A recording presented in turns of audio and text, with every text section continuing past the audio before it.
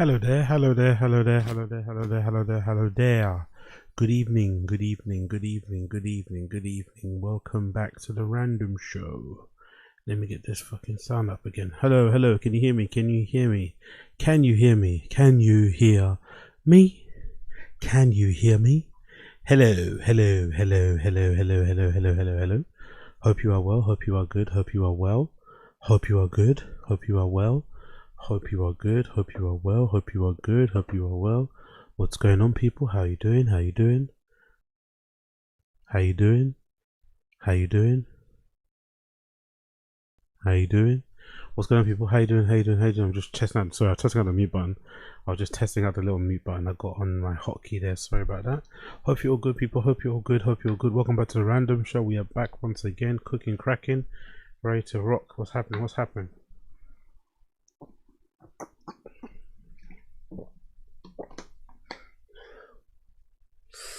Yeah, big up, everybody in the stream chat. Big up, Big Pockets, I see you. Josie, what's going on, darling?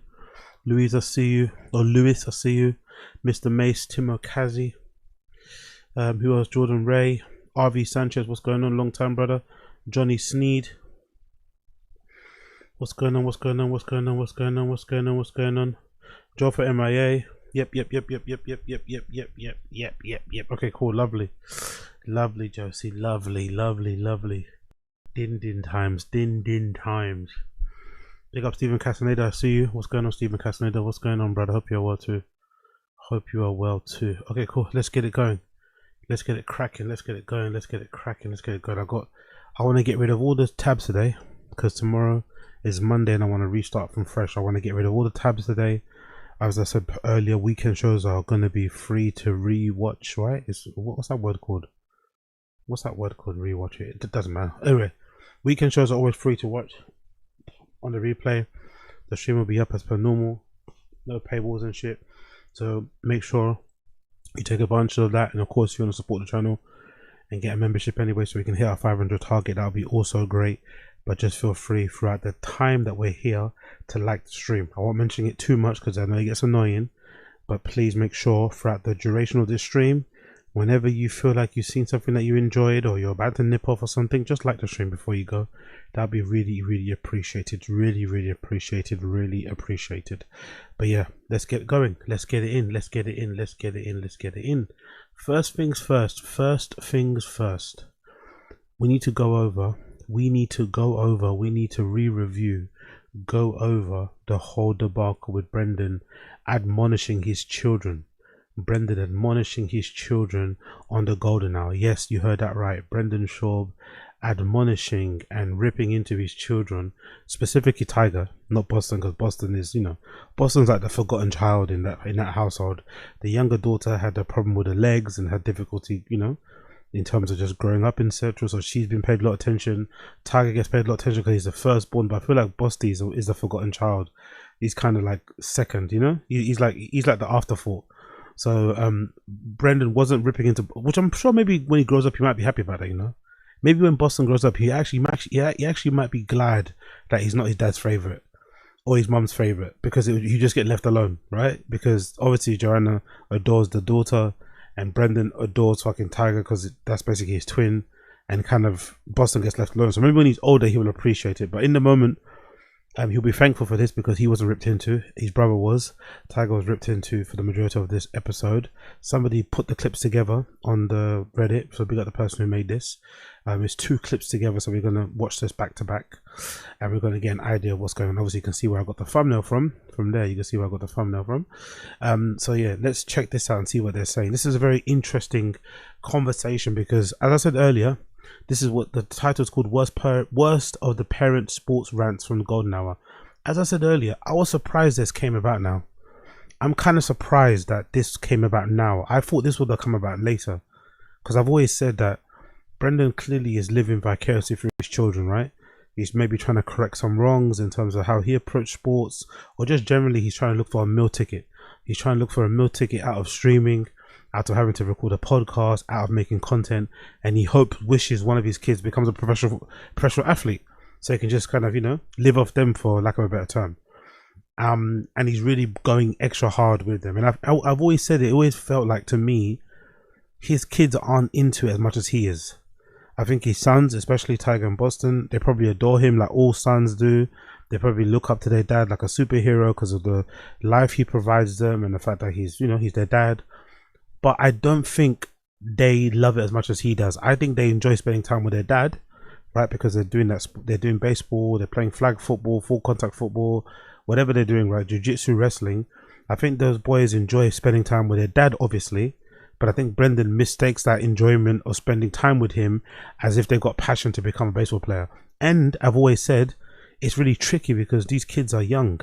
Once they become teenagers and they have distractions and they have friends, or they start getting into boys or girls, whatever, it's going to be really difficult to keep them on the sports thing.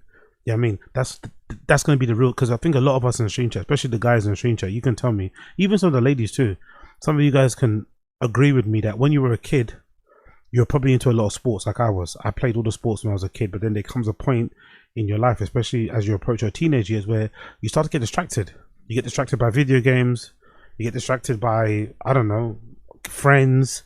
You get distracted by going out. You know what I mean? You just get distracted and you don't play as much. You don't play as many of the sports. But the ones who the ones who take it seriously are the ones who don't get distracted. And I think we can all think back to our school times and remember there were kids in our class, kids that we grew up with, who at that age that we all got distracted with maybe smoking, doing drugs, hanging out with girls and boys, going out late at night. Those particular kids kept playing football. They kept playing badminton. They kept playing tennis. They kept wrestling. Do you know what I mean? Those are the ones who go on to become professional. But it's not everyone. So it's a real roll of the dice. But I've always said that the way Brendan pushes his kids, I understand he's trying to be encouraging. He's probably trying to rewrite the wrongs that he maybe felt that he had when he grew up, and maybe his dad didn't push him enough, so he's trying to correct those things. He's pushing them so much, they might get to a point where they might just stop. They might just stop doing the sport to kind of spite him because he's being too controlling and he's being too like micromanaging and shit. But I thought it would come later. I didn't think it would come now because I think Tiger's like 11 or 12. I thought it would come later. I thought maybe at 14, you know, that was a time. Maybe 15, Tiger will start getting his own personality, wanting to do his own things, and would want to be near his dad too much. But it's happened quite soon. It sounds like Tiger is already showing a lot of signs of disagreement. He's showing a lot of signs of maybe not being into the sports thing as much as his dad is, and it's starting to wind Brendan up because he's invested a lot in his kids. Say what you want about Brendan, but he doesn't cut corners when it comes to his kids. For the most part, he doesn't cut corners, especially when it comes to sports. He's hired them personal coaches. He's bought them all the latest fucking gear, from mitts to from catcher's mitts to baseball bats to, you know, signing them up for teams, taking them everywhere in the car. Like you know what I mean, he doesn't cut corners. So he's feeling really pissed off that his son is showing signs of, like, you know, getting distracted and doing other things, and he goes on a bit of rant on gold now. It's a strange one to do this in front, you know, of people on a podcast. It's very strange to call out your kids like this, but it's really funny. We get these chicken sausage patties. I gotta keep Tiger on like a fucking strict diet, dude. He'll get fucking fat. All right, you're going keto. Imagine that. Imagine having your son. Your child, right? Not even your son like an adult. Your son as in a child on a fucking strict diet. I don't think that's fun. I'm not gonna lie. I don't think that would be like a fun experience if you're a kid growing up and your former athlete dad, who's already kind of intense anyway, is now putting you on a strict diet. That wouldn't sound like fun to me. I would also want to quit and do my own thing. Dude, he's on carnivore and shit. Oh wow. I have like, that's why I have to Jesus. I have to go out there. He'll get too big. I have to go. Yeah, Chris, Jesus, that's not fun. He'll get too big, so what? He's a child, so what? He gets too big, he runs around for a day and the weight kind of melts off anyway. Like, who gives a fuck? Also, he's got your genes, bro. He doesn't have Ozempic. Tiger is Brendan without Ozempic, basically. Because that's how Brendan was. Brendan, if he had a bad week, he'd blow up immediately. But because he's got Ozempic and GLP-1s, he doesn't look as fat as he used to. But Tiger's your son. He's got your fucking genetics. He's got your DNA. So yes, he's going to blow up a bit or get smaller. It's going to go up and down. But he's a child right now. Like, god damn. He's too fat. And he needs to lose 10 pounds and then he might be good. This reminds me of like one of those, like, you know, the mums or like models and stuff that are super intense and they have their own they have a very controlling way about them, how they control their daughters. They have their own form of eating disorder as well that they sometimes put on their kids as well. This is kind of how he's sounding. God damn it, Brendan. I think when they're 7, 8, and 9, yes, sometimes they don't want to do it. Yeah, you do gotta force them to do it. Sometimes, yes. Imagine when they're 7, 8, 9 and they don't want to do it. You have to force them to do it. Now you shouldn't do that. You shouldn't do that. If your kid is 5, 6, 7, 8, and 9, that's a child. I would go as far as saying that's a baby, right? And it's your baby. You should have a little softer place in your heart for them. It's different if you're a coach. If you're a coach of like under 5s, under 6s, under 7s, under 8s, under 9s, yeah, maybe push them a bit because you're their coach. You can do that. You don't have to mollycoddle them. But I think as a parent, if your kid says I don't want to do something, your heart should melt instantly. You'd be like, you know what? It's okay. Don't worry. Just let's sit by the sidelines and you can just watch. And then when you feel ready or you feel comfortable to come back in, let me know and we'll put you back in. Or I'll speak to a coach. If not, we'll just watch the whole game anyway and then we can go home. I'm not in trouble. No, of course you're in trouble. You can just watch. It's fine. You can just support your friends if you're not in the mood. Instead of forcing them out, no, you must go. Winners, what's that? Winners win, losers quit. Like doing all that kind of like motivational, like drilling your kid like David Goggins when they're fucking 9 years old. God damn it, Brendan. Yes. Like Tiger, they're on break Thursday, Friday, Saturday, Sunday, Monday. They've had 5 days off. Tiger's friends aren't playing high level baseball. So all his friends were playing, and I went over them like, buddy, we got practice. He's like, I'm gonna say this categorically, right? People in stream chat, let me know if you can back me up. I've grown up in an area where a lot of kids in my area went on to become professional athletes. Some of them in athletics, some of them in rugby, some of them in cricket, some of them in football, what you guys call soccer. And I can swear on my life, having played around with these kids in my area when I was young, mostly, let's say around Tiger's age, like under 13, like under 10, under 13 for the most part, I cannot remember a single time any one of those kids who went on to become professional athletes, their parents came out and said, you have to train now during the holidays. Maybe if they had to go, maybe if it was actual specific training for their team, like if they're training for their team, they'd say, hey, come back in and get changed because we have to go thingy. That's another thing. But I can't remember a time where they were playing out with us and their parents told them to come back in because they had to train or they had to go somewhere else. It doesn't happen. If anything, if I think back to it, every kid that I knew growing up who was a professional athlete and when they were older, they were the ones who were actually out the longest. They were the ones who came out earliest, knocking everyone's door. Oh, are you coming out? They were also the ones that stayed out the longest. They had an ability to just like, they had fucking infinite amounts of energy. And there were those annoying kids who were like good at everything. They were good at basketball. They were good at cricket. They were good at rounders. They were good at netball. They were good at they were good at football. They were good at everything. So they just played every single game. They were fucking the best at fucking hide and seek. They could climb walls properly. They could climb trees really well. Those kids, I didn't remember a single occasion where those kids' parents came out and said, "Little Tommy, you have to come back in because we have to drill you in the fucking garden. We have to run by some. We have to go through some plays. We have to go through some plays privately near our pool in the backyard. So come back in. You can't be playing tag with your friends. You can't be playing fucking, I don't know, wherever you're playing. You can't be playing catch with your friends here in the front. You can't be fucking around with your bikes. You have to come back home and train." Like, what? No wonder this kid is rebelling so much, man. This sounds like a miserable upbringing. Your dad telling you can't play because you've got to train. Like he even sounds pissed off that they've got holidays from school. Oh, they're off for like 5 days. He even sounds pissed off that they've got holidays from school. He even sounds pissed off that they got holidays from school. Now I want to play with my friends. I'm like, come here, let me talk to you. I told you before we signed up, if you want to play travel baseball, we're going to miss we're going to miss birthday parties. You're not going to be chilling with your friends all the time. None of these kids have the skill to play. Hold on. I disagree here. So he told these kids beforehand, hey, if you want to play travel ball, you have to be okay with missing parties. That's, it's a bit intense. But they're not going for a game. He's telling his kid to come back in so you can train him. Not because there's a game. If there's a game, it's another topic. Right? If that's another conversation. If there's an actual match game they have to play, oh, come on quickly, I have to go drop you off at this game. That's something else. But he's talking about training. Like, why does it even matter? Like, why? Just do it after you finish playing, or do it before, or do it the next day. Stopping your kid from playing with his friends so you can train him in your garden is fucking intense. And he acts like he's not like an intense, like a baseball dad. He's a super intense baseball dad. This level, you do. This is the commitment. But I think this is what we signed up for. But I also made like it's just a different standard in the household. Even with my wife, it's like this is what we do. What? This is like stay in shape, play sports. Yeah. It's what we do.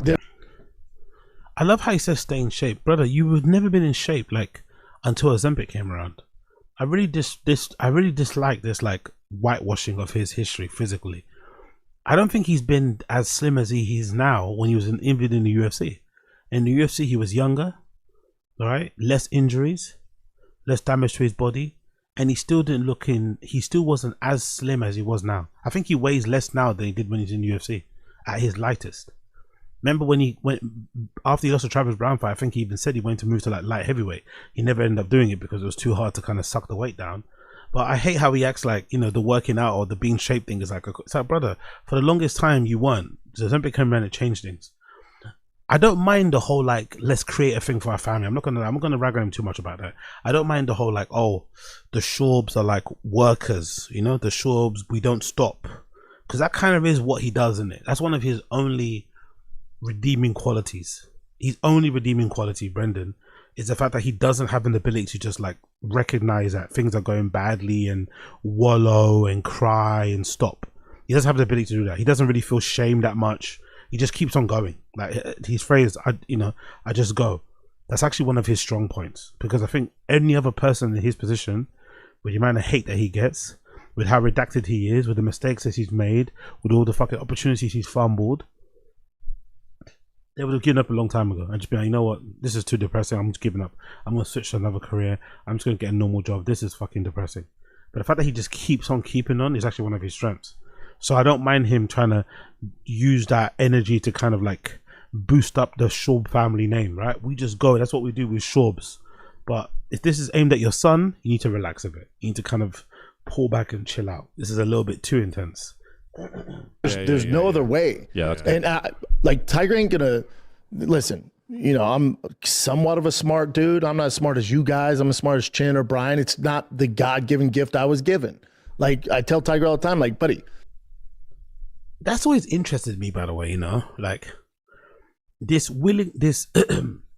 this willingness to work. Brendan's got this thing where he puts work ethic on a really high pedestal. It's almost like a Rogan thing, right?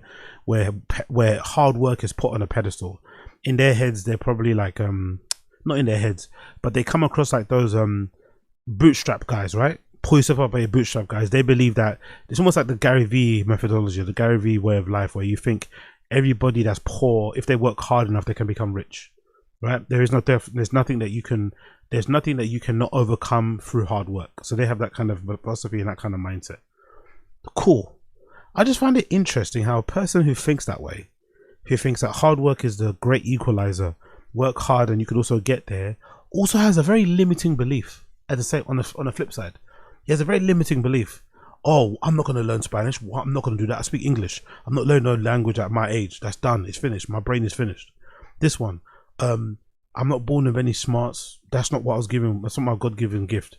My gift is just to be an athlete. Like, there's a willingness to work hard to achieve things, but there's also a reluctance to try and do and better yourself and just focus on your strengths only. Don't even try to improve other aspects of your life. Just double down on what you do best at all time. Don't even address the things that are a little bit lacking. There's no point. If you speak like a redact, there's no point in trying to correct it. You just speak like a redact. If you can't speak the language of your fucking wife's family, there's no point trying. You're too old. Just don't do it. And it kind of relates to the UFC as well. When he's in the UFC, he'd never believed in like trying to improve his striking. I'm not a striker. I'm a fucking wrestler and a jiu-jitsu guy. That's all I'm gonna do. Which he didn't really use even that much when he was in the UFC. It's a very strange way to approach life. Like hard work beats talent. Hard work is a great equalizer. but I also cannot improve anything in myself because we all have our limits and we all have our levels, and my level is, it's like, odd. Our family's not going to cure cancer, Bubba. You better fucking dedicate your life. cured. You're a It's already big cured. fucking dude. You know, Our family's not going to cure cancer. Why would you say that? So essentially telling his son, you're not going to really amount to anything educational wise. You're not going to amount to nothing when it comes to education. Your best bet to try and get out, to try and make something of yourself, is athletics. If athletics doesn't work out, you're fucked, basically. Imagine saying that to your kid. Even if you believe that, imagine saying that to your kid who's 10, 11. Maybe it's different having that conversation with your child when they're like 16. You know, because there's some of those parents out there that believe that you should be real with your kids. Like, you shouldn't not swear. You should swear in front of your kids, cuss in front of your kids, talk openly about family issues in front, so your kid knows what on. I don't really think I believe that too much. I think it's nice to kind of allow your child to be a child and protect them from certain things. But and usually, even if you hide certain things, kids understand anyway, but they just don't bring it up. You don't need to shove it in their faces. But this conversation you can have with your kid when they're 16. I don't think you should have this conversation with your kid when they're 10. Like, already putting into his head limiting beliefs. You can't do nothing else but catch a ball, run with the ball, run at people, or punch people. That's all you can do. That is a crazy thing to say, because it's almost like he's projecting. It's not like he's saying it to his son. It's almost like he's saying it to himself. That is crazy. Oh, you're a big fucking dude. You're super athletic. You want to make something for yourself? This is your best way to do it. So commit to it. What's an interesting conversation is, why would that be something you say to your kid? That's your best way to make something of yourself. Surely you tell your kid that anything is possible, especially when they're young. When they're older, they'll realize that that's not always the case, right? But I think when you're a kid, it's important for your parents to let you believe that everything is possible. One day you tell your parent you want to be an astronaut. Next minute you tell your parent you want to be a binman. Then you want to be a doctor. Then you want to be a zoologist. Then you want to be a writer. Then you want to be a photographer. You want to be you should be telling, that's how it should be. You should be looking at all these things as options and thinking how much you can, I don't know, having these heady goals of wanting to change the world and inspire people and make people happy. Whatever nonsense it is as a child, that innocence, you should still have it. Him going to his kid, nah. You're like me, bro. You're just like me. You're not gonna go much. You're not gonna go find education. You better figure something out. You better get a podcast mic, or you better fucking throw that ball. You better throw that ball like your life depends on it, or you better fucking get yourself a fucking Shure microphone. Jesus Christ, Brendan. Tiger now is realizing, like, money, college stuff. So he likes to box. And he's like, Dad. Is Tiger realizing money, college or something? Or is Brendan telling him these things now up front because money's running low? I think that's what's happening. I think the latter. I think Brendan's now having some frank conversation with his kid to kind of temper his expectations, so his kid doesn't come back home and tell him he wants a G-Wagon. I think he's basically telling his kid, like, yeah, I'm selling this green car because Daddy doesn't have any money. I think he's doing that sort of type of shit. Daddy needs some money, so I'm selling this green car. I'm selling this truck because Daddy needs some money. You know, or doing that really horrible manipulative thing where he's almost like, Daddy's selling this car so I can pay for your baseball. You know, that sort of like psychological torture and torment, you know? Daddy's selling his favorite green car to pay for your baseball. So you better hit a home run tonight. Like, oof. Is there like a thing I can do to compete, like boxing? I'm like, buddy, that's not a path we want to go down. We don't want to put an emphasis on boxing or MMA. He's like, why? I'm like, because I did that. I said, for instance, when you watch... What? His son said, hey, Dad, I want to box or do MMA. He said, no, you can't do that because I did that. Huh? It's about, what? Why does it matter that you did it? Is it about your son? What he wants to do? Oh no, you can't overshadow me, son. You can't overshadow me. You can't overshadow me. You can't go into the same line of work that I did. You got to choose something else. I've already taken it. I've taken dibs on it. I've taken dibs on the UFC and boxing. I took dibs on it. Golden Gloves champion, allegedly. Top 10 in the UFC, allegedly. I can't let you have that one. It's so weird. No, you're not allowed to do the UFC or box because I did it. The Dodgers, the worst player on the team, which there's no bad players on the Dodgers, but the worst player, the guy who's probably not the best on the Dodgers, is making $3-4 million a year.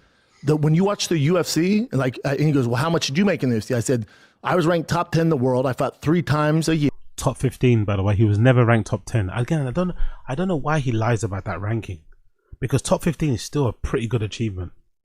Top 15 is still a pretty fucking good achievement for someone like a Brendan who never was a lifelong martial artist, got into the UFC or got into fighting MMA very, very late in life because he ran out of options after being released from his football team, trying to have something to do, didn't want to work a regular job, falls into UFC and then becomes, you know, an actual heavyweight fighter, has some pretty decent knockouts, fights in the UFC, all good. Why lie and say you're top 10 when you're top 15? I know top 10 sounds better, but top 15 is also really cool. That's also a fucking hell of an achievement. There's no need to lie. He was top 15. He was never top 10. Here, I made maybe $200,000 to $300,000. He goes, what? I'm like, yes. And it's year round, buddy. It doesn't stop. So I very much doubt that Tiger Schaub, that must mean they talk about money a lot, but I very much doubt that Tiger Schaub, his son, that is 11 years old, has any concept or has the idea to like rationalize between, oh, 3 million for like a bench player in baseball is a lot better than 100 grand a year being a UFC fighter. I don't think that's true. I think he's making up some of this conversation. I very much doubt they had this, like, I don't know. This just doesn't sound real. I just don't believe it. The juice isn't worth the squeeze, pal. We'll do boxing so you have better hand-eye coordination for football and baseball, but we're not going to major in boxing. It's not. But why not though? It's not your choice though, is it really? What do you mean we? If he decides he wants to do it, shouldn't you as a parent just step aside and support them as much as possible? Oh no, you're not doing it. You're not doing that. We're not fighting. What do you mean we're not fighting? I'm the one that's doing it. I want to do it. What a weird thing to say. He wants it. So he wants his son to go into baseball, mostly not because he wants him to love the sport, because he loves it, mostly for the money. If you want to play a sport, play baseball because it pays more. If you're a bench, and again, that's a weird thing to say to somebody, isn't it? Like, become a baseball player because even if you're a bench player, you get 3 million a year. You don't have to take that much time. What a loser mentality to put into your kid. Like, not even trying to make your kid go all pro, make your kid, you know, I don't know, inspire your kid to go all pro, inspire your kid to play for a really big team, to play around the world, to be, you know what I mean? Nah, just be good enough to get signed and sit on a bench. Fucking hell. It's not what we do, buddy. But whatever you I say make you it very did, I mean, it's still they're gonna have like a but I make it clear, like the house we live in, the cars I drive, that's not because of fighting. Right. The discipline is what got us here, but it's not because I tell them, like, when you were born, we lived in a 700 square foot apartment. You know, like fighting was tough, dude. Well, fighting, and then the other thing I tell them too is like, now we're moving out of this really big house, so you better get good with this baseball so we can get a house again. Like, I don't know, man. These type of conversations to have with kids is awful, because I know how tough it was for me, and this is on the opposite end. Because that's why I always say that there's a lot of similarities between very poor people and very rich people.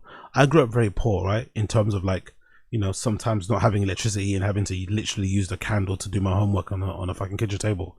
So those are all those kind of little bits of traumas and shit. But I do remember how stressful it was to live in a house where you knew there wasn't any money. You knew your parents were struggling. Maybe one parent had the job at the time. Maybe both parents didn't have jobs, but they were trying to keep the household functioning, you know? They still had a bit of pride about how they appeared, about how we appeared, about making sure that we were put together and shit. And then the amount of guilt that you would feel if, like, it was your birthday and they got you a present, you know, you'd be like, ugh. Do you know what I mean? Or you'd cry if you got one because you're like feeling bad because you knew how much we were struggling as a family, type of thing.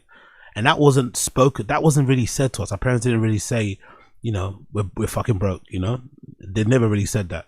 They kind of kept it away from us. They had their own conversations as adults in the kitchen while we were away. You can maybe overhear, but they never really came and sat us down and said, yeah, we are fucking dead broke. You just knew because you didn't have certain toys, you couldn't go on certain trips. You know, the the electricity get cut off from time to time. But we weren't really explicitly told. So I can't imagine how much stressful it must be for Tiger to be told by his dad, like, hey, see all this nice stuff around? You see all this nice stuff? Yeah, it's work ethic. The reason why we have all this nice stuff is because I train. So if you want to have nice things too, you have to come here and do burpees.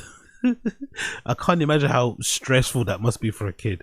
You just want to be a kid and play out and do your thing, and your dad is being super aggressive, super helicoptery, super fucking micromanaging, super hands-on, you know, super overbearing when it comes to the sports thing, and not letting you breathe, you know, and constantly reminding you that if you want toys, if you want to go on trips, if you want cool Jordans, you have to train, you have to train. You have to, like, okay, chill, man, chill. If most of the fighters, this can come off bad, especially as a UFC fighter. If you went to those fighters, if they had the skill when they were young to play for the Dodgers, to play for the fucking Denver Broncos, they would choose that. I also understand. No, another observation. Sorry to keep pausing it so much, but you saw the link. I'll put the link in the description later on. Don't admonish me. Don't go crazy on me. Don't complain. Don't cry. If you want to view it by yourself and watch it without the pauses, I'll give you the link. Please don't put me a thumbs down. I beg you. But I have noticed something over the years. Brenda doesn't really respect MMA as like a professional sport. He always makes this type of he always says this sort of thing, which is like a backhanded compliment. If these big fighters, like if John Jones had the athletic ability of his brothers, he wouldn't be a UFC fighter. The UFC is no one's first option. It's the last option. The people that make it in UFC are athletes that didn't make it in other pro sports. Like he's very dismissive of the athletes in the UFC. You know, he doesn't really hold them in the same regard as other sports, which is okay if you have that opinion. It's okay if you have that opinion. But I think it's really rich coming from Brendan, who he himself was a pretty mediocre athlete.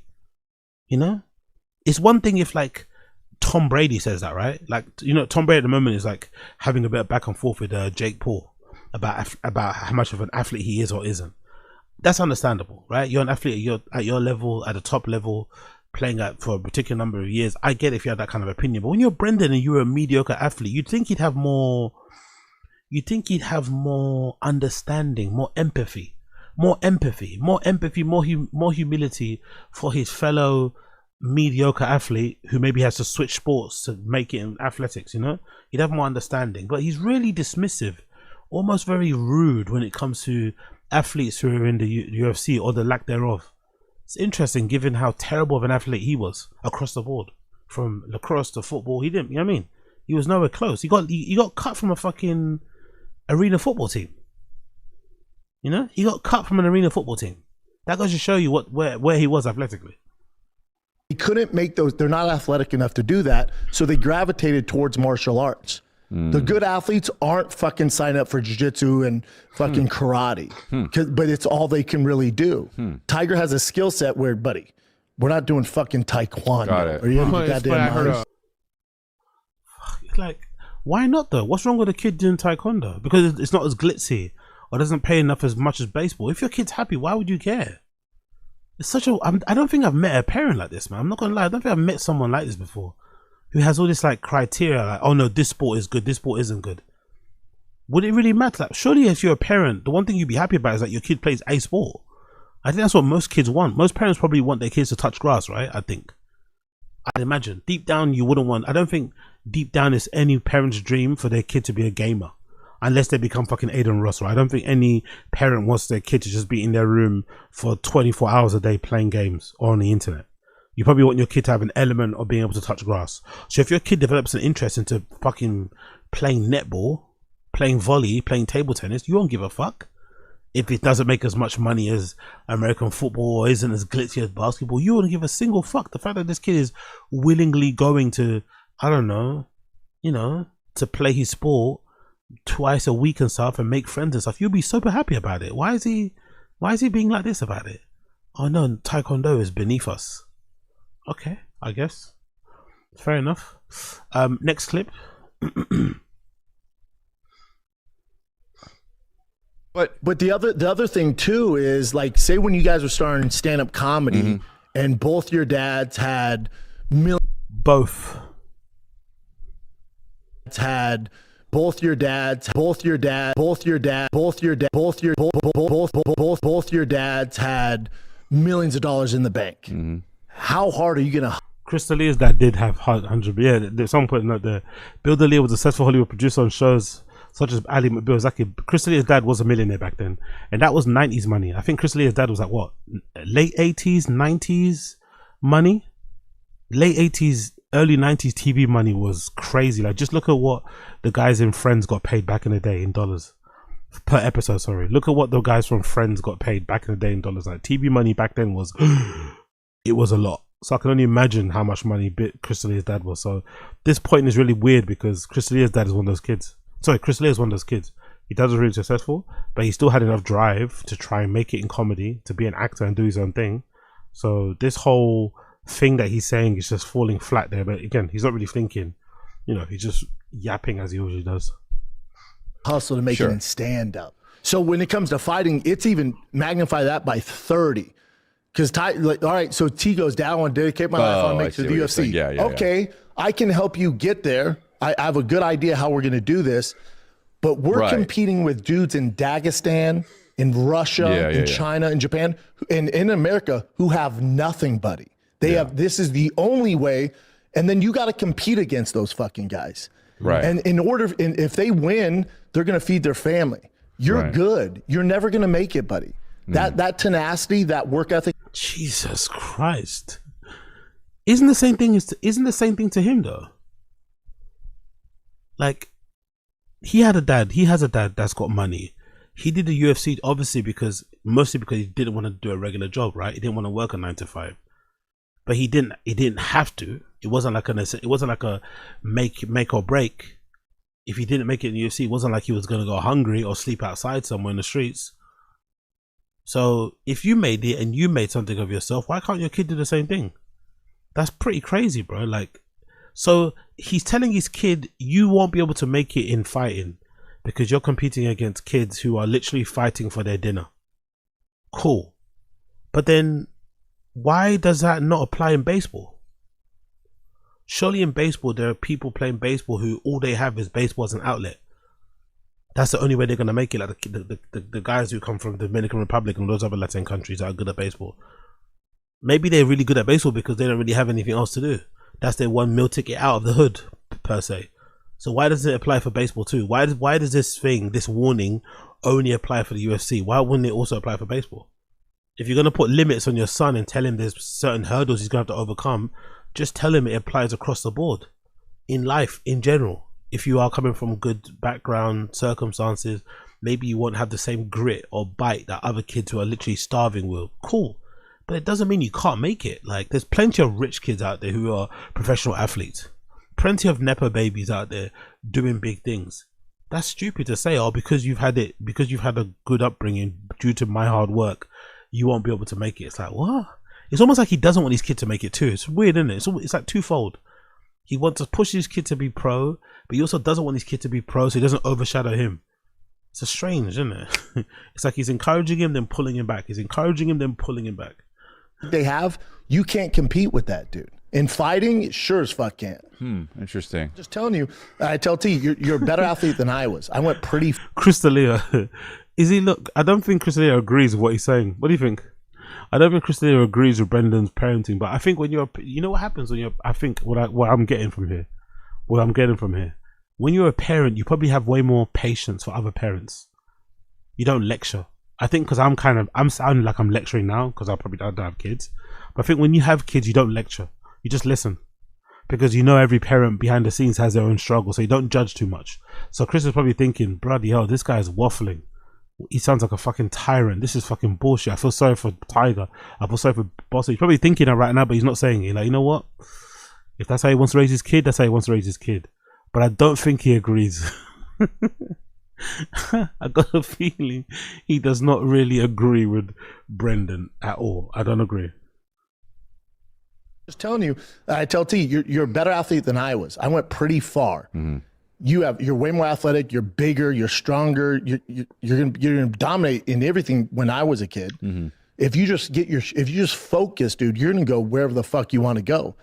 Fighting's for the birds, dude. Fighting's for the, because nobody wins in fighting. He really doesn't respect fighting. he really doesn't respect fighters. I don't know if it's because he was never a great fighter himself, or because he definitely didn't want to do it. It was like something that was a fallback plan. But he definitely doesn't respect fighting as an art form. He doesn't respect it at all. Which also might explain why he never actually got that far. He doesn't really respect it. He doesn't respect it whatsoever. Like, there is no, like, you know what I mean? There is no, like, in his head, there's no kid that actually dreams to be a UFC champion. It's just a fallback plan. If you don't make it in any other sport, then you become then you want to be a UFC champion. But there's no kid out there that is watching the UFC now, wishing one day that they could get signed, that they could maybe make the, you know, the ring walk and shit. It's very interesting. Very interesting how dismissive he is of MMA. Even when I won fights, I got fucked up. I got brain trauma. Right. I had stitches. I was in the hospital. My grandma used to always say, because my grandma would go, did you win? And my grandma would go, nobody wins. Did you get hit? I go, yeah. She goes, nobody won. Say Tiger wants to dedicate his life to baseball or I don't even believe that's true as well. football. Well, you go to high school, right? And you got to get good grades to be eligible. And then you're going to get a scholarship to college. Hopefully it pays for your education. By the way, something happened at home, innit? Something happened at home. You don't go on this type of rant, basically admonishing, calling out your kid on your very big podcast and boring your co-host to death, by the way, right? It's good for us, but I'm imagining if you're Eric Griffin or Crystal Leah sitting down, this is fucking boring. He already does too much talking about his kids anyway. He already does too much fucking the tales of the Schaub family, right? This segment is going on too long. But this particular episode, he's very wound up. So something definitely happened at home. And he's going to work and kind of moaning about his kids and shit. It's like, brother, what are you really complaining about? You're complaining about your kid having his own mind. That's what basically you're complaining about. You're complaining about your kid having his own desires. You're complaining about your kid trying to figure out his own path. You're complaining about your kid questioning things, trying to come to his own. Like, is that what you're really complaining? That's a harder issue. You're complaining your kid is not just like blindly following your lead. Be dope. But the networking, the friends you're going to make in the college experience and playing at a high level and learning discipline, whether you make it pro or not, you're going to have this fucking set of skills and a foundation that's going to, and with you going into business, you're going to crush. True. The UFC, it's not like that, man. It's just, we can turn pro when you're 17. There's no college experience. We're flying all over the fucking world in random spots, not making much money, probably don't have health insurance. Then what are you going to do? And then if it doesn't work out, there's no networking. There's no college degree. You're networking. Yeah. Your best friends are fucking idiots too. Right. Because like, what did he say about hold on? What did he say about college? I missed that. What did he say? That's gonna, and with you going to business, you're gonna crush. True. The UFC, it's not like that, man. It's just we can turn pro when you're 17. There's no college experience. We're flying all over the fucking world in random spots, not making much money, probably don't have health insurance. Then what are you going to do? And then if it doesn't work out, there's no networking. There's no college degree. You're networking. Yeah. Your best friends are fucking idiots too. It's weird because the UFC gave him the career he has now. He's talking so negatively about fighting, but without fighting, he doesn't have the T-Fat-K. You know, that's a really strange thing. Without fighting, he doesn't have T-Fat-K. He kind of got where he got to now because of going through the UFC. And at that time, he fought, meeting Brian Callen, meeting fucking Rogan. Without that vessel, there's no chance he meets those guys. I don't think so. So you should be quite thankful that, yeah, there was some level of networking because you met those guys who went on to become your friends, your business partners, your friends, like your lifelong brothers now. Weird. Right. Because like Tiger in LA, I was the coach. We won the championship. His football team won the championship. He's like, oh, and he got a little arrogant, right? We're in the car. He's like, yeah, Dad, get MVP. I go, yeah. I said, what did you, he goes, you don't seem that excited. I go, that's whatever, T. I expect you guys to win. I said, what did you realize today? He goes, what do you mean? I go, did you see a single black kid on that field? He goes, no. I go, when you watch the NFL or you watch college, how many black kids are on the field? He goes, mainly all of them. I go, exactly, dude. This isn't. What? What the fuck is this conversation? What the fuck is this conversation he's having with his child? Do you see any niggas on that pitch? What? Dad, what? What did you just say? You heard what I said. Do you see any niggas on that pitch? What the fuck is this conversation? Your kid is 10 years old, man. Just tell him he had a good game and, I don't know, give him a fucking life lesson over a fucking ice cream or something, man. This guy's grilling this guy like God almighty. What a fucking wild dad. Real, dude. This isn't real. So when we go to Florida, the first team we play is all black. Oh, when we go to Florida, there's gonna be black dudes. Exactly. That's more of a realistic look. You know what I'm saying? It's No, that's sports. Yeah. That's sports, dude. Isn't sports beating what's in front of you? Your kid's allowed to enjoy winning a game and you not going and saying, yeah, you're not hot shit. Wait until you meet the blacks. It's almost like he's trying to it's almost like he's replaying his own youth. Yeah, I thought I was hot shit too before some blacks turned up. That's why I hate them. You know? That's almost like what he's saying. I thought I was gonna make it. I thought I was gonna get signed for the CU Buffs until some black kid came and took my spot. Until fucking Jalen. Until fucking Jamon or Januki or however those names are in America, where they kind of splice the names together. I think that's a Caribbean thing, right? Where they take like Jermaine, they take like a Jer and then they mix it with a tone or something. Jatoni. I love those names because those are really hood names where they mix the two first names together. But yeah, what a dad, innit? What a fucking dad Brendan is. Tiger, you're lucky to have him as a dad, man. God bless Tiger, God bless Boston, God bless Billy. They're going to be in for a tough ride having Brendan as a dad and fucking Joanna as a mum. That is a tough ride, man. You got Brendan, who, I don't know, what brain is left there. And then you've got fucking Slow Joe, who, I don't know. I think the ring she has in her finger is probably bigger than her brain, you know? So yeah, tough gig for those kids. But usually kids like that grow up to be pretty well even killed.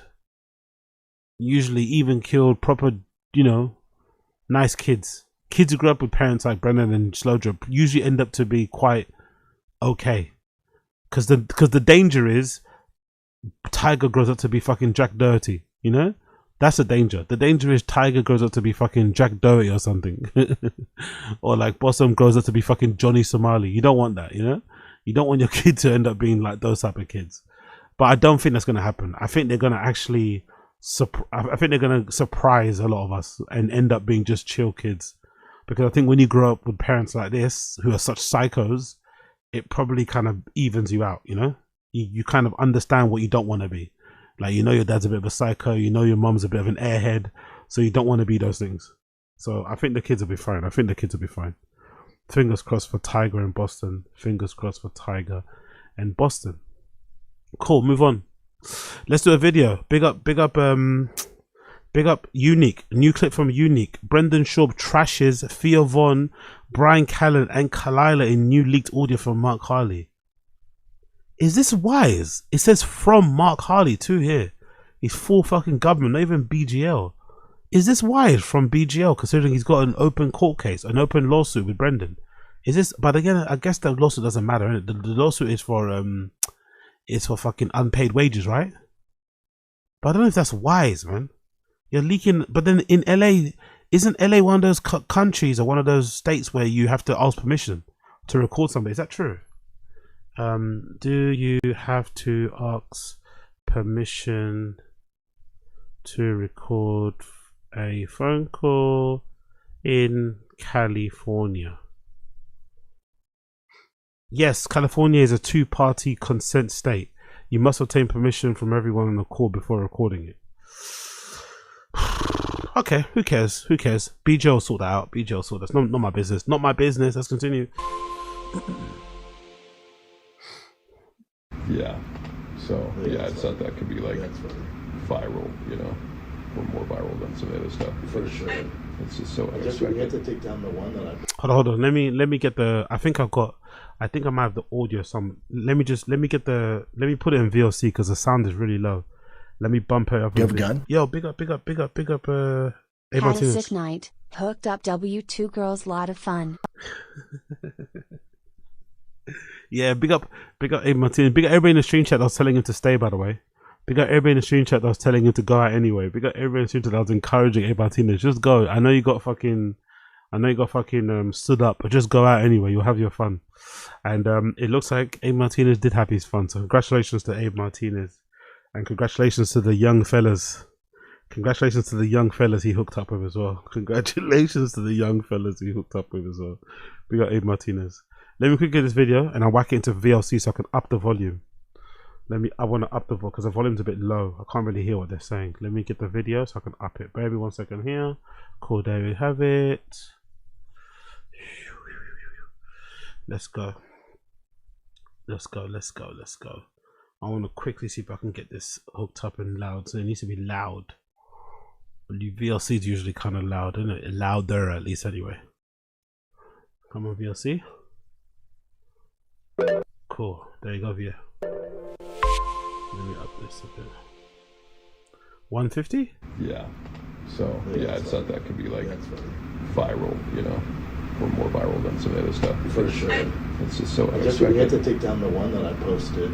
I thought it was funny. I think I recut it, where literally first minute of the pod, I'm like, hey, guy, you know, before we go on, I'm like, hey, don't say anything crazy in the first 2 minutes.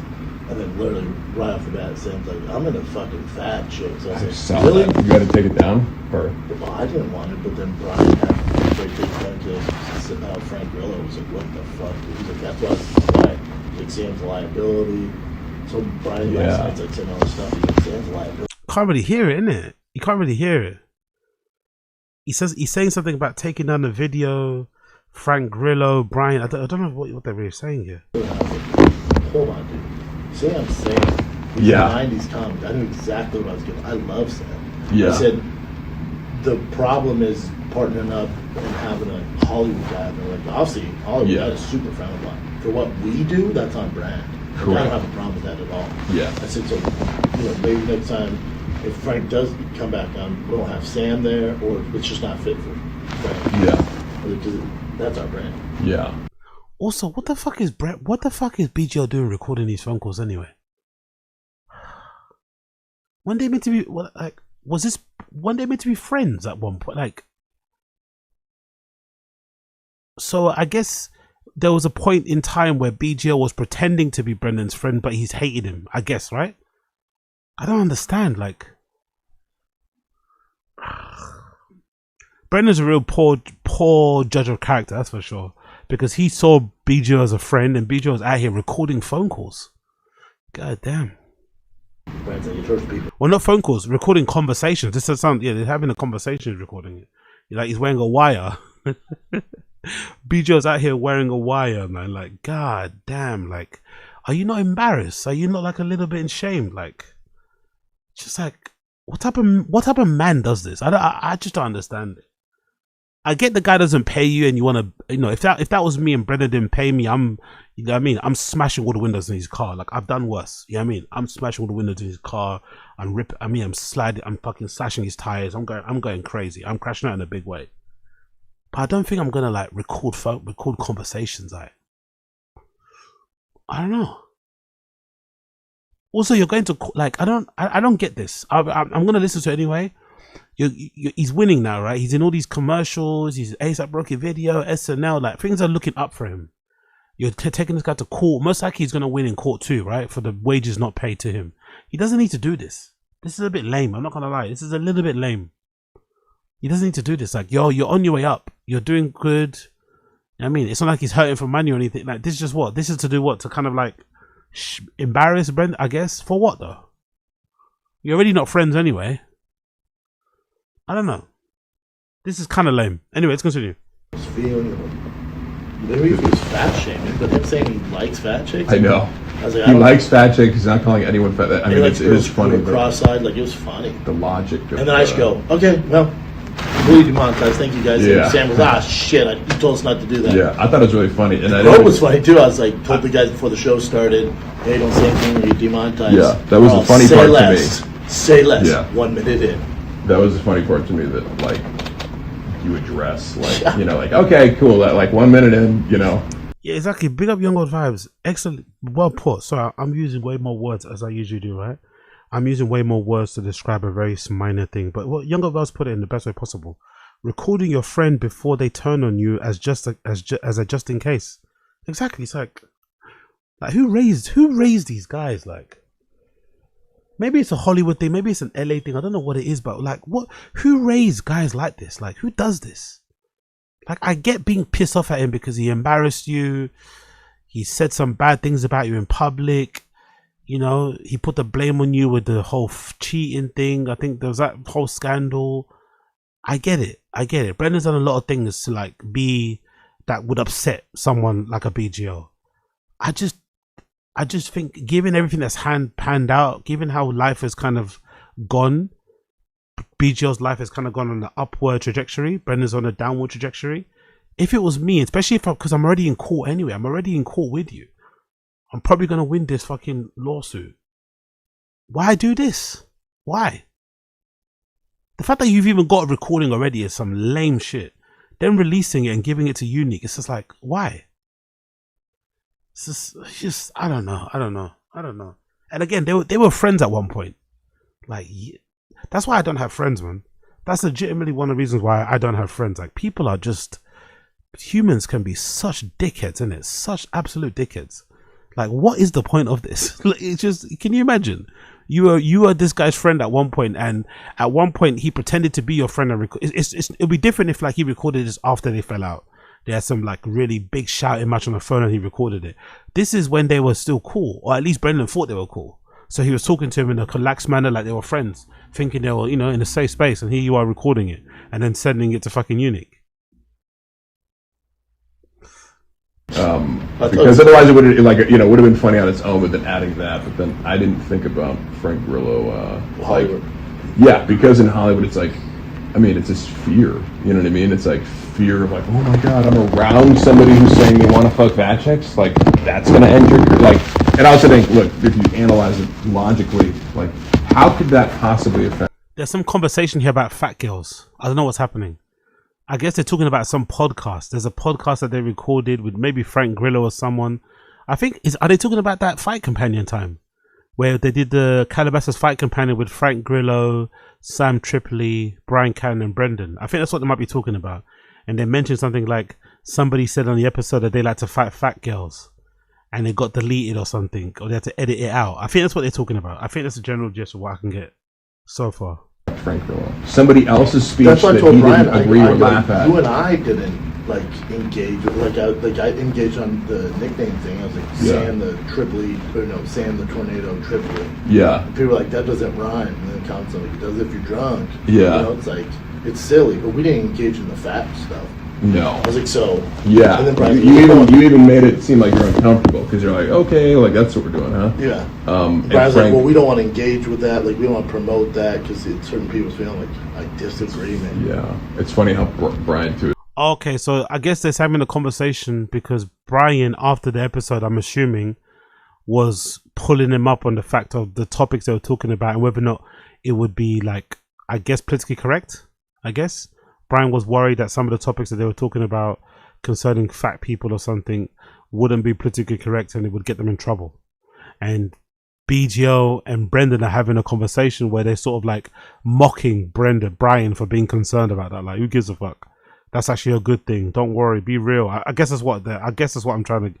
That's what I'm picking up. That's what I'm picking up. I think so. There's like almost like 1 foot in, 1 foot out of it. Like he'll seem like he's okay, but then like he'll like think about it, you know, and be like, that's not okay at all. Yeah. He'll be like, we shouldn't highlight it. And he's like, then the other big time actors won't come on. I'm like, good. Yeah. It's not a fit, dude. That's interesting. That's an interesting little tidbit there. I don't know if you heard that, but Brendan said Brian told him we have to be careful about those type of topics because it might affect our ability to get other big time actors on the show. Because Frank Grillo is a big time actor. He's a bit too, to be fair, Frank Grillo is too big to be on T5K. But I guess he's like personal friends with Brian. So, you know, that's why he's on there. And then Brendan said, good, I don't care. Which is interesting because just the other day, he was on Patreon complaining that Brian doesn't do enough to get guests. You know, he's complaining that Brian doesn't do enough to get guests. He's complaining that Brian doesn't have enough of the drive to make the show funny and he's too serious. Well, it sounds like Brendan was going out of his way to not have good guests on the show by having this kind of like edgy, wanting to the show to be more edgy and to say risque things which might tarnish or hamper their ability to get other guests. So that's a interesting little tidbit there. Like I kept throwing jokes out all night, and Frank wasn't picking up on it. It was But Sam, like, I got you, man. It was like a real comment. I'm listening to it on VLC, brother. Coiler. This is can I do top titles here? I can't, can I? No, I'm doing VLC, brother. I'm doing it on VLC. I'm not doing it on YouTube. This is VLC because the sound on the YouTube is quite low. Get that, and I kept going. Yeah, this guy. Boy, Yeah. of course, I don't expect Frank to. Yeah. Because when they showed Sylvester, or they showed Hugh Jackman, I was like, all natty. Yeah. That guy's all natty. And Frank didn't say anything? And Frank was like, I don't think so. Look at this, say the shred, you know, how shreddy is it? I was like, oh. What seat are they? Are they sitting in the red seats? Because the sound of the chairs, man. God damn it. Someone's ripping the fart. God damn. You think I'm serious? And Frank goes, I got it. I got the joke. I was like, thank you, Sam. Okay, I thought you were saying Frank said that. No, I was like, thank you, Sam. But Frank still didn't get it. And I kept going all natty. He was like, dude, you think? I was like, God damn it. Literal Larry. Wow. Yeah, no, I think, like, I wouldn't say don't bring him on, but... Hold on, are they mocking Frank Grillo? That section there, were they mocking Frank Grillo? Oh, Frank Grillo didn't get when I was saying all natty, all natty. And then BGL says, yeah, literal Larry. They're mocking Frank Grillo behind closed doors. And you're putting this out.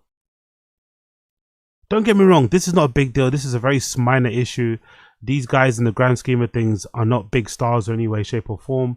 This will probably not leave the fucking Bappaverse. But BGL, bro, you're actively working in Hollywood. Why do you want a clip out there where it sounds like you and your former friend are like taking the piss out of Frank Grillo? Why would you want that out there? Like, this is such an own goal. Again, you can barely hear it. I'm not too sure if I understood it correctly. It won't go further than this, probably. You know, Unique will probably get the most amount of views on this anyway, right? It won't go that far. Let's be real. But still, like, come on, BGL, man. You're literally like, Brendan doesn't really give a fuck. He won't care about this because he's not, you know, whatever. But this might, you know what I mean? It's like, why would you put this out? Why would you have yourself on a recording talking bad about Frank Grillo? Like, huh?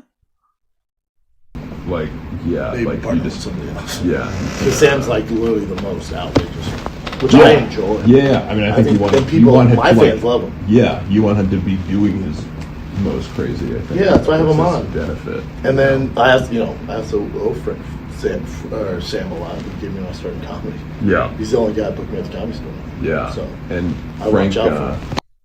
Interesting tidbit there. Interesting little tidbit. I didn't know that. Sam Tripoli was the only guy that booked Brendan at the Comedy Store. So what did Rogan do then? Rogan had him on some lineups. Hold on, that doesn't make sense. Didn't Rogan have Brendan on a couple Joe Rogan and Friends? So what was that? Is that like a guest spot? Is that different from I guess it's different from a booking, right? I guess Sam Tripoli had Brendan on that. What's that show Sam Tripoli had at Comedy Store? Was it like Comedy on Fire? What was it called again? It was called something, right? Tripoli had a show at the Comedy Store. Was it Comedy on Fire? Sam Tripoli Twitter. Was it Comedy on Fire or something like that? Let's see. Let's go to the Comedy Store. Let's write Comedy Store. Or maybe we should write Brendan Shaw. Maybe we'll have it there. It was called something. Heckler Gets a Night. That's it. Comedy Chaos. That's the show. Yeah. So Sam Tripoli used to book Brendan on Comedy Chaos, I'm assuming. Ah. So maybe Rogan had Brendan as a guest on the show, but it wasn't a booking. Anything with Brendan Shaw? No Brendan. Okay, no Brendan. Huh. Okay, so he had him on Comedy. Yeah, he had Comedy Chaos. Let's see. There any Comedy Chaos? Let's just do Comedy Chaos. Brendan Schwab. Let's see if there's any old flyers or anything here on there. Images. Yeah, there he is. See, he performed. Fucking hell.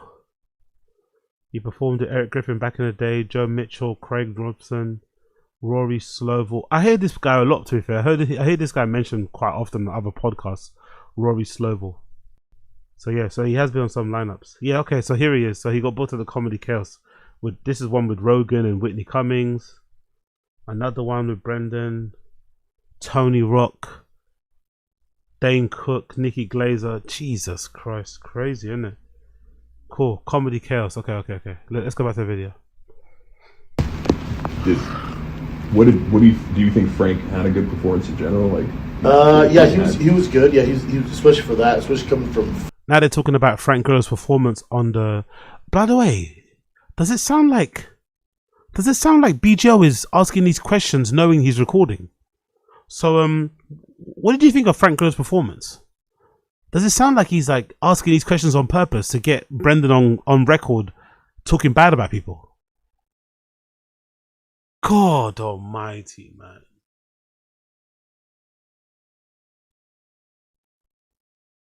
man.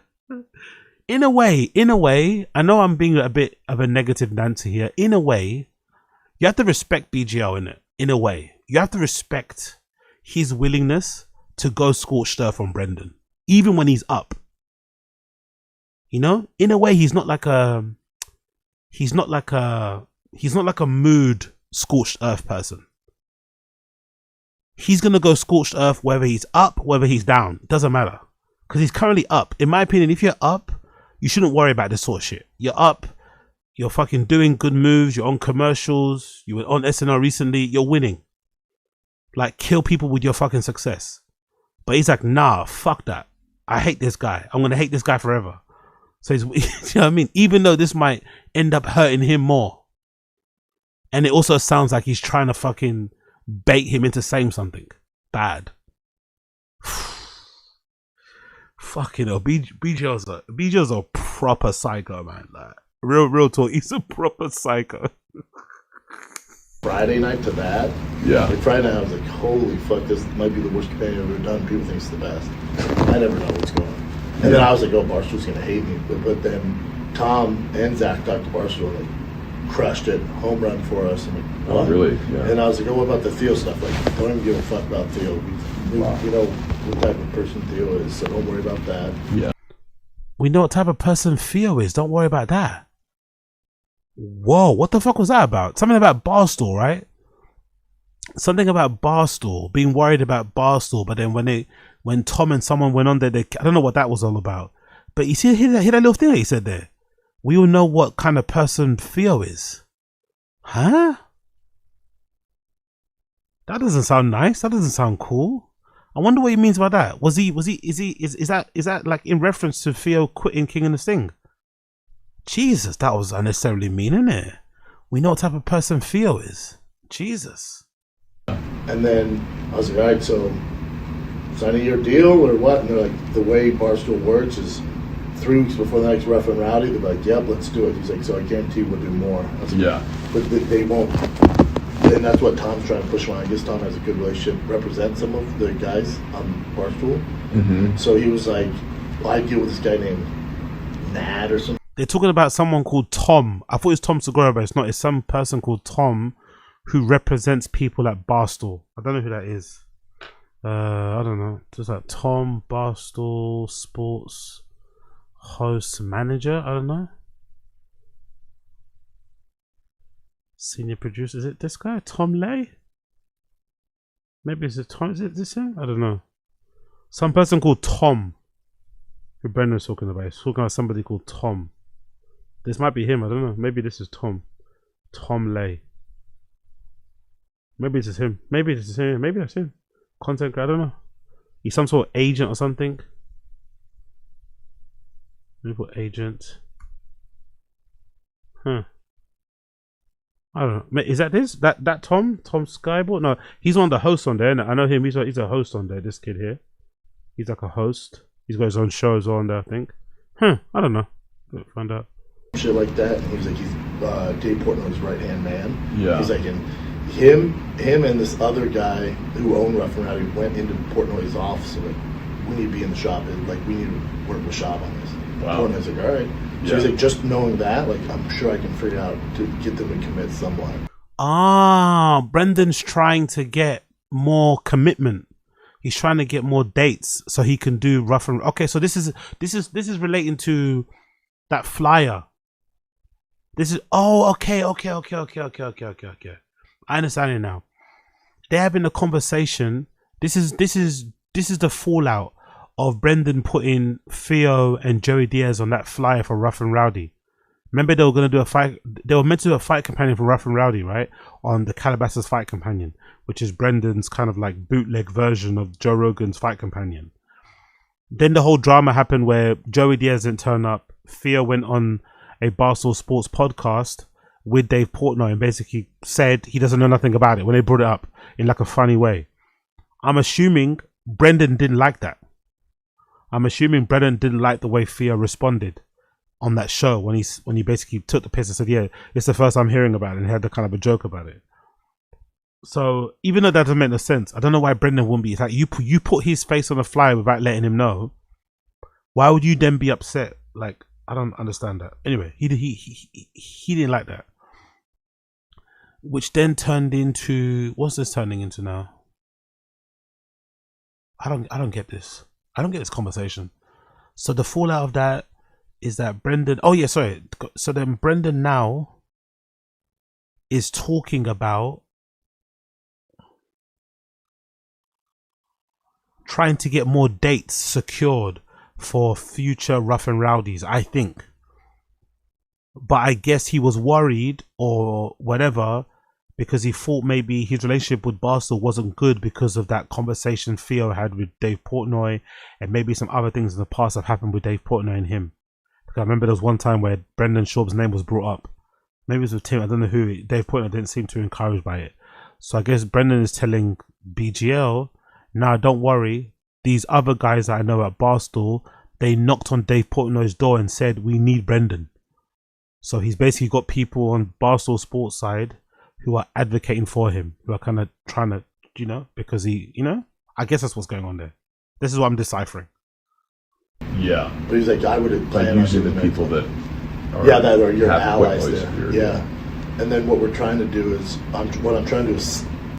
Yo, big up Casual, Casual, my friend, and other people in the stream chat. I'm sorry about yesterday. I'm sorry for making you guys feel bad for wanting this guy to shake his tin cup. I get it now. I take it all back. I get it. Brendan's a real piece of shit, man. Like if his current situation now is to do with karma, it's long overdue. If his current situation now where he's having to sell all his cars and downsize his house is due to karma, he's long overdue. He's a real piece of shit. The way he's talking about his friends here, like, he's a real piece of shit, man. He's a real piece of shit. BGO is not too close away, right? BGO is also not too far away. But also, I don't think BGO pretends not to be a piece of shit, to be fair. BGO's kind of, that's one of his strengths. He's kind of unapologetically himself, a bit of a psycho. But Brendan's a real piece of shit, man. He's a real piece of shit. Now I get why people really want him to fail. Do Rough and Rowdy companions and sell food truck to Barstool. Okay. Open food truck up. Oh, do you hear that? Did you hear that? Brendan had an idea to sell Food Truck Diaries to Barstool Sports. What? Is that an idea that he had, or were they actually discussing it? What? I guess he thought because Dave Portnoy does the pizza thing, he would want to buy Ralph. But what? He wanted to sell Food Truck Diaries, the show idea, I guess, the IP, to Barstool Sports, or did he want to be on Barstool Sports doing Food Truck Diaries? I don't know. Funny guy. To different ethics. Yeah. Because I had a conversation with Mike yesterday, and Rogan, my brother. I was like, man, it feels just like, and maybe it's just because I'm overworked. 2 companions. Yeah. 2 food trucks. Yeah, big up Casual. All good AZ, Bappa is bad and it has layers.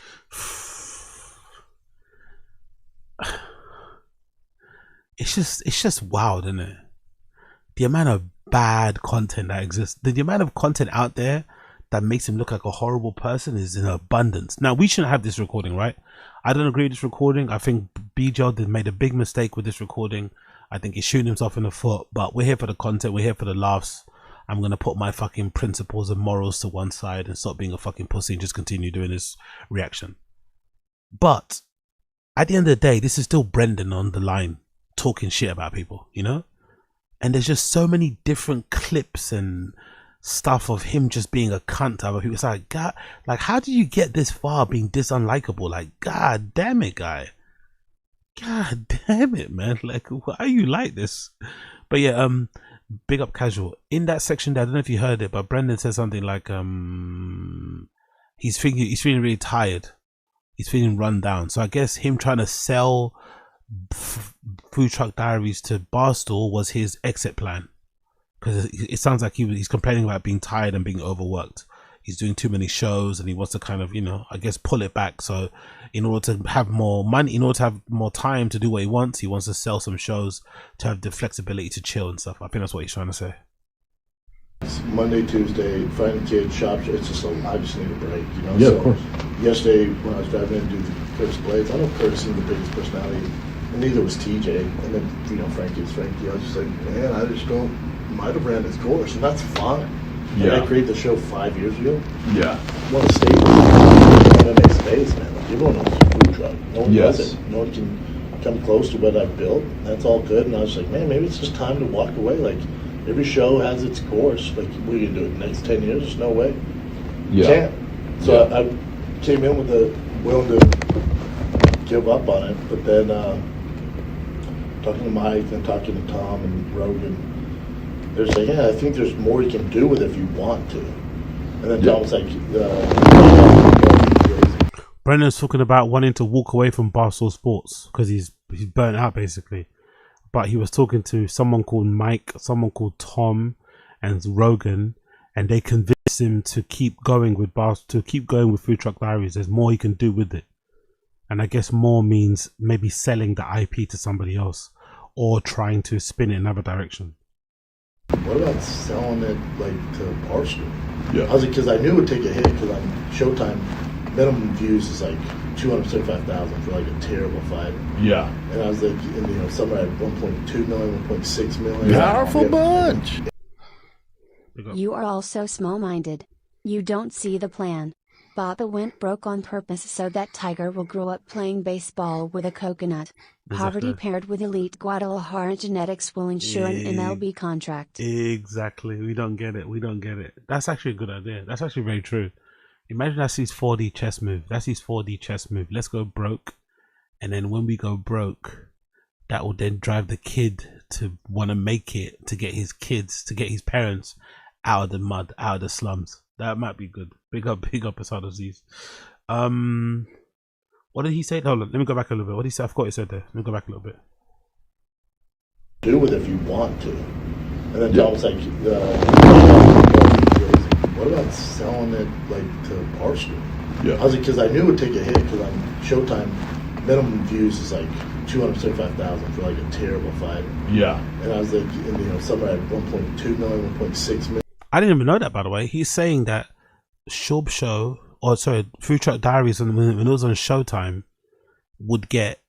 I didn't realize that. Wow, I didn't realize that. That's true. Food Truck Diaries was on Showtime, innit? So he was doing it under the Showtime contract. So once he didn't get renewed, once he got let go from Showtime, he's doing it on his own, and he realized that the show was dipping in views. I guess when they uploaded it on the Showtime channel, it would get 200,000 views minimum, even if it was a shit fighter. And some of the better episodes would get millions of views. So he must have took a big hit with Showtime deal, innit, going away. Because I guess he probably, if he was smart, he would have negotiated his contract to get like a salary and to also get a cut of the AdSense, which I'm sure he did, because Brendan's all about his money.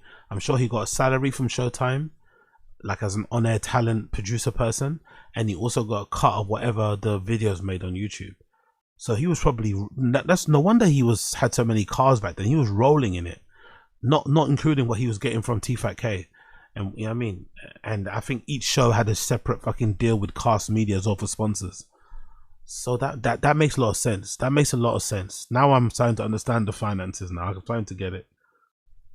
Yeah. Like, we have, I think, 8 ones over 1 million. Yeah. It was the biggest show ever they've ever had on there. Yeah. And he's like, yeah, so it's there. And I was like, but he's like, when you do jump to, this is what the YouTube guy said too, he goes, when you jump channels, not everyone's going to follow. So you're going to have to recondition the audience. Yeah. I was like, yeah, I knew it was going to take some hit, you know. Because I don't know, you know, we talked to every fucking fighter. Obviously, there's some new ones here and there, but in general. Yeah. Brendan saying that he knew that the show would take a hit when it went off Showtime because they talked to every single fighter. I don't think that's true. I don't think that's just a cope. I don't think Food Truck Diaries wasn't getting the views it used to get because he exhausted all the options and interviewed every fighter. There's obviously that problem, right? There's obviously a problem if you've got like an interview show and you interview all the top people, you're gonna run out of people to interview. But I think in general, the show it just wasn't good. In general, Brendan's a terrible host. The questions were pretty dog shit. None of the interviews are memorable, really. Maybe the most memorable one was Sean Strickland when he was kind of doing what Sean Strickland does and making Brendan very nervous and awkward and shit. But the interviews are not that memorable. Maybe the only other memorable one was Justin Gaethje, when Justin Gaethje calls out Brendan like for hating and stuff, and Brendan starts squirming and making excuses. But for the most part, none of the interviews are memorable, or they're memorable for the wrong reasons, like Francis Ngannou and Brendan taking out the cold chicken sandwiches from the front boot. But they weren't really good. The interviews weren't good. Brendan's a terrible host. The show didn't really make any sense. I've always said, like, visually, aesthetic wise, you pull up to a food truck and then you go into a studio to eat the food. Like, why not just pull up some plastic chairs and sit on the street? You know what I mean? Like, fuck it, just do it in the field. If you're gonna do a food truck thing, at least pretend to do it in the field. So that didn't really make any sense. So I think the show suffered because it was shit, not because they had all the guests, interviewed all the big people. No. The show was terrible. That's why it fucking suffered. And I'm also wondering, this Barstool Sports angle, did Dave Portnoy talk to him, or is this just a suggestion that he got from Rogan and he ran with it, thinking it was a done deal? Because it's, you know, it's like, why did he think Barstool would want to buy it? Like,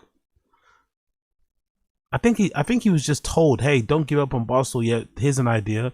Maybe go to Barstool and see if they want the show. But I don't really think. But it doesn't sound like he spoke to anybody who actually makes decisions at Barstool, like a Dave Portnoy level. You know? Did he speak to KFC? I don't think he did. Like, so he's just imagining that Barstool would want to buy it. Yeah, so that's where I'm at with it. But I went to the Cursed Blades one. He trains for my old team. He lives in my hometown now. Yeah. So I went to him. I kind of have some stuff in common, but even though he had a stutter and was kind of shy, he was great. Okay. And I was like, oh, that's cool. Yeah. I was like, I like doing it. Yeah. No, I think that's, yeah, and it seems like often, you know, your expectations, like, are subverted by what the fighter, you know, actually brings to the table. For better. BJ saying subverted. No way Brendan knows what subverted means. There's not a chance Brendan knew what subverted meant. I think what hurts my ego, and obviously I knew I had to check my ego when I jumped ship from Showtime. Now I'm fighting opponents I didn't think I'd have to fight. YouTube, Woke, Instagram, social media, Reddit. You know, I knew Reddit was going to be there, but those other, like YouTube and all that stuff, and Shadowban and all that, I didn't think of it, like all that. But then also, like, even talking to the Barstool guys, like, I'm having to fight enemies I didn't have to fight. What? I don't understand that bit. I'm having to fight people I didn't have no idea you had to fight. Reddit, Shadowban, comments. Do you have a gun? What? It was Anti-Food Network, which makes it masterclass. Yeah, big up. Yeah, big up Illusionary Commission. Big up Illusionary Commission. Wild one, GG. Big up Illusionary Commission. Hope you're good. Hope you are good. How long Chubb had to take away in like a year? He's like, you had 160,000 subs? It's faster than we got. Yeah. Really? He's like, yeah. Right.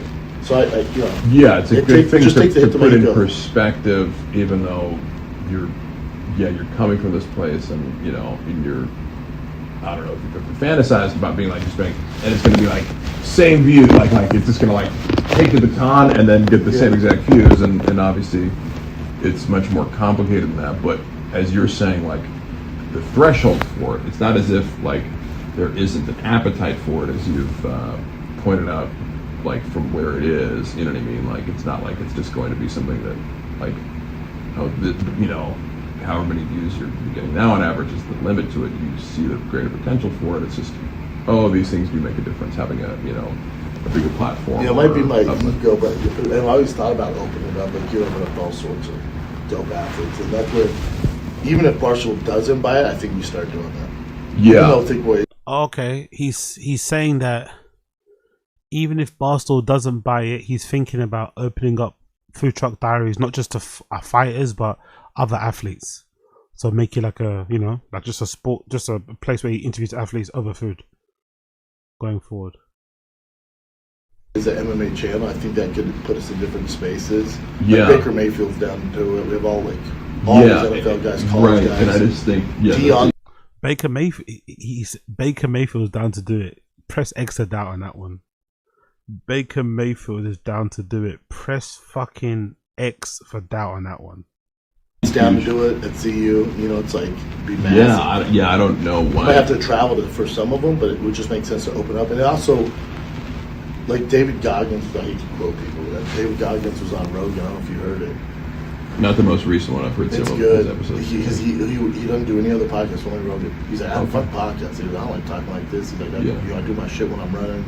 He's like, but I fuck with you, Rogan. I respect you. He's like, so I only do your podcast. And Rogan's like, yeah, when's the last time around there? He's like, I don't know, 4 years ago, 3 years ago. He's like, now I'm back.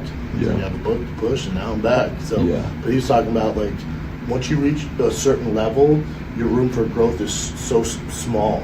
Like, so people that work at the, like, are high functioning, like, are successful, like, your growth is so minute. This is like some sort of, David Goggins anecdote. So he listens to Rogan's podcast a lot, it seems like. He's listening to David Goggins on Rogan, and David Goggins was talking about how high achieving people don't have a lot more room to grow because they're really high achieving. Like, I don't know, some nonsense that he's internalizing, I guess. And this is just about me. Is it about you though? Is it about you? You got to move on to something else. And like Tim Dillon talked about the same thing. He's like even with his show and what he's doing, he's like, yeah, switch it up. Yeah. You can't only.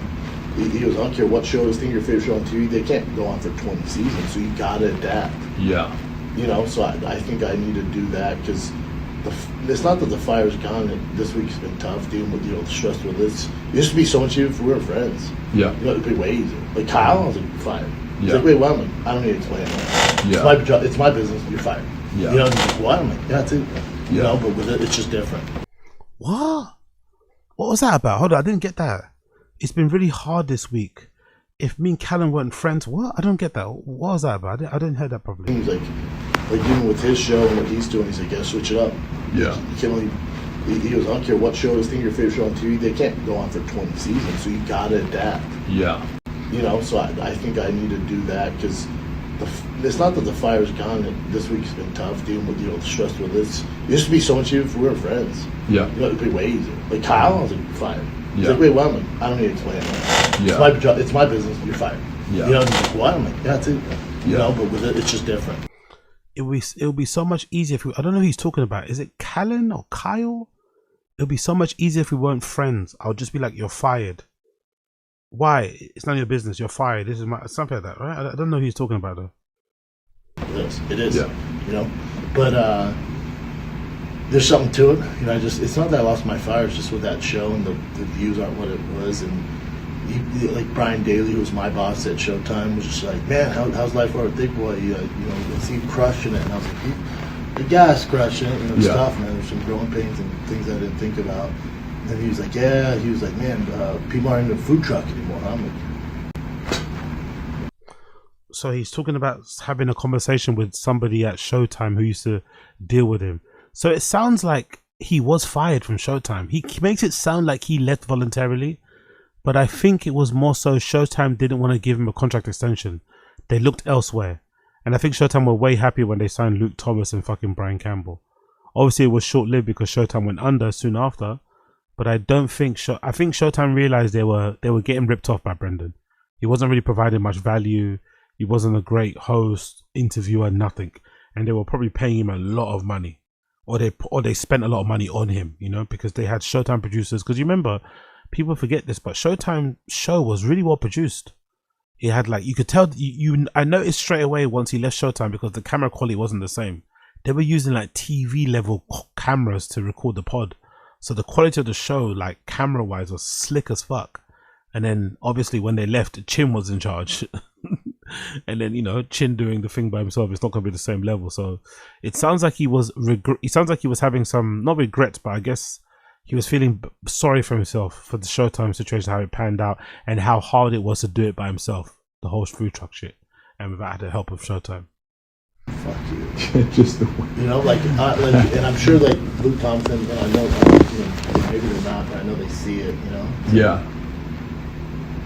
If you're going to predicate views off the first year, whether this was the right choice or not, like, Yeah. you guys win. Yeah. You know, it's like, okay. Right. I do feel like, okay, I thought when you first said that it was kind of like an artful but not deliberate way of speaking that. But you're implying that it was like a kind of backhanded comment. Yeah. Yo, so you crushing it, man. Like that Barstool thing was great, but I'm like, oh, thanks. We haven't talked in forever. Yeah. And then I was like, yeah, and he's like, yeah, food truck. Crazy how it used to be, huh? You know, Luke and Brian Campbell just won whatever. Oh, okay. So he's saying that he felt like it was a backhanded compliment from this Showtime executive when they bumped into each other, and that Showtime exec made a comment about how the food truck show isn't doing that well. And Brendan took that as like a diss, I guess. And he also got annoyed because the person mentioned how good Luke Thomas and Brian Callen were doing. Fucking hell, Brendan, man. BGO, man. Like, honestly, who needs enemies who needs friends when you got enemies at BGO? MMA Show of the Year on MMA Awards. Yeah. I respond back, I go, who votes for those? Question mark. I fucking hate I said that guy. Ariel also won journalist of the Campbell year. guy. Yeah. No, he's always like, if I saw him, I'd slap him in the face. I swear to God. He takes things in when he can. And which is weird because Luke's my, like, Yeah. I got, what they don't, well, Brian doesn't know is, like, Brian was hired out after Luke, but I got Luke the job at Yeah. straight up vouch for him. So, Is BGO talking about Brian Campbell? Is BGO talking about waiting to slap Brian Campbell? Is that what I'm hearing there? Did BGO say like, oh, if I saw Brian Campbell, I'll slap him? Am I bugging out there? Yeah. I got, what they don't, well, Brian doesn't know is, He's always. mark. I fucking hate I said that guy. Ariel also won journalist of the Campbell year. guy. Yeah, he is. BGO saying he hates Brian Campbell. I hate that Brian Campbell guy.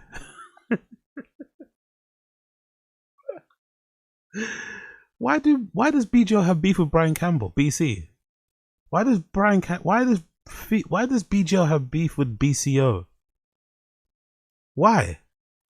Did he say something about him or something? Did Brian Campbell say something about fucking BGO?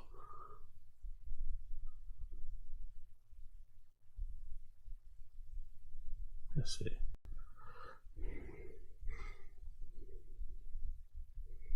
Did he?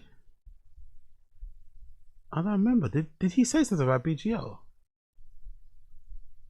Huh. He must have said something maybe in passing, right? I'm guessing. Maybe something missing. Let's see if I can get it. Bear me a second here. I don't know. Let's do Brian BGO or something. Did he say anything about it? Papa lays down why Philadelphia was a Panther. Schaub clearly jealous of Brian's admiration. Brian Campbell with the expected catnip about Papa's cancelled Euro tour. Okay, I don't know. Let's see this. Oh, it's not available anymore. Fuck. Campbell. Let's see. What the fuck? Why do they randomly have beef? What's going on here? Anyone got another link? No. Fucking hell. Anyone got another link? No. Okay, let me just double check here. Let's do Campbell.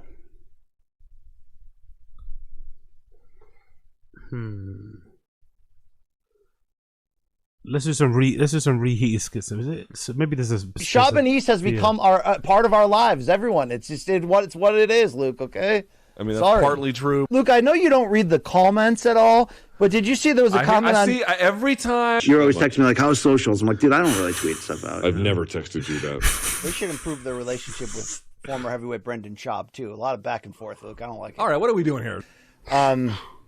You couldn't wait to put this in here. Huh? I mean, are you getting lip injections, Luke, like some comedians these days? Again, once again, right? you're Brendan Schaub's #1 fan. Dude. No, it's I love Brendan Schaub. I'm just simply pointing out, like, this. Janae. Oh, let me finish reading here. Turnover page for more instructions. Will you stop? I mean, just stop. This is a podcast that only talks about the podcast, okay? Who are you going to see?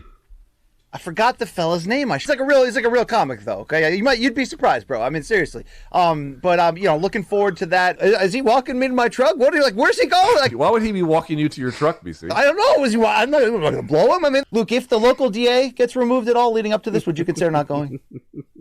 I don't even know what does that mean? For safety purposes, Luke. That's all that means. But no, I'm excited to be there. I was on the floor for Columbus and had to rep the Stray Cats of P.F. Chang's. Much love, Don. I'd say you're at least 90 minutes away from pissing in a public sink. All right, we'll see what happens. It does happen. I had Ralphos White Charles, and it was just, it was carne asada. And it was great. It was great. Up in this motherfucker, Nacho rancheros. Yeah, you got. I see you, motherfucker. Is it a drug rug or a Mexican sweater? Heard it both ways. I may have made. Okay, can we stop with this shit? You can call me Dad. It's okay. Copy gringo, is that you? Hey, look who stumbled into this, Luke. Hey, check it out, guy. Eventually you name the waters. There won't be any, okay? There's not going to be any. So, Luke. You're so dumb. That would be PBS, Bubba. Little sign of the CTE, Bappa. Dicey. Yeah, you would gadoosh me through a glass door. Just doing skits and bits. You like being maybe weird. Homeless cats. I mean, all 5 of my animals are. Skits and bits. I want to ask you this, Luke. Hey, did you ever see the Schaub in what's the other guy's name? Here we go. No, I'm not doing skits and bits. You always think I have bad faith. I do have to say that's a wholesome father-son moment right there, Luke. Getting a Ferrari? Whatever happened to normal names for fighters who have kids like Tiger or Boston? I see what you did. Brendan Schaub did a nice dad move. And Are we doing this bit? As hard as hell taking over Brendan's channel. He is gadooshed out on his own, betting on himself and water, weed, Dune, right? Hair. Joe Rogan? What about him? It's probably like 5'3". Get off the tracks. This might be our last Calabasas fight companion, okay? I don't think it's the Calabasas fight All companion day you're like, all. I get to be Delia. I'm like, dude, go for it, man. That's actually a good joke. I like Fucking door manager at Chang's. Great episode. Never heard it, right? Yeah, pretty much. Her opponent. I mean, what are we doing here? Yeah. Yeah, he is a nice guy. Never met him. All right. it's a remarkably terrible. I don't read the idea. comments at all, Luke. So that You're Blockbuster. I want you to understand that. stop acting like a bitch. Name the waters. BC, I'm not your motherfucking improv partner. Or maybe I am. Brendan, your bench is Blockbuster. You need a trainer, guy. That's the worst bench press So Brian's probably said something about Brendan in the past, isn't it? We can say that. BJ probably said something. But fucking no, he wants to slap him. BJ's violent, isn't it? Very, very violent guy, BJ. Yeah. No, he's always like. If I saw him, I'd slap him in the face. I swear to God. He takes things in the weekend, and which is weird because Luke's my Yeah. I got what they don't. What Brian doesn't know is like Brian was hired out after Luke. I got Luke a job at Yeah. straight up vouch for him. Look at what he's saying there. See, this is why Luke's admiration and respect for fucking Brendan is very misplaced. Brendan's talking about how, I think they're basically talking about BGL. So they're talking about Brian Campbell, BCEO, and BGL is saying that if I saw him, I'll slap him in the face. I don't like that guy. I'm assuming for what he said to me, probably made some joke about him in the past that didn't sit well with BGL. And then Brendan saying Brian doesn't know that me and Luke are really close. He was hired after Luke, but I got Luke the job. I personally vouched for him. So I think Powerful bunch. Big Illusionary Commission. Appreciate you for the membership, brother. Big up Illusionary Commission. Appreciate you for the fucking membership. You're a legend. Appreciate you. Let me just put this here before I continue. Fucking hell, what happened there? Whoops. Big up Illusionary Commission. Appreciate you. So our theory because I wasn't the only one that thought this. Our theory that Brendan's the type of person who like befriends people so he can basically use you in a way. You know, so he befriended Luke and went out of his way to vouch for Luke, to give him a chance to make some money. No, he vouched for Luke at Showtime, which changed Luke's life. He's mentioned it before, and it kind of allowed him and his family to, I don't know, I think they got a house, I don't know, something really big. Luke basically respects Brendan a lot for it, because Brendan went out of his way to get him that job at Showtime. But a lot of people have said, myself included, Brendan didn't do that because he's a nice person. He did it because he wanted to have Luke in his back pocket, essentially. And some people even go as far as saying that that was Brendan's way to kind of pay for stealing Luke's hot takes, because Luke doesn't really mention anything about Brendan listening to him and basically remixing his hot takes when it comes to certain UFC topics. He does it a lot with Luke. He does it a lot with Ariel. Ariel, obviously, he calls him out on it, and he's a bit more, you know, shy about stealing stuff. But I think he unabashedly, unshamelessly, or shamelessly steals Luke Thomas's hot takes, partly because he knows Luke Thomas owes him because of that gig he got him at Showtime. If that makes any sense, because he's talking now like he's kind of emphasizing, yeah, I got him that job, you know, like I'm the one that personally vouched for him, type of thing. Yeah.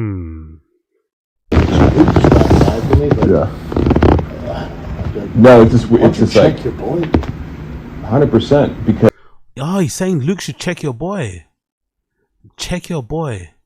So Brendan is a bit annoyed that Luke Thomas doesn't check Brian Campbell and tell him to stop taking the piss out of him. Stop with the jokes. Stop with the skits and bits. Because of that, I want to play one more. Because of that little clip, I want to play one more skits. Let's do another skits and bits. Let's do one more skits and bits. My YouTube subscribe count was 0. Yours was like 100 million. So, Luke, shout out to all your fans that have come to make this show what it is. You leaving me and just my couple of homeless kittens to celebrate. You know, but I'll take it, Luke. Nice little shout out. One more now. There's another one. What is another one? Actually, you know what we should do? Maybe I should write BCO. Actually, that's where it comes up in, right? BCO. So will that come up? Let's see. There we go. I made some I made some good stuff. I don't need to, you know. Well, I'll tell you this much: Abuela's in town. So I have Abuela helping me. Oh, does that mean she cooks all the time?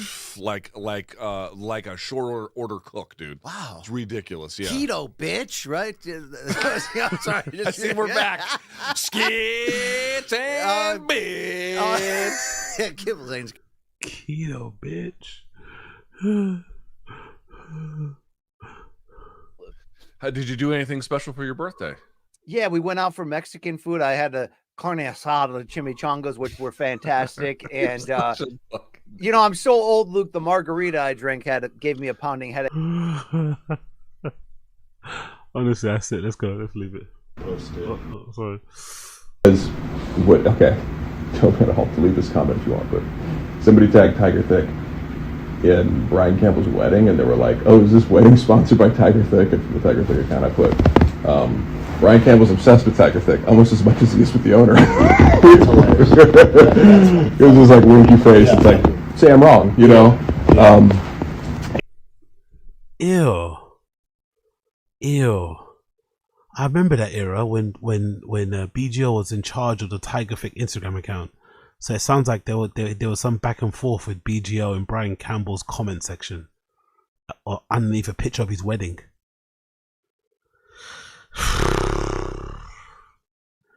This BGO guy, man.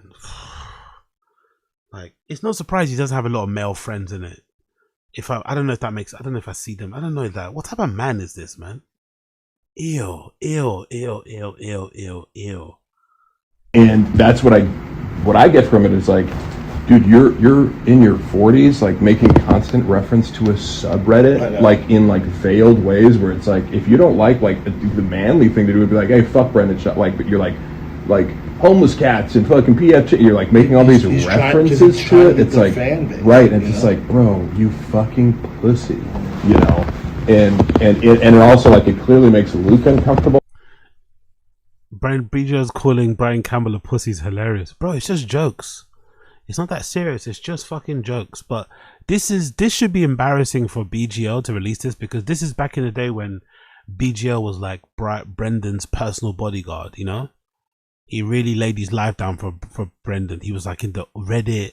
That's kind of the era where he got banned from the Reddit, because he'd be writing these fucking paragraphs, replies, like clapping back at people, fighting his defending his fucking boss, defending himself, over explaining himself, like in people's DMs, crazy shit. Like, he should be embarrassed releasing this, because there was a time where BGO was really ride or die when it came to Brendan, and now look at how things have changed. Now he's taking him to court, he fucking hates him, but this is a crazy throwback, man. And also the Brian Campbell beef and hate is so forced.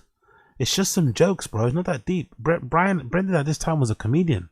You can't take some ribbing. You can't take some teasing. Like, everything has to turn into a fight. Okay.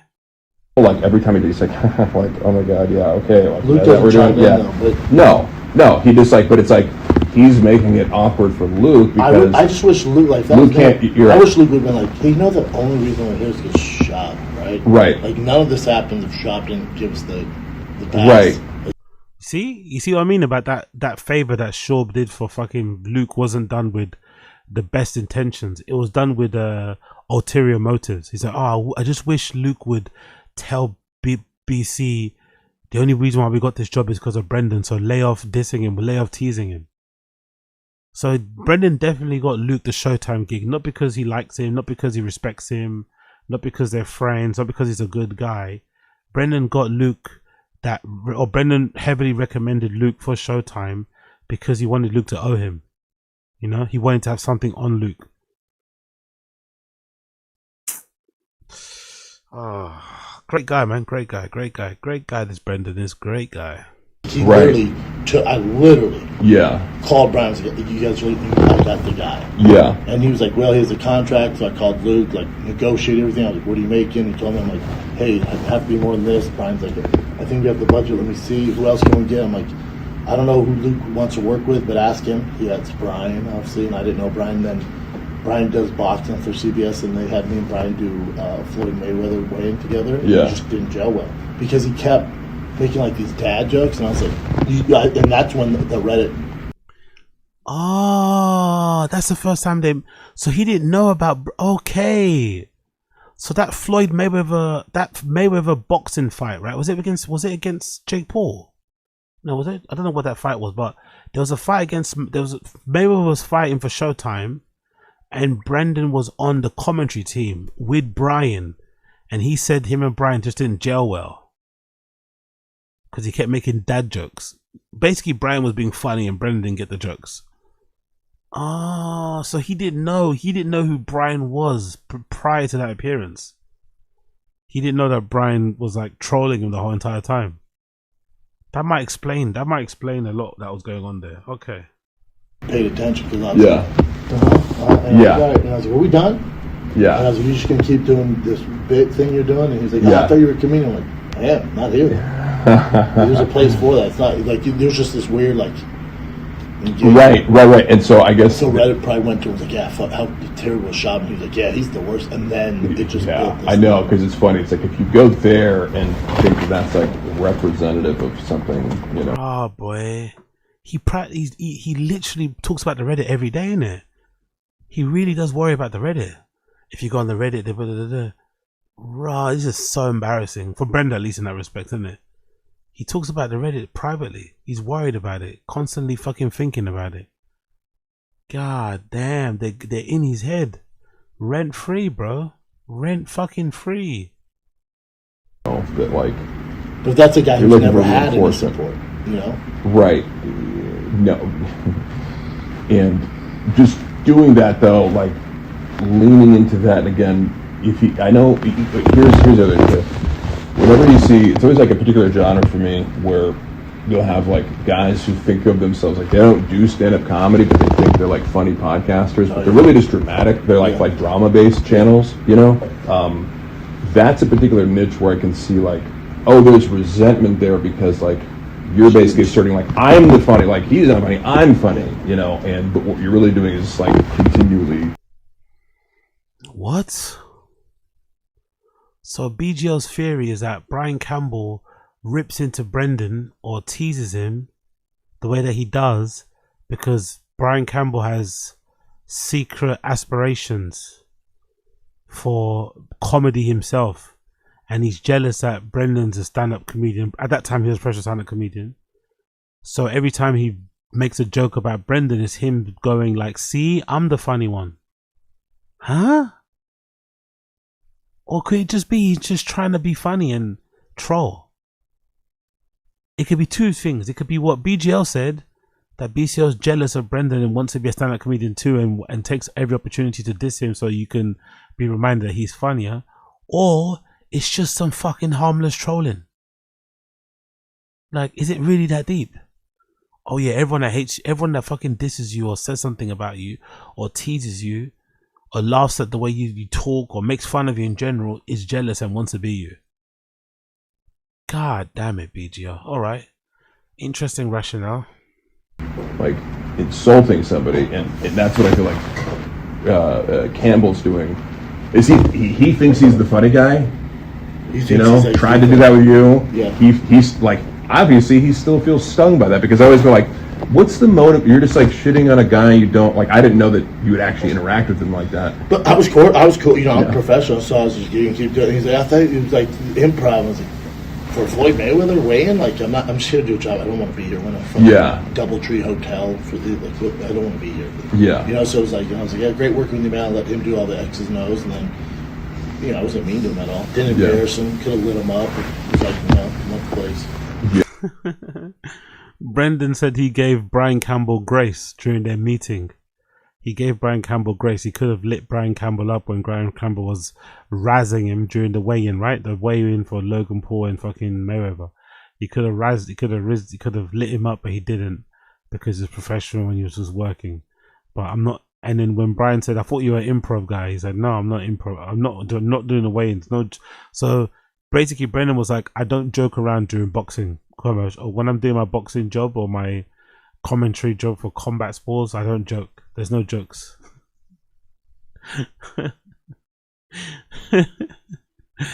Oh, I can't believe Brian Campbell's little fucking trolling and jokes rattled him this much, man. This is so pathetic, man. He shouldn't ever admit. Brendan shouldn't have admitted this. This is so pathetic. Yeah, well, those guys never win. That makes a lot of sense, because it's also like those people that lean into the red. How's it worked out? Yeah, Fly was hating their life. Yeah, you know, it's just it doesn't work out for everyone. Yeah. Brendan's saying everyone that leads into the Reddit doesn't work out for them, and he mentions Kalila. Interesting. Brendan thinks everybody that leans into the Reddit, everyone that kind of leans into the hate, it doesn't work out for them career-wise. I think it's actually the opposite. Or actually, you know, he has no place to say that, because you're the one that's getting all the hate anyway. You got a whole fucking Reddit dedicated to like documenting every fail and every L that you receive. Like, do you know what I mean? There's no there's no way around that. Chase Hooper. Yeah, how's that work out? I don't think he has a job. Yeah.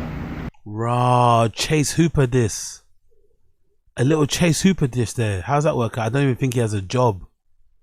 Whoa. Chase Hooper this. By the way, big up Chase Hooper. He's doing decently now at the moment, no? I think he had a couple wins, no? Pretty sure Chase Hooper had a couple wins. I think Chase Hooper. Pretty sure. Typology. He improved his stand-up a little bit. I remember watching him once, and his stand-up has greatly improved. What's his record so far? Okay, he lost a recent one. He's got a fight coming up on the UFC Fight Night next week. End of the month actually. He's got a fight against Lance Gibson. He lost against Alexander Hernandez. He won 3 fights in a row. Decent. He won 3 fights in a row before he's lost. Before that, he lost to Aljamain Sterling. Then he won. Yeah, so he's got a decent record. He's got a better record than fucking Brendan anyway. He's got a better record than Brendan, and he's starting to improve his fucking stand-up. So big up Chase Hooper. Random Chase Hooper fucking bullet there. Random Chase Hooper fucking bullet there. Unlucky. What's he on? What's his Instagram? What's he doing? What's he up to Instagram wise? There he is. He's hanging out with fucking who's that guy? Corey Sanderhagen. He hangs out with Corey Sanderhagen. My last flight back home in 2018. He's driving a G-Wagon and shit, having fun, had a good time getting model some stuff for Quilo Commando store. So yeah, he's modeling some stuff. He's in a lookbook. He's living life, isn't it? Oh, that's I want that watch. Is that a real watch? I want that. That is brilliant. With Saddam Hussein on it. That's fucking brilliant. I kind of want that. A cachet with Saddam Hussein's face on it. Okay, there he is. Chase is doing alright for himself. He's got some new fucking shots there for the UFC. He's doing okay. Brendan hates him, but he's doing okay. Big up Blood Clot Chase. Big up Blood Clot. He's got his wife, a kid and shit. He's doing well for himself. Big up Chase Hooper. Big up Blood Clot Chase Hooper. But no, that explains a lot, because it seems like it was like oddly personal. Every time I watch him, I'm like but you you've been doing this for how long when now? When it came to Showtime, I was the big dog. Like, yeah. Nothing got done. Like, they'd be like, hey, when should we release, Morning Combat? And I was like, all right, well, my shows drop Monday, Wednesday. Yeah. They can do any time after Wednesday, so they can drop Wednesday night, Thursday, Friday. Yeah. You can't drop before that. So I think for him, especially, he's been a journalist for around 10 years. Right. Like, this kid, I was like, yeah. Brendan thinks BC hated him or was trolling him because when he was at Showtime, because there was a bit of overlap, right? Brendan was at Showtime when Morning Combat got signed to Showtime too. There was a little bit of overlap before he got let go. He thinks that because he was at Showtime, Brendan basically says that he was a big dog at Showtime. Like, he was the shot caller. And they were asking him, Showtime allegedly asked Brendan when he wanted to drop his show. And they had to basically coordinate it so that Morning Combat wouldn't drop before his Below the Belt show or something like that. You know what I mean? And he thinks that because Brian Campbell comes from a journalistic background, he's been in the game for a long time, he was jealous that Brendan had so much leverage and so much say-so at Showtime, which is why he started trolling him.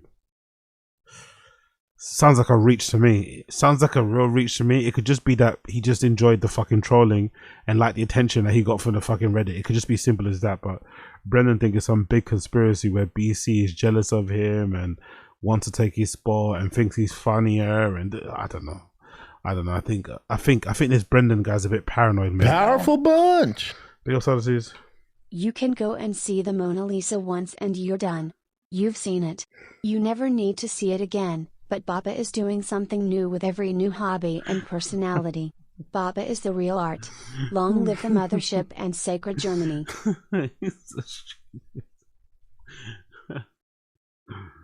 Oh God Almighty!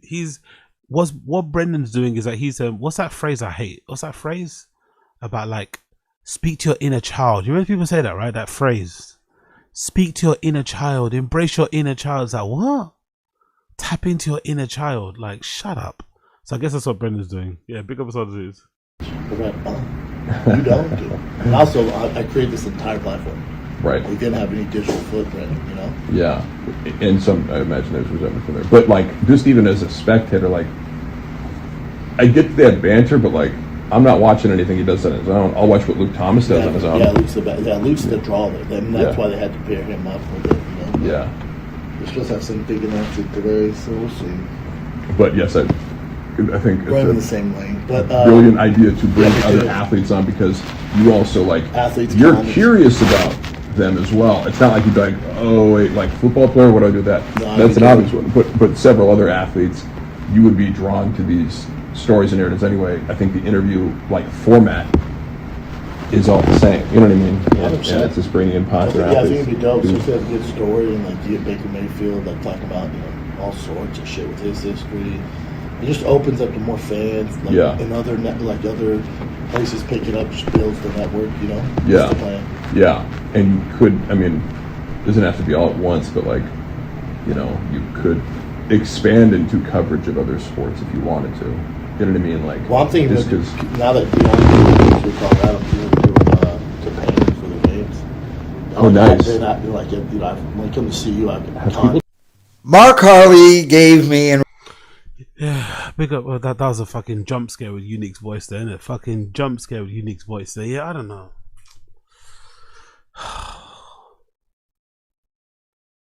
Did we really learn anything we didn't know before? Did we really learn anything we didn't know before? Not really.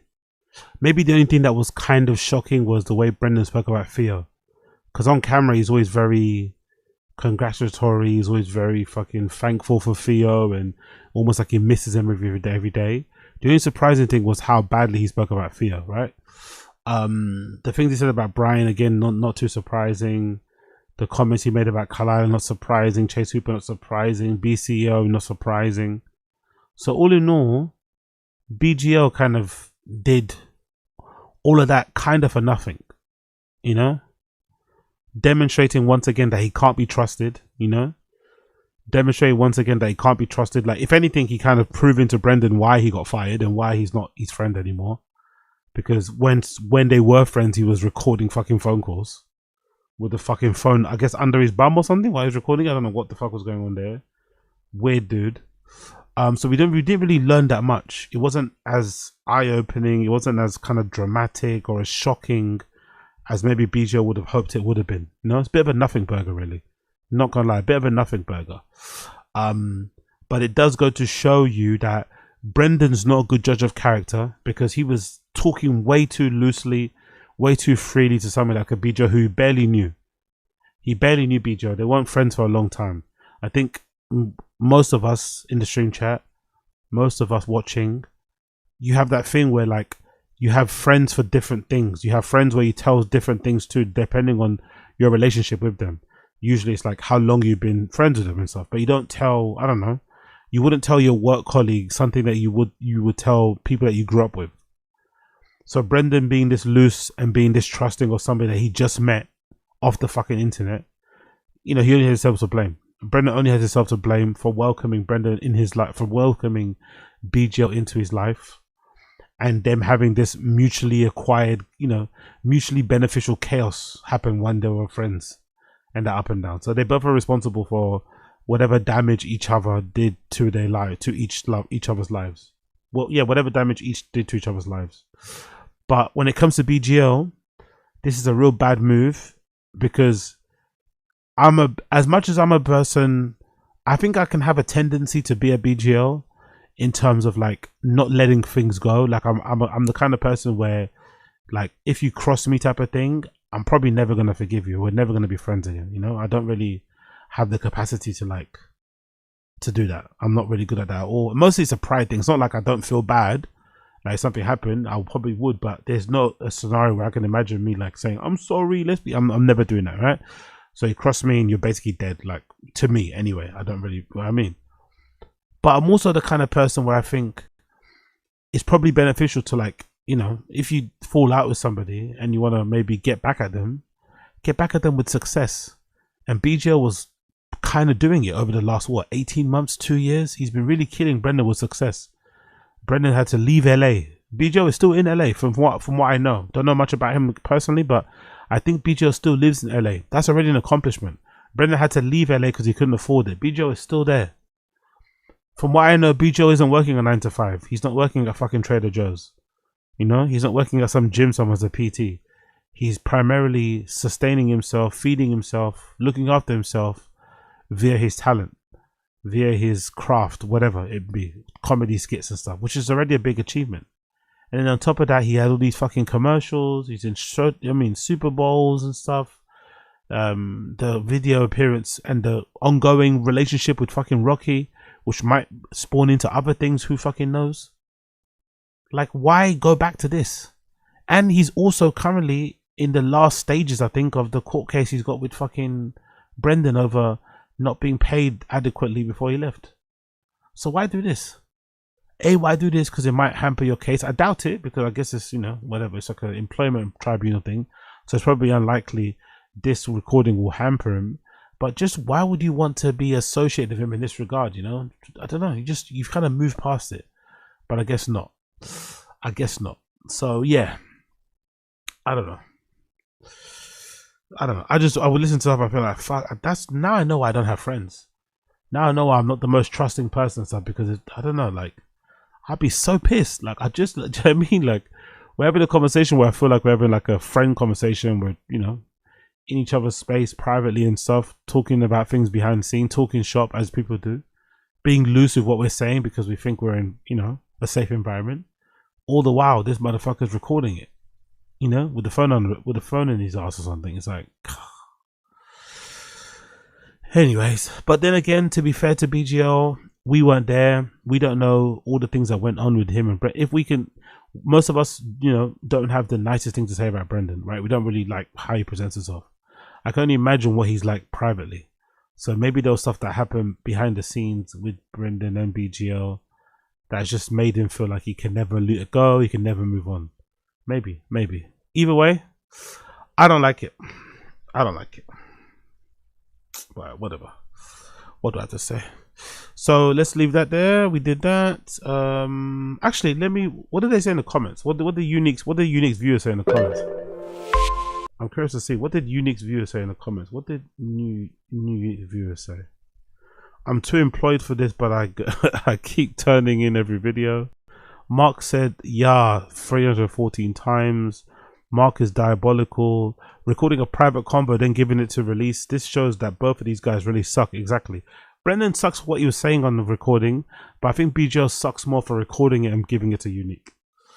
Like, especially because Brendan probably thought they were friends at that point. But BGL, I mean, it's like, what the fuck? Rap move, but since it's Bappa, it's funny. Holy shit, the Bappa files have just summoned out of nowhere. Would love to see BGL let us know what Bappa meant by it. They know what Theo's like. The closed captions help enjoy. Shows how he uses people and talks bad about their exact sentence. Not breaking news, but he's got a terrible personality. Exactly. Mark nailed it on the head when he said he hated comics. Brendan talk shit about you too. Yeah, true. That's the thing that's really interesting. Like, terrible. Like, all those guys are bad judges of character. Brendan has an obviously bad personality. It's not even something he can hide. He's obviously got a bad personality. Like, it's so obvious, but he got away with so much shit in comedy and everything else. And maybe it's the Rogan. Maybe the Rogan influence really did protect him, because it's like, how can you be friends with someone like this? Like, he comes across like such an asshole. The Brian Campbell part is epic. You should sell food truck diaries to Barstool. The fact that Unique has parlayed Hawking. You think BJ was recorded his conversation out of nowhere? Come on, he was seeing and hearing the numbers talk. I thought you were a comedian. I am just not here. It's hilarious. Kyle with the deep throat references. The Bappa files are salacious. BGL wearing a wire to bring down Bappa is much respect. I only find it weird to record private conversations when I'm in them. Exactly. Wearing a wire to bring down Brendan is crazy. Bappa is going to have to take an early inheritance withdrawal. I've never heard someone talk to somebody the way that Mark talked to Brendan. That was the strangest conversation I've ever heard. I don't even know what he was saying half the time. I would assume something was going on. Mark having the long game was not on my bingo card. BGL was loyal to Brendan. Brendan shouldn't have betrayed him. Yeah, they both betrayed each other though, man. Imagine your friends being Brendan and fucking BGL. Like, god damn, I'd rather have none, to be fair. Cool. We did that. We've done that. Let's move on. Quickly, I need to piss. Bear with me a second, people. I need to piss. Bear with me a second. I need to piss. Be drinking a lot of water. I need to close the window too.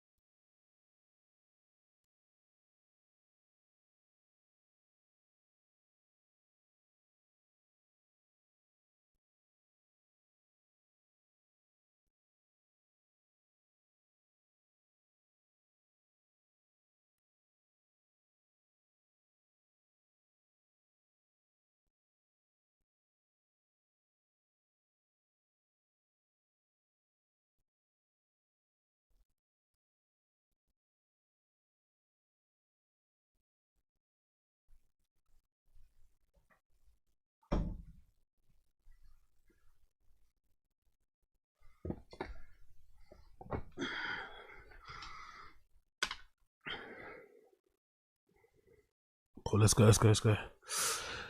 Okay, let's take a break from Brendan. Let's take a break from Brendan. Have you guys seen this stuff about Dwight Howard? I don't think I've ever seen in my life a bigger bag of cocaine ever. And I've been to dealers' houses, right? I've done my fair share over the years. And I've been to dealers' houses. I've been at afters and shit. I don't think I've ever seen a bag of cocaine this big. This is insane. So Dwight Howard's wife, called Amy, claims that CPS were called to their house multiple times due to a situation involving him, and says her daughter was taken. She also alleges that when police and CPS arrived, Howard had needed an alibi, but when she refused to help, he allegedly had her son lie for him. So they are recently married. Dwight Howard's had his own kids, who are her stepkids, the wife, and she's sobbing, and she's coming to the internet to basically ask for help because she feels trapped. And part of the reason why she feels trapped in a relationship is that she feels like her husband, former basketball player Dwight Howard, is got a very serious coke addiction, and that no one knows about, right? Because this is the first time people on stream chat, let me know if you heard about this. This is the first time I've heard it. I've heard of Dwight Howard being zesty allegedly, right? I've heard of Dwight Howard allegedly being gay, down low, bisexual, whatever. There's always been rumors about him, his sexuality, but I don't think I ever heard anything about Dwight Howard doing coke. I really don't think I've heard anything about him having like a Lamar Odom level addiction, because the bag this woman shares is like, it's a fucking Ziploc sandwich bag. It's not like a baggie. So he must be really railing, going through it a lot. And she's saying that this drug is fucking up their relationship, and she doesn't like it. She's not with it. And obviously he's also manipulating the kids to lie for him. Yeah, so it's a very interesting video. It's very odd because I feel like maybe this is just me being toxic. I don't know if this is toxic. Maybe it's different for women. Maybe because she feels a bit responsible because she's Christian. I don't know. I don't really understand why she feels trapped though. I don't think they have kids. I'm pretty sure they don't have children together. I think it's harder if you're married and then you have children, because even if your spouse is treating you badly, you're gonna find it very hard to break up the family. You're gonna feel guilty about it. You know what I mean? You're gonna try and stay and make it work, even if it fucks you up and hurts you. You're gonna try and make it. You're not gonna be quick to leave. But I think if you don't have kids and you're married, and something happens in your marriage that you don't like, that makes you uncomfortable, you should run for the hills while you can. It's still going to be hard. It's not going to be easy, but you should run for the hills while you still can, because there's nothing else outside of the marriage that's tying you guys together. So you should take advantage of that. But hey, maybe it's easier said than done. Let's play the clip.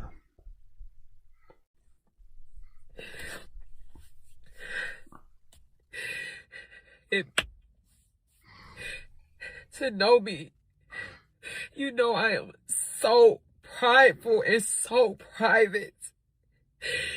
It hurt me so bad to have to even protect myself in this type of way.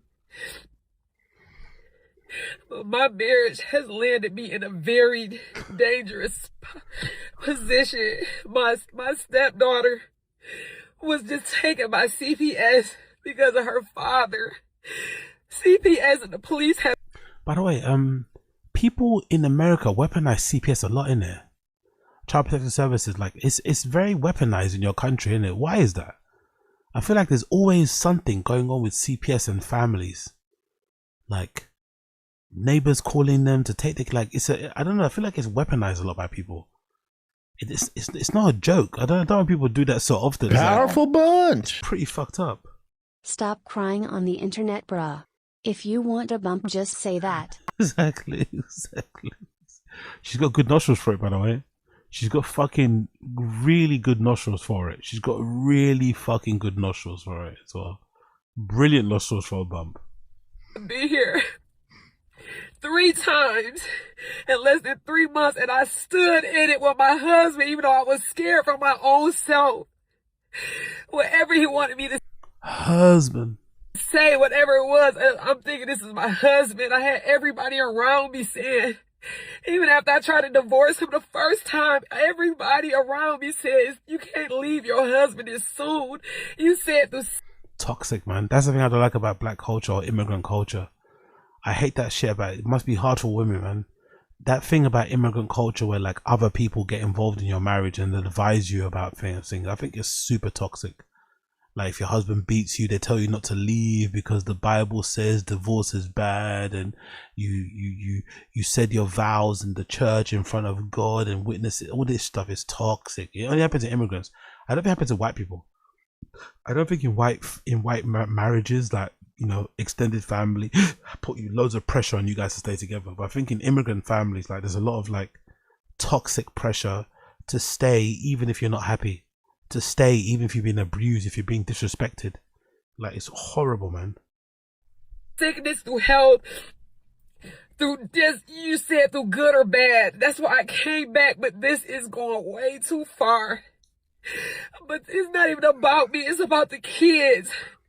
The stuff that I have to go through with the kids, I have to be witness. She's got nice teeth, though. This is too, I'm at the police at the house. They ask me questions.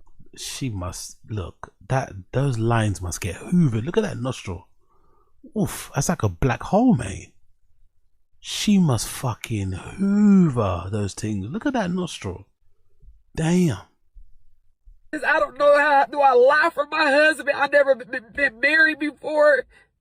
I'm in love with my husband. I don't want him to get in trouble, so of course I'll be his alibi, but this is going way too far. And now I'm getting mixed all in this. I've been with this man for 14 months. 14 months and you're crying in the car. Leave, woman. 14 months, just don't be there in the morning. Like, what is this long thing? 14 months, just don't be there in the morning. He'll get the message. Next time he sees you, you're in fucking arbitrations or whatever. 14 months, you know. Like, come on, man. You could just literally leave in the dead of night and you're fine. Just start a new life. It's perfectly fine. Not ruin my entire life for something that this person is doing. I just cannot do it. I tried to get so much help. I asked for counseling in our marriage. We went through 2 different counselors. When I say I love my husband, I don't want to leave my husband, but the positions he keeps putting me in, and it's all over nothing. I keep telling people he needs some help, y'all. I live with him. This is not him. This is not Dwight. This is trauma. This is everything he's been through, but just not the kids. I have to advocate for the kids. And I can't go down for what he's doing. So they took our daughter. Damn, CPS talked to stepdaughter. Hold on, did they take their daughter or their stepdaughter? I don't think they have kids, do they? Either way, it's fucking brutal. And I'm just sitting there like, do I speak up? Do I be quiet? What do I do? But I caught this man. I caught this man forcing our 12-year-old son to cover for him, his son, to cover for him. He had him lying. I recorded it. He was coaching our son to lie on me, and I had to record it. And it's this shit. I try to... Look at that bag. Have you ever seen a bag of coke that big? Let me on the screen chat. Have you ever seen a bag of coke that big? Oh my! This is like dealer level. This is like a dealer level. This is all personal use, by the way. This is all personal use. Dwight Howard's personal use. He's not selling. And look at how big that is, bro. Tell everybody he needs some help, and ain't nobody wanna fucking listen because he got the money. Oh, I know that. I know that. By the way, that's an XL bullet. I've had a bullet before, but that's like an XL one. Look how fat that bullet is. That's like an XL bullet. That's huge. Usually they're really small. They come like the size you meant to put on a keyring or something. Dwight Howard's got like an XXL one. I kept saying whatever, y'all don't understand. I live with him. He needs some help. And this is it. This is what I'm fucking losing my fucking marriage to. This shit. Cocaine, man. Hell of a drug. Hell of a drug, man. Hell of a drug. Hell of a drug. This shit right here. Look at that bag. I told everybody, y'all gotta... By the way, she pours it back into the bag. She doesn't just blow it. You know, if you don't do it, you know what I mean? Why are you pulling it back in the bag? She's like, fuck this shit, you know? She doesn't blow it off her hand. She just puts it back in the bag again. Are you sampling some of this, my dear? Help him. He is spiraling. I'm in here with him. I'm trying to love him through it. I was going to run out the door. I was going to leave him. But everybody told me, don't leave him. He's struggling. I stayed, but not this year. We got the police involved. I don't understand why this has been brought to the internet. I know it's a distressing thing. I get it's distressing. I get it must be very, she probably feels alone. She doesn't have anyone to talk to. But why are you bringing it to the internet? Just leave. If this is true and Dwight Howard is manipulating his own kids to lie for him and to say bad things about her and whatever else it may be, the kid got taken. I don't know. If your kid got taken away by CPS, I would assume for most women, if your husband played a role with his behavior in getting your kid taken from your house and taken into the custody of CPS or protective custody of CPS, for most women, for most mums, that would be the end. That day, the relationship is over, right? That would be the end of the relationship. So I don't know why she's hooting and hollering in the car. Just leave, girl. He's already shown you what he's about. He doesn't seem like he's the greatest guy. Just leave. And figure out the fucking kid thing later, innit? What you want to do. But for your sake, just leave. I don't know why I don't know what all this crying is in the car about on the internet. It's like, just leave, man. CPS, you're lying on me. You making up alibis. You got our son, my stepson, lying. And thank God I recorded it. And he innocent in this, but you said just to protect yourself, you would take anybody out, including me, and I can't let you do it no more. Real addict shit, by the way. That's a real addict move. Everyone gets taken out. I don't want to share the dirty secrets. I don't want to go out like how everybody else did this, man. But I got to protect myself now. I'm uncomfortable. Now, I don't know what is going to... I don't know. I'm uncomfortable. Then leave. This man has the money. This man controls it all. It's fucking Dwight Howard, not Michael Jordan, bro. Relax. It's fucking Dwight Howard, not fucking Michael Jordan. Yes, he has money, but you could just leave.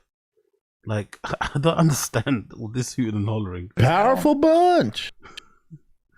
As the great poet Rio the Young OG said, no job with jewelry on hustlin' looking flame as hell. Might as well write in your forehead I got cocaine for sale. She's advertising the product. Proper advertising the product. Proper. Big up Rio the Young OG. And it's not about no money. I've been with this man for 14, 15 months. I never asked him for $1, nothing. I'm not on the credit cards. I just love him for him. But this shit... You're a loser, then, if you're on the credit card. You're a fucking loser if you're not on the credit card. You should get something for this. If he's putting you through so much hell, you should be getting something for this monetarily. You should maybe take some of the credit cards. It's going too fucking far, and I'm so embarrassed. And I gotta even I'm just like, I don't know what to do. When I heard my stepson being coached to lie on me, I gotta protect myself now, and I know it was supposed to be through sickness and health, but this shit is scary.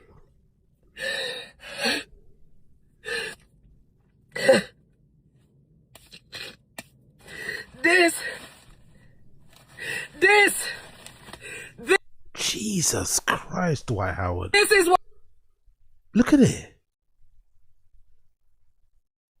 Fucking hell, that's a rock. Have you ever, people in stream chat, have you ever known anyone to do that? That's got this much of a fucking addiction, but no one knew. This is the first time I've ever heard about Dwight Howard doing coke. I've never heard of this before in my life. Dwight Howard's got like unless he's selling it. I don't know, maybe he was selling it the whole time, he's not doing it. But I never once heard a rumor about Dwight Howard being on the fucking sniff. And this is not like a baggie. This is like, that looks, again, from my experience, that could be over 500 grams. That looks like that could be a half a key already. That looks like that could be a half a key that he's got in that bag. Fucking hell. And he was doing this all like functioning. No one knowing. Big up SRZ, I've got a couple in the drawback. Yes. There's more than a couple G's there, mate. There's more than a couple G's there. Like, that's what I'm so baffled about. He was doing this all without nobody knowing. It's fucking crazy work. Also, doing it while you got kids in the house as well is like, oh, that's a bit dark. I'm not gonna lie. It's a bit dark to be on this much. To be on this, there's probably parents out there that have the odd little line on the weekend to kind of loosen up a bit, right? Like adult time shit. But I don't know, man. Having kids and doing rocks is crazy. Being newly married and having kids living with your house and having like Ziploc sandwich bags full of cocaine is fucking insane. Dwight Howard's moving crazy. Because the money, y'all didn't want to help him.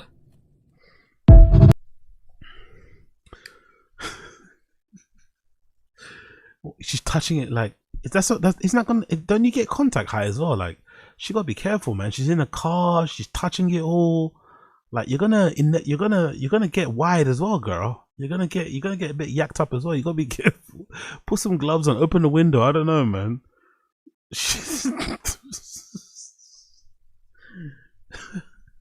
Anyway, that's her.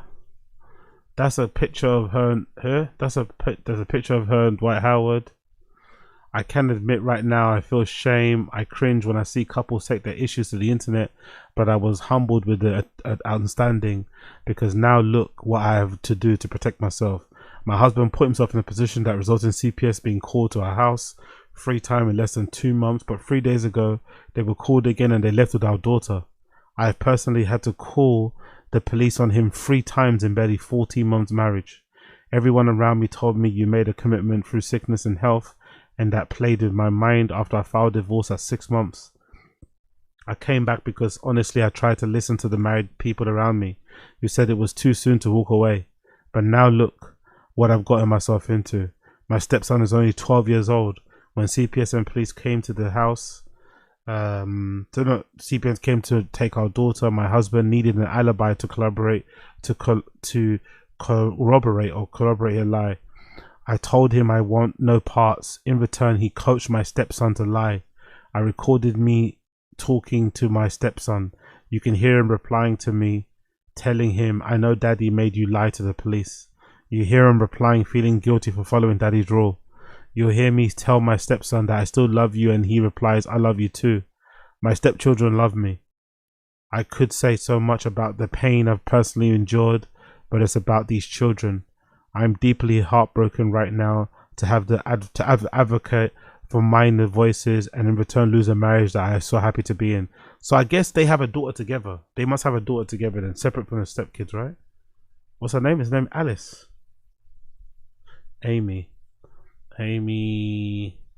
Dwight Howard, child. I guess they had a child recently, right? I don't see anything here. But I think they must have a kid recently. What's Dwight Howard said? Has he replied since? Has Dwight Howard replied? Okay, this is pretty crazy. I didn't even know he was doing coke, to be fair. Accused of cocaine addiction. Dwight Howard, so I said a couple was taken. No, nothing from Dwight Howard so far. I honestly didn't know that he was that much on it, man. Or maybe he's selling it. Maybe he's an undercover. He's a undercover fucking seller. Maybe he's an undercover seller because I don't know. He doesn't really give me cokehead vibes. Maybe I'm wrong. But he's a bit of a party boy though, isn't he? He's a down low party boy, so maybe he is. Maybe. Anyway, that happened with her. So prayers to Amy, I guess. And then another lady called Royce Reed, who I guess was in a relationship with Dwight Howard before. Oh, she's the mother of okay. Royce Reed is the mother of Dwight Howard's son. That's the one that was used to lie. And I think this lady had some beef with the new lady. The new lady, of course, probably was showing off like, hey, I got your man. So now this lady is taking a lot of pleasure in seeing the new lady in pain, which is, very classy. Until you do right by me. It's always been about the kids, bitch. It's always been about the kids. Now you want to speak? I'm still blocked up, so I can't see what the fuck you're saying. But now you want to speak because he brought you into it? Girl! everybody else's fault? Wow! She's loving it. She's loving it. So you just don't think any of us She's loving fell for the antics either, right? She's None loving of us fell for the narcissism. Are you fucking crazy, Amy? Amber? What is it? Like, are you serious right now? You called me crazy. Right? You said I was jealous. You said I wanted him. When it's always been about the damn kids. And now you want to sit here and cry and sit here and be like, it's because of what everybody else did to him. No! It's because of what he does to people. Shit! I was just fucking first. I was collateral damage. Let's call Royce crazy. And people will believe it because I'm baby Jesus. Girl, shut up. Jesus Christ. So I guess she has no patience for the new lady. Doesn't give a fuck. Told her to enjoy herself, I guess. Who's laughing? This is sad as fuck. These kids never should have been in his custody and she knew that. Look at the past. She allowed it. She condoned it. She participated in it. Crying now because she caught him lying on her is selfish as fuck. If it was about the kids, she should have opened her damn mouth a long time ago instead of leaving them for weeks to fend for themselves while you went on trips overseas. Y'all can kiss my ass with the you shouldn't gloat. Why are you laughing at someone's downfall? You shouldn't have been quiet. Bullshit. No one is laughing. This is about children. Y'all sounding like Trumpies with the Epstein files. Tell me please, when it's the right time to scream, I told you so, when children are in danger. Get the fuck out of here with that bullshit. This girl, the last girl, the one before, called me crazy. This girl, the last girl, the one before that, called me a liar. This girl, the last girl, the one before that, called me bitter. This girl, the last girl, the one before that, laughed at my downfall and threw their dreams in my face as mine turned into nightmares. Now I'm expected to be the bigger person. I'm 5'2". Nah. I'm reclaiming my time.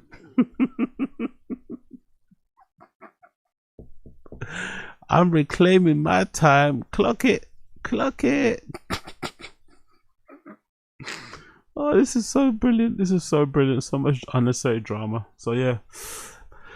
Praise to everybody involved. I'm just really impressed that Dwight Howard was able to keep a secret like that secret for so long. A bag like that, he's like a functioning addict, isn't it? All this time and no one knew. Fucking hell. That's some like cooking level amount of powder, mate. Fucking hell, bro. Dwight Howard. He's out here going crazy. Next post. DJ Academics versus Ari Fletcher. DJ Academics versus Ari Fletcher. Academics has a beef with Ari Fletcher. Yes, you heard it right. Moneybag Yo's girlfriend, IG baddie, Ari Fletcher have beef. Why? Why do you ask? For some reason, Academics has, I wouldn't say an obsession, but he mentions her all the time. Whenever Academics is talking about like women in hip hop who might be escorts, he always mentions Ari Fletcher. But he also always mentions her because I think there's this narrative around where it's like she allegedly cheats on Moneybag Yo a lot, but Moneybag Yo doesn't seem to care, and she also seems to like fucking other people's guys or something. I don't know, something along those lines. Either way, Academics likes to always mention something about her being an escort. Well, I guess Ari Fletcher finally heard or saw the clips of Academics talking about her, and she's threatening to sue him for defamation. I think this is the wrong move if you're Ari Fletcher, because if you sue him for defamation, I'm assuming she's going to have to prove beyond reasonable doubt that she's not a escort, and I think that's going to be a bit hard. You know, it's going to be a bit hard to prove that you don't, you know, fuck for money and shit when that's kind of your thing. But who knows? Let's play the clip. Ari Fletcher is threatening to sue Academics for defamation after he claimed that she slept with half the rappers in Atlanta. Ari? She said Ari fucked her dude. But Ari fucks everybody, guy. Like, come on, like, Ari's like community pussy. Right? Like, Jesus. Can somebody explain in the stream chat, why do you think Academics talks like this about women? Especially ones that he doesn't know. I kind of get if you're a guy and you talk a bit spicy about a girl that you know, a girl that did you dirty, right? A girl that you might have beef with. I think it's a bit weird for a man to have beef with a woman anyway. But I kind of understand if you have a beef with a woman. But why does Axe seem so... Like, why does he go this hard? Is it really just like him getting rejected in high school and carrying that kind of resentment since he's an ad? Like, you're rich now, you're famous, girls fuck you now. Maybe the girls don't fuck academics because they like him. They don't fuck him because they think he's cute. They fuck him because he's got money and shit. But you still get some girls. Why are you holding on to that bitterness of like the rejection and shit that you got in school? Because like that came out of nowhere. Oh yeah, Ari's community pussy. Like, why would you say that about somebody? You know, just why would you say something like that about somebody? It just seems so unnecessarily mean. But hey, like everybody fuck Ari. When I'm talking about the popping rappers, like nigga, like half of Atlanta fuck Ari. Pick up us other Z's. Act the fresh and fit guys, they're all the same. Nerd losers filled with resentment who can finally pay for female. Yeah, but that's the thing. Am I being ignorant to this? I understand the resentment, right? Because I don't really think people understand how painful it is as a man to get rejected. I don't think people understand that, especially women. I don't think women truly understand the pain of rejection, especially when you know that you're being rejected because women generally don't think you're a desirable mate, you know? Like how Ak was in school. You're fat, you're chubby, you're a bit of a nerd, you're not cool, you know? You can feel it. You know that's why you're getting turned down. You're getting turned down because they look at you like and think you're a loser, essentially. And you can't maybe match the competition around you and stuff. So that kind of feeling as if you're inadequate for the entire female race that you're attracted to is very damaging. It can really fuck up a guy's life in a way. But surely once you make it, your revenge is like fucking in the first place. Kind of, right?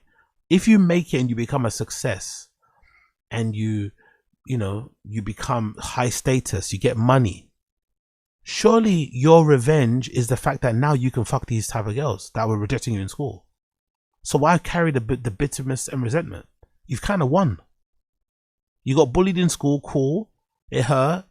The girls didn't like you, they teased you. Maybe it took you long to get your first kiss. Maybe you didn't lose your virginity until you became famous. Who cares? Whatever. It happened. But now you're up. Why are you still talking like to women like this? You know, that's the thing I don't understand. It's like, I kind of get it if he was down, if he was just like a nobody person and he was out here fucking saying the most crazy things about women. But now you're up. You got money. You can literally pay for it. And you can have girls want to suck you off because they like your money type of thing. Like, you got the best of both worlds. You can pay for it if you want, or you can have people drawn to you because they can look past your looks because of what you got in your pocket and because of your status in the industry and stuff. That should be enough, no? You know what I mean? Like, this is what it is. So, I just heard about like some new nigga who fucks. I'm like, oh word, for real? Like, the only question I asked, I'm like, wait, he bored or something? Or he just like, fuck? Oh, I bet you, I got it. So, she was trying to expose Ari recently, saying Ari's the whore, and it was, you know, when she was doing it, it was making her look like the good girl. But let's be honest, you know, these chicks, they all like the same men in the same industry. I'm not saying she has a history. I don't know who else she's fucked, but based on this video, you could probably tell what she's on, man. Like, and it's really odd too because it's not like he's like this Puritan. He also deals with women who are in the same field of work.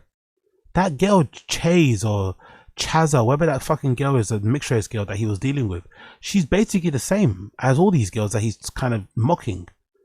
You know, she jumps around from guy to guy, whoever's the most lit. She treats Ak pretty terribly, and then he keeps taking her back. Like, he deals with the same. I don't know. It would be different if he was like the type of guy that dealt with regular girls and he had girlfriends and he was engaged and stuff, and he kind of led a very, you know, chill, demure life. Like, he also likes to roll around with, you know, people that you would look at and say, yeah, they might be escorts. So if you yourself like them, why are you criticizing other girls for doing exactly the same thing that your girls do? She's on the same thing. Lebebe is fucking a bunch of girls. He's paying $20,000 off a pussy. Like, you'll think she's not trying to, like, do her thing on the side. Whatever. Now, that's not the interesting part. The interesting part is that, chat, tell me if you've seen this movie before. Shorty has now posted a new video.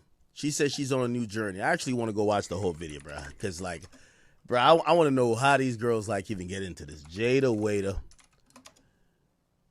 Okay. She dropped a video. So, as you know, This chick got a tattoo on her neck. She said she want to have a heart-to-heart with her audience. fast this Lent season. So I said, okay, bet, let's do it. God has put me in a position to where What is he stopping for? What's he gonna say? How come God never put them in a position when they were 22? You know, just for research purposes, let me just Google this. How old is Jada Chiefs? Okay. What's the problem here? What's the problem here? I'm confused. What's the problem? She's It's 20. the God-finding years, y'all. 28 to 30, fine. Okay, cool. This is the God-finding years, y'all. Brittany Renner. So there's that clip, right? And obviously you see the tweet there. It says, I want to pay close attention to what I'm about to do to academics. What's it say? What did it say here? What's it say? I let y'all play with far too long, but you keep defaming my character. I'm taking it to hell. I hope that streaming money tucked, bitch, cause I'm coming. So yeah, Ari Fletcher is gonna sue academics, it seems like. When I'm talking about the popping rappers, like half of Atlanta, you know what I mean? Like, this is what it is. Yo, these chicks, they all like the same men in the same industry. I'm not saying she has a history. I don't know who else. But based on this video, you could probably tell what she's on, man. Is he just upset he can't fuck her or something? Is that why? Maybe that's why, isn't it? Because maybe there is a certain level of girl. That's probably the thing that he doesn't. That's probably the thing that really hurts him. Even though academics is famous and he's got clout and he's got money, there is still a caliber of women who still want fucking because of what he looks like. You know, that's probably the thing that's hurting him the most. Like he's probably richer than a lot of the rappers that Ari Fletcher's been with, right? He's probably richer than a lot of the rappers that she's been with or the people that she's been with, or full stop. But she still would say no to academics because it's academics.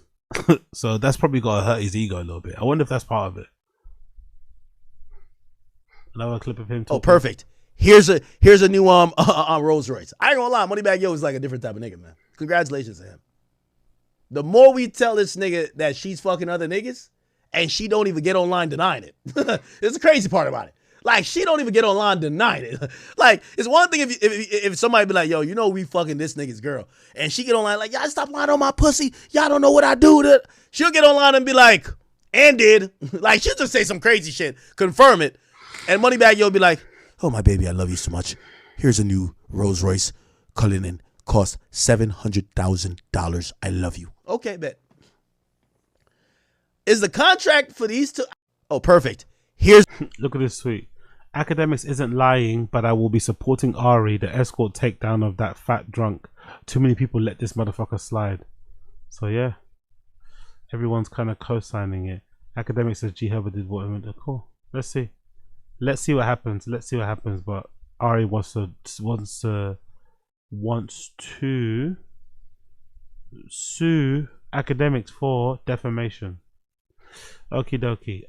Actually, what did Assad say? Something about Walter Weeks being ill. What's that? Walter Weeks. Twitter. What's happened to Walter? What's happened to Fresh? What's happened to Mr. Fresh? What's happened to him? Oh, he's in hospital. What happened? What's wrong with him? Surgery tomorrow. What happened to him then? Is it here? Dark times, but we won't ever stop. Surgery tomorrow. Pray for me. What's happened to him then? Pray for me. What happened? That's him in hospital. Okay. Another tweet, guys. I appreciate all the support. If I survive, I'm selling. I'm selling everything. I'll dedicate my life to content and my ego. Any ego I have, I'm letting it go. All the haters, I'm not even mad that you showed me where I can improve, and I will. Sneaker, no hate. Wish you the best. My conscience and my heart are clear. So what's he got? Is it like a terminal illness or something? If I survive.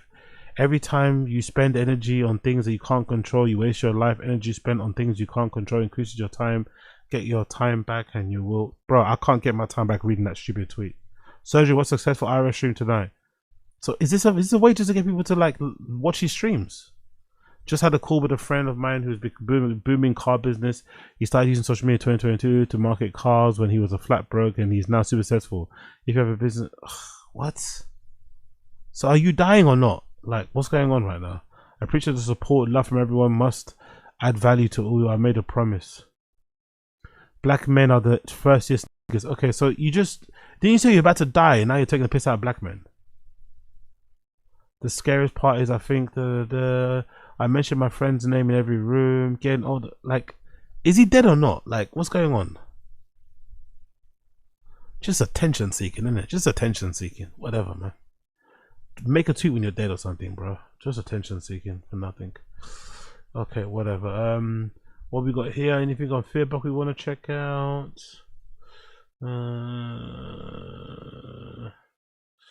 Let's see this one.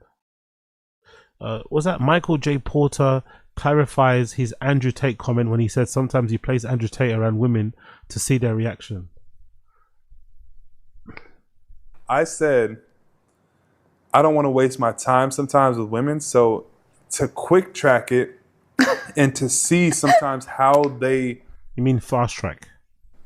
Think or how they respond to something. I'll put on something that I might not necessarily agree with, but I'll I'll put on something that like is out there and see how they react. Like, That's not what it's you not said. just no, for real. Go look it up because they might have clipped me. But like Andrew Tate is someone who is so like extreme kind of in his how he. Well, it's actually a little better now. He actually he's a little bit more chill now. But back then he was so like aggressive in how he just spoke that if I put that. If there's one way you want to guarantee that you're not going to fuck the girls in the room is start mentioning fucking Andrew Tate. No, if you want to make if you want to really kill the mood, you pull up fucking Andrew Tate's fucking YouTube. You know, that's when you're definitely gonna ensure that you don't get no buns. On in front of her, I would just like to see how she would react. Yeah. You know what's so funny? But it wasn't like it was almost to like rage bait. It wasn't because it rage baited. I was. It wasn't because I agree with what he says. It was almost like. You want to see how they react. If I put him on, I see like how a girl reacts to what he's saying, like when she's mad because he's out. But I don't understand. What's the takeaway here? Let's say you do play an Andrew Tate video in front of a girl you're trying to fuck, or you're dating, and she does reply or respond in an angry way. What does that tell you about her? That she doesn't like it when men say bad things about women. Like, just like what? What's the learnings that he's finding out? That most women aren't fans of misogynists. Is that the breaking news? What? It's such a weird thing to get a response. I want to see what she's gonna how she's gonna react. Like. Or is he the type of person that gets offended if the girl still wants to fuck him after he played the Andrew Tate thing? Maybe that's what he's trying to say. Maybe it's his way of like, filtering out the girls who are maybe too thirsty. Because maybe he wants the girl to leave. Because if she does leave, it shows she has principles, she has morals, she has a code of ethics, or code of whatever. I don't know. He's a funny guy. He's a funny guy. I don't get what the test means, but he's a funny guy. He's talking crazy on the podcast, and now how is she going to react to that? Is she? Maybe that's wrong. You know what I'm saying? Maybe But it's funny. I can't be wasting my time with these girls, man, that just think completely different than me. That's why, like. Immediately, if I meet you and you don't have some type of if we can't think similarly on some type of stuff, then it's a no, because I've seen people that have kids and they think completely different, and now they're both raising that kid differently, and then that'll make you resent your partner and things like that. Like you got what? Huh? But you got to go through those things. Maybe the Andrew Tate thing was a little whatever. But I just thought that he was kind of an extreme. He was an extreme person that would speak his mind, and you either agree with it, you either love him or hate him. So putting something like that on was just funny to see reaction. I see why he blocked you. Listen, they put my dog in jail with no like proof that he did any of that. They were trying to say he did traffic underage girls in Romania. That's another story. They tried to say he trafficked them, but that's the thing. We don't know. We know that they will like put allegations on the people that are speaking too much facts. Oh, Andrew does not speak too much. Fuck. So he's Andrew. Okay, fair play.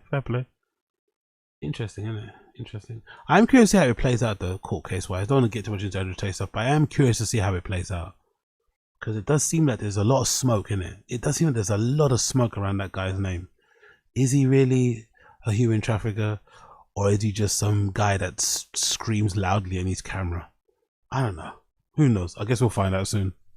Much facts. I'm not saying about Andrew that. Tate, like, I feel like he got famous because at one point he was so aggressive and like almost on purpose trying to rage bait people. He was on purpose, for sure, demeaning people. Like clavicular. He's rage baiting. Yes, exactly. He was on purpose demeaning people so he'd get a platform. But his underlying message, like now when I watch any of his stuff, he just likes to speak pretty true. Like now he has a platform. Now he's not doing all that wild stuff.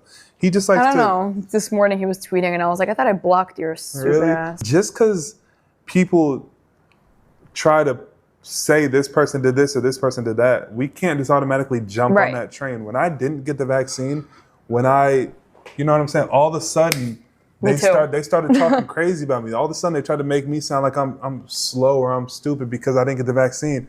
I was like, nah, bro, you're slow and stupid anyway. I don't think it's because you didn't get the vaccine. You sound slow and stupid anyway. You're probably fast on the basketball court. You're probably not stupid on the basketball court, but I think away from the basketball court, you do come across a bit slow and stupid. I'm not gonna lie, brother. Not gonna lie. One of a few NBA players. Yeah, Kyrie Irving. I defended him too. Now you fast forward a couple years later, you know what I'm saying? Now everybody wishes they didn't get the vaccine. I got kicked out of college for not getting the vaccine. There's all this research coming out about why it was. You got kicked out of college because you're dumb. Harmful for you. All the things that have happened to people since then. A lot of scientists have come out and said, yo, like there's no way clinically that they could put out a safe vaccine within 6 months or however quick it was. Like the vaccine was not safe to take. Mm-hmm. Okay, I'm done. I'm losing brain cells, man. Big up Michael Porter Jr., man. Big up Michael Porter Jr. I'm losing brain cells, brother. I can't. I cannot anymore. What's this? Dak Prescott and his fiance have ended their relationship, calling off their wedding 3 days before 3 days after her bachelorette party and 1 month before the planned ceremony. Really? Why is that? Interesting. Let's read that. Why did that happen? Dallas Cowboys superstar Dak Prescott and his fiancée Sarah Jane Ramos are not married, TMZ Sports has learned. We're told the relationship had been rocky behind the scenes for months, but things came to a head when a blow-up argument at their joint bachelor and bachelorette parties in Bahamas, and Sarah Jane called it off. Dak Prescott's fiancée Sarah Jane Ramos celebrated a bachelorette party with some of the Cowboys' wags, as seen in the Instagram post on Thursday. Ramos, a certified wine and spirit specialist, partied with more than a dozen girlfriends, including I truly believe you get through anything. I love these girls so much. Okay. Some people are saying that it's because of a fucking prenup. Some people are saying it's because of a prenup. She didn't like the prenup terms, which is interesting. Women seem to really not like prenups. It's just interesting. Well, especially when you're dating somebody that rich and famous. It seems like it seems like a given. You probably should get one, isn't it? I don't know. It's not something that I can probably lend any good opinion on anyway. Cool. Let's leave that. We've done it. Oh, is this the White House? That's the White House card, right? That's the White House card. The White House card is Ilya Topuria versus Justin Gaethje. It's going to light work. Alex Pereira versus Cyril Gane. Sean O'Malley versus Amin Zahabi. Mauricio Rufy versus Michael Chandler. Bo Nickel versus Kyle Dulcus. And Diego Lopez is on the fucking White House card. It's crazy. Versus Steve Garcia. Yeah, not that great. Not that fucking great, mate. Not that after all the hype, not that great. But I think a lot of it's to do with John Jones dropped out, right? Last minute. Allegedly, John Jones dropped out. So that definitely not going to help things. But yeah, not the greatest card in the world, I'm not going to lie. Not the greatest card in the world. Not the greatest card in the world. But hey, maybe it will change when we see it in person. Cool, we moved there. Anything on the Reddit? Nope. Uncle Theo origin story. I had a good Thanksgiving. I went to Thanksgiving at Brendan Schaub's, and Brendan. Oh yeah, I remember this. That's okay. Yeah, podcast. Brendan Schaub is done with The Fire and the Kid. Brendan Schaub is done with Brian Callen, courtesy of Podcast Cringe Bites. Let's go. Brendan. So just so you guys know, I don't go over the questions. This is in real time. So whatever is said is said. So we'll see how this goes. I'm an OG TFATK listener, so I have to be honest. I can tell you and Brian both do not like doing the podcast anymore. Both of you look generally miserable sitting through the podcast for the last couple of years, but definitely since moving to Austin.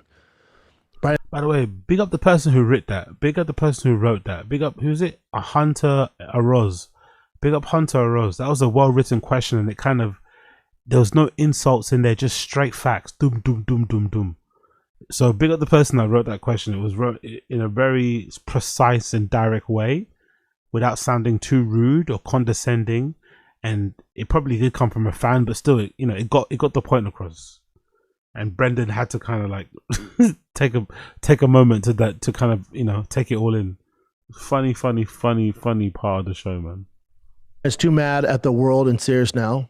He's not a philosopher. Brendan, he's obviously is not going to get his light back. So my question to you is, why do you still do it? And does he get annoyed listening to Brian complain about ticket sales, but does things like have Andrew Wilson on his podcast talk about Christianity? In all honesty, as a lifelong fan, take a break for a while. God, look at that. Fighting the Kid, episode 502. Almost 1 million views. 6 years ago. Those were the days. But they're also buying. He's not admitting they used to buy views back then too. Although they got 1 million views, that's also with Will Sasso. He's obviously one of their bigger guests. But they also used to buy views. He still buys views now, I think, a little bit. But they were definitely buying views back then. So those numbers were never legit. Yeah, man.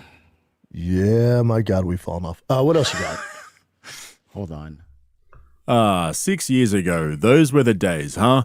But here we are 1 year into their move to Texas and everything's falling apart. The thing about Brendan is that he has this uncanny ability to redefine rock bottom. Just when you think the floor has finally given way, the lawsuits are piling up, the Podcast One deal is in its final days. I mean, the storage unit, the move, all of it. We all thought 2025 would see the end of the thick boy empire, yet somehow he finds another 6 months of runway. Schaub's like a plane that's been told it can't land and just keeps circling the airport, just like water circling the drain. But the Podcast One situation is the one to watch here, because if that commercial agreement doesn't get renewed later this year, the whole financial architecture of the thick boy operation will change basically overnight. And there's a moment coming up in this Q&A where Chin accidentally lets it slip that they're having to manage their own sponsorships now, which coincides with the Podcast One deal not being renewed. So I'll explain all of that in this video. If you think back to when these guys first discussed the idea of starting a Patreon, Brendan's main concern was that Brian Callen wouldn't commit to it. He's had one foot out the door since the day they arrived in Texas. The plan was always for Austin to be... I think to date, if I'm not mistaken, Brian's done like 1 or 2 Q&As. Brendan's done a majority of them, because they've got the Patreon to do the Q&As where the fans can ask the unfiltered questions. It's a bit lazy, to be fair, just doing Q&As the whole time. But the fans seem to like it, and some of the trolls seem to like it too. I'm pretty sure Brian's done either 1 or 2 episodes since they've launched a Patreon. So Brian's definitely got 1 foot out of the door, 100%. Or he's just lazy. But he's not contributing at all to the fucking Patreon whatsoever, but he's also still getting paid for it, which is, I'm sure not sitting well with Brendan. his launch pad, get back in front of Rogan, get that mothership spot, rebuild his comedy career, and eventually leave Brandon behind just like Theo did. And for a while, it genuinely looked like that might happen. Then the comedy special came out and it bombed spectacularly. Suddenly, Brian's options narrowed and that podcast chair started looking a lot more permanent than he'd planned. And speaking of Patreon, make sure... That's a good point, actually. That's actually a really good point. That's actually a really good point. He did maybe think that that special would be his meal ticket, right? That would get him that would finally get him the gigs that he wanted, right? The theater gigs and shit. It didn't work out. The comedy special was largely panned. So now he's kind of back to square one again. Which is probably why he's, you know, hanging around like a bad stink at T5K, even though he doesn't want to be there, Callan. He kind of still needs a job for the money. Sure you check out the next on So Much Go if you're interested about how they're clearly on their last legs. This is how it went down.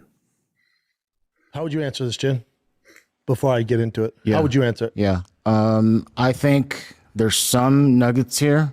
There's some truth Yeah, to there's it. some nuggets here. Yeah, I think that's why it's hard for me to answer. But it's bullshit saying like, oh, you guys are miserable doing the podcast. This is something that we always enjoy doing. It's just like sometimes we're all going through some shit. I disagree, Chin. I think there's some truth to that too. No, but miserable. Chin being this defensive about this is really odd too, by the way. Chin being this defensive, this dismissive, being a fucking obvious fucking Michael. Like, you know what the guy was trying to say. You're not saying that you're turning up to the fucking show and you're depressed and crying in your car and shit. But does it look like you guys are having fun? Does it look like you guys are having fun? Let's play a clip. Let's play a couple minutes from that episode 502 that Brendan said was getting so many views. Does the vibe of 502 match the episode that they usually do? That's the question. Maybe you're not miserable going to work every day. Chin probably just thankful he's got a job. But does it look like Brendan and Brian are having fun doing T5K? That, I mean, like, stop taking the fucking comment so literally. Does it look like your fucking bosses are having fun like they did before? Are you having fun doing the job? That's what the question they should ask fucking Chin. Are you having fun? Every single time you're sitting here. No, I don't think he's saying every time. No, what I'm saying is like, there. To be fair to this Hunter kid, there's days I come in here, I'm like, yeah, by the way, that's life. I mean, there's days I come in here, I feel like shit, you know, like, and people can probably tell. You can tell. Like, I'll smile and stuff, and you'll come or you'll text me later, like, hey, is everything all good, dude? Yeah. So we have our shit going on in our lives. Like, you can't be every single day. So you're making the guy's point. You're making the guy's point. You're basically saying there are days when you're miserable. That's the point that he's making. He's saying there are days that you guys look miserable. Clearly the magic is not there anymore. Why the fuck are you still doing the show? The short answer is that they both need the show. Sorry, all three need the show. Chin, Brendan, Brian, they need the show.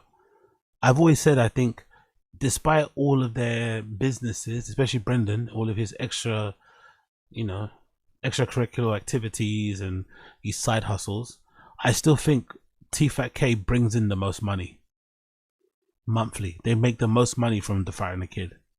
So if they did lose the pod, if they decided to quit it tomorrow, it'd be very stressful for them to make up that difference. They'd probably have to get a job. There's no way they can make a difference doing their own thing. So that's why they're not quit. That's why they're gonna ride it all the way until the wheels fall off, right until the end. They're not going anywhere. They both need it, especially Brian. He's got alimony to pay. It's tough. And right now is like one of the, tougher moments because, we're transitioning to this new thing. And like, of course we have to worry about sponsorship and all this stuff. So that shit's heavy, Yo, big up Young Old Vibes. The best, what's that? The best part of life is knowing when to move on. I don't think they can though, my dear. Because I think their problem is that it's their lifestyle. I think us regular folks, we could probably move on. Because I'm the kind of person where if I make more money, my spending doesn't suddenly change. I don't suddenly develop a taste for caviar. But I think these guys, they've done the unthinkable. Especially Brendan. Like, he's developed a taste for fine things even when he didn't have the money to afford the fine things. So to keep up appearances, there's no way they're going to want to go backwards. They're going to want to try and keep up appearances. So it kind of puts them in a position where they kind of have to stay doing a show they don't like because it pays them the most money, which will then allow them to keep up appearances and, you know, present an image of like wealth and stuff when really they're in debt behind the scenes. It's kind of wild, but I think it's really hard for these guys to quit this because this show is legitimately paying for their lifestyles. It's funding what they do. Without it, they're going to be in real trouble. That's my point of view on that. But it's like to say it's like, why the, I got to go into work. This shit. It's not like that. But Brendan saying it is like that. Chin's really, Chin is, I guess, to be fair to Chin, Chin has to argue against this because if he agrees with it, it's almost like he's signing the death warrant for his own job. You know? Chin kind of has to push back. Chin kind of has to sow a seed of doubt in Brendan's head and make him think, hey, maybe I'm being overdramatic. I mean, Chin has to kind of play the positive role because his job is on the line. If Brendan starts to think too much about how bad T-Fat-K is, he might want to have a meeting with Brian so they can sort out and maybe like move on and stuff, which will fuck up Chin's ability to make money, you know? Because if T-Fat-K goes down, Brendan's definitely firing Chin first thing, you know? He's definitely gonna take him off payroll. So maybe that explains why Chin is so like defensive and arguing against everything the fans are saying, because he doesn't want Brendan to start accepting that way of thinking or thinking that's reality, so that it would then maybe negatively affect his employment. I think that's what's going on there. I think so, maybe. Or maybe he just doesn't believe it's that miserable, which is also very on point for Chin, not being perceptive and understanding the things going around him. There's no problem at all. I don't see a problem. So, okay. I think there's some truth with what he's saying. Yeah, I think the same. Yeah, I think there's some truth. I don't know what to do, Bubba. I don't know what to do. Fighter and the kid, and I've explained this to Chin and Brian, we hit singles every week. We hit singles. Back in the day, we hit triples and home runs. Now we're hitting singles. And I'm okay with that. And I love doing the show. And I'm loyal to a default. Before Brendan says a single word, he goes straight to Chin. You could see the cogs turning real slowly in his head as he tries to calculate how he can answer this by throwing the team under the bus. And there's so much tension at the moment. Credit to Schaub for finally realizing that there's a massive problem. He was clearly holding back, and he opens up in a moment and blames Brian's allegations for their demise. But it's obvious that Schaub's done with podcasting in general. Chin was trying to play it off as if they've got the same problem. I don't think Brendan's done with podcasting. I think he just sees the end is coming. I don't think he's done. If he could have a pod that was successful, that made loads of money, he'd still be doing it, obviously. I think he just sees the end coming because, as we all predicted, or as I predicted, if this Podcast One deal goes away, they're fucked. Because Cast Media, before it was absorbed into Podcast One, they used to give Brendan and Brian very favorable rates to get them to sign on in the first place. And they were the one that gave Brendan the fucking $1 million that they owed him. Do you know what I mean? Like, so they kind of like buttered them up in a way to stay with them when they made the switch to Podcast One. And obviously Brendan probably just needed his money, didn't give a fuck what he signed. And now here we are. You know, here we fucking are. So I think Brendan realizes that there's no more of those kind of big sponsors coming in anytime soon. So you got to kind of get to work, and, you know, it's not as easy as it looks. Problems as any other workplace. You know, we all have shit days and we can't all be 100% energy every single day, but Schaub was right to pull him up and emphasize that their problems are much deeper than that. My personal view is that Brendan's lining up that Nick guy to take over from Callan. You know, that short dude who agrees with everything Schaub says and only pushes back on trivial matters that don't affect Brendan's giant ego. I think Brendan is really starting to have issues with Callan's age, but I'll come back to that in a moment because Chin let something slip there about managing their own sponsor. I think Brendan's having a lot of issues with Brian just not being reliable. That's been Brian's had a shtick in it. Like, Brian's got like a shtick where he like doesn't take things too seriously. He's a bit loosey goosey, you know, whatever. But it's not cute when you're like over 60. or whatever, over 50, whatever it is. It's not cute anymore to be turning up super late to record your pod, especially with a co-host, to just be really super loosey-goosey in the first place. It's just not the cutest thing. So I think Brendan's just getting, in my opinion, from what I can see outside, it feels like Brendan's getting fed up of Brian being Brian, you know, and wants a change. I don't think it's let's line up this guy to do the change. I just think it's just, you know, we need to make up something. But the only thing I don't like about all this shit is the lack of accountability in Brendan. I get Brian's a shit podcaster and not the greatest partner to have in business because he's very, you know, boring and whatever it comes to Brian Callen.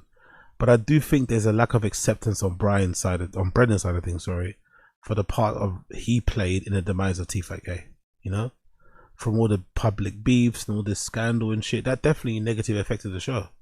Because now they can't get a certain caliber of guest or just guests full stop because they went against fucking Bobby Lee. You know, that was a real big error in that respect. Maybe the hugest, but hey, what do I know? Sponsorships. He said they're transitioning to this new thing, and of course we have to worry about sponsorships. To me, that means that the Podcast One deal is not being renewed, so they won't be able to rely on syndicated ad deals from a podcast network to earn their own ad revenue. Instead, they'll have to do their own deals directly with advertisers, and that's going to be a real problem. And the problem is going to be, why it's going to be a problem, I don't know if he's going to say it, but I'm just going to say it on my end.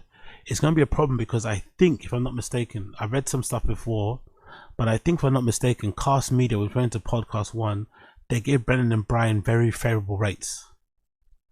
They also turned a blind eye or didn't pay much attention to the allegations of like botted views, all that malarkey. They still paid out. So I think my theory is thus.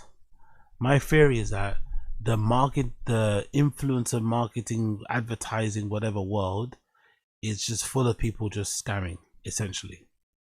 But in the agency world, where it comes to podcast advertisers, it's like mutually beneficial scamming. So if you set up a studio, or like if you set up advertising company that puts ads on fucking pods, and then you sign pods on your network to work with, but then you fake the numbers and make the pods seem like they get way more plays and downloads than what they are, you can use that leverage to then secure bigger deals or get bigger guests or whatever else it may be. But then your podcast advertising company, they are also benefiting from this, because if you get big guests and you have big episodes, that looks good on them. So they don't mind paying you ahead of time. They also don't mind it if you do an event and there's no one there, but you made it look like there was somebody there. Do you know what I mean? It's a mutually beneficial sort of dance. But for Brendan and Brian on T5K, that dance is over now because Cast Media and Podcast One have left the building, type of thing.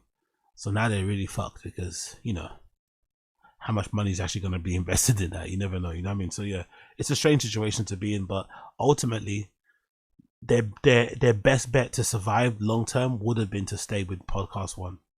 The fact that they can't stay is just like, it's over. It's fucking over. Because now they're going to have to rely on their own numbers to attract them instead of hiding behind Podcast One's broader network. Exactly. So just to explain exactly how that all works. Or just inflated numbers. Probably it's not even broader network, it's just inflated numbers. They definitely inflate the numbers. Podcast One will do deals with advertisers for a certain amount of views with an ad spend per quarter, and then they'll distribute those ads across all the podcasts in their network and then aggregate everything at the end of the month. Yeah, so it's like net 90 days, isn't it, right? I think it's net 90 days when it comes to advertising on podcast. So all of the ads that fucking Podcast One get divvied out to all the pods they have on their show, on their network. Yeah, I think that's basically how it works. Cool. Let's continue. Oh, there's a video. Sorry, whoops. And then the quarter. Now Schaub's going to have to make those deals directly with advertisers, and in my opinion, he doesn't have the numbers to do that because basically it's not worth the admin for those advertisers to deal with a podcast that's getting such low numbers. Exactly, but that's why Podcast One / Cast Media were perfect for them, because they knew they weren't getting the downloads. They just turned a blind eye to it because it was much better for their brand to be associated with Brendan and Rogan, all that shit, That's basically why they did it. Again, I could be wrong, but that's basically why they did it. And then there's the singles speech. Back in the day, they hit triples and home runs. Now they're hitting singles. He's told Brian and Chin both that those days are gone. They're never coming back, and you've got to be okay with that. And I think it's easy for Brendan to say that because he's the one in control, with his daddy Peter Schaub approving everything, of course. But I don't think it's fair for him to tell Chin and Callan to get over the fact that they're a shadow of their former selves when it's their jobs that are on the line, not his. And this is what Brendan always does. He'll agree that there's a problem, but he'll never actually take responsibility for it himself. As far as Brian's light, I don't know what it is. Obviously we know the shit that he's been through, but I think when the show started, me and Brian were different people. So when people go, "Oh, you've changed," absolutely, man, absolutely. I'm not out at night. I'm not in the comedy scene. I'm not booking guests and doing that stuff anymore. And that was my job for 10 years on the show. If you ever saw a guest, it's because I booked it. Jesus Christ. Weird time to glow, innit? Weird time to glow. Very, very strange time to glow. But hey, very interesting. Very, very interesting nonetheless. It was through me. Brian doesn't, and not mad at him. And when Brian's at the Comedy Mothership, the last thing on his mind is booking a guest for The Fighter and the Kid. Maybe it should be the first thing he thinks of sorry, I'm itchy there. Brian's contempt for The Fighter and the Kid, or his laissez-faire attitude, has always annoyed me anyway. From the very beginning, I watched T-Fat K back in the day when they were Fox. The way Brian used to treat T-Fat K as an afterthought always used to annoy me. Always used to annoy me. I'd rush to the phone to see if some big holiday. It's like, brother, I don't know. I find this stuff fascinating. He doesn't even think of it, and he never has. But he probably should, innit?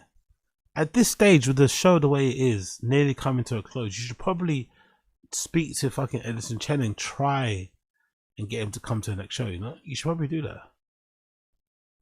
You should probably do that. And I think with what Brian went through, he obviously views life through a different lens, and just the dynamics of the show is different. It's different. I love how they're trying to act like Brian's the victim here. I love that side of the story, right? I love how the update is like Brian Callan is actually the victim, not the actual victims. I love that bit. Straight up, it's different. As far as miserable, no. If I was miserable, trust me, I don't have to do this show. I have other means. Sure. Not miserable. Some days it's tough. Some days it's very tough. I'll give you that, Bubba.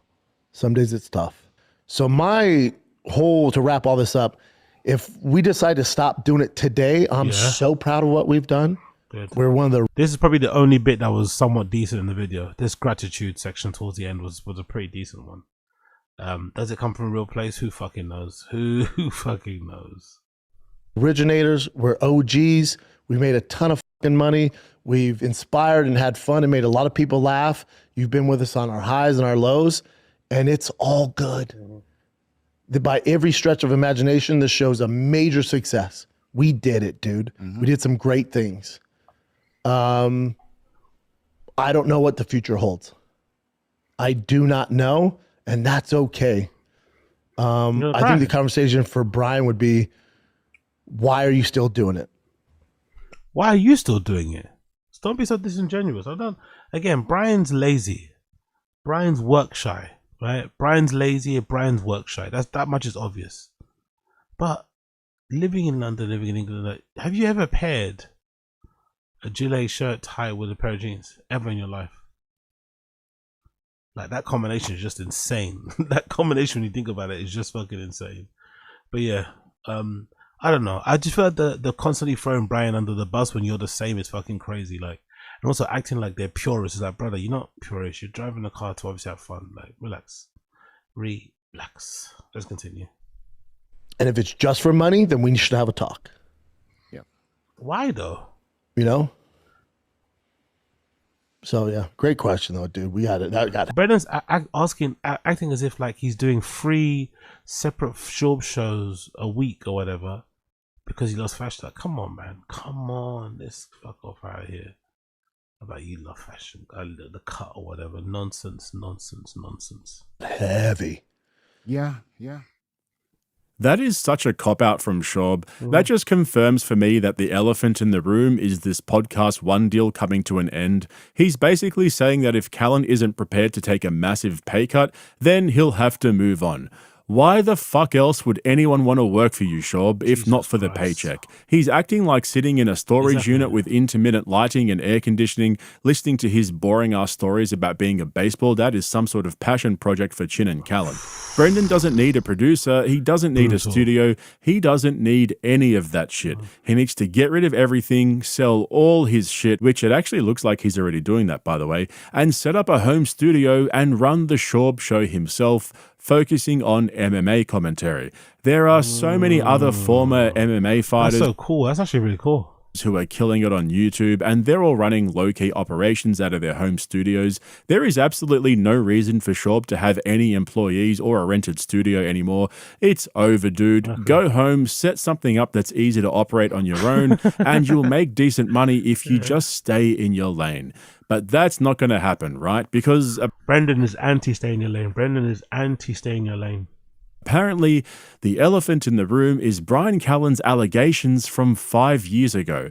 Jeez, this guy is so predictable. Definitely have some stuff. But it's the elephant in the room. But Brian's had some stuff. People go through stuff. You've got to move on. Otherwise, they won already. It's not about winning or losing, brother. He got accused of rape and sexual misconduct with other girls. This isn't a thing of like starting or not finishing topics. Like, this is a real bad case of like rot brain or whatever the fuck that's called, and whatever this stuff is called. Like, what the fuck is he coming up to him to Trump like that? Is she alright? Is she okay? Like, god damn. Fuck. Okay, fair play. If it's gonna affect you every day, and now it's become this dark cloud on us too, buddy, then we gotta stop doing the show. Oh really? Big up Jack Donny Jr. It's not on the roster. Is that true? Let me double check that. I didn't see that. Podcast One shows. Where's that? They got a website, right? Where's the website? Is it this one? So let's see. So this is Instagram. They must have their site on here, right? Except, where's their site? Podcast One, stay in touch. Huh. They used to have a site, didn't they? I'm pretty sure they had a site. Or am I bugging out? I'm pretty sure they had a site.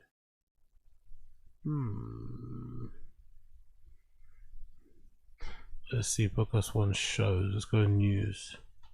Podcast One's Adam Carolla show. Podcast celebrates. Okay. Renew Adam Carolla multi-year deal. Potter Jones. Okay, cool. Yeah. So Adam Carolla's show got renewed, but Brendan probably doesn't. Brendan doesn't. Cool. Moving on. Let's do this one. There we go. Cool. It's not just, by the way, it's not just Brian though. The people on the show have been through stuff. It's not just Brian. There's been other things that have happened here as well. So, and we get over it. Yeah, but that's what I'm saying. That's why I appreciate the way you look at this stuff. We have to. We said this before on this Patreons, but we have to. We tell Brian all the time, like, let go. Like, that shit was then. Nothing crazy. Like, no one's thinking about you that way every single day. Yes, they are. Maybe he's in the bubble, so he doesn't see it. But I think most people, when they come across Brian, they think to the back of their head, like, did he actually do it? I think most people think that. It's a real humble of that. But I'm pretty sure most people do. But hey, here's my kinda laundry. You get it? Kinda. Yeah, anyway, let's continue. Hey, we tell him all the time. It just has to. So it's up to Brian to change that part of the way he thinks. And I don't know. I don't know. I don't know, Brian. No, I do know. He's 60. Here's the thing. Like, the people saying, oh, that he's 60. No.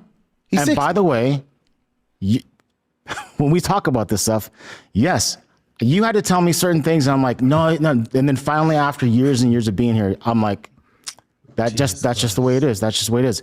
Hopefully, I'm just saying, hopefully, knock on wood, this particular thing will somehow like dissipate a little bit. I don't know. What? Chin, it was 5 years ago, buddy. Yeah, but that's a huge thing he went through. 5 years? It's I know a people that huge get thing. over their loved ones dying faster than this. He's talking about Brendan. He's talking about himself there. He's talking about himself. He's exposing himself. He's exposing himself here. Funny guy. 5 years? I'm just more positive, man. I don't know. But yeah. I'm more realistic, but I'm also, okay. Yeah, all right, then this is what it is. Exactly. If it doesn't work out, it doesn't work out. I'm cool. Yeah. I'm good. The accomplishments are insane. Yeah. I'd say how much right now.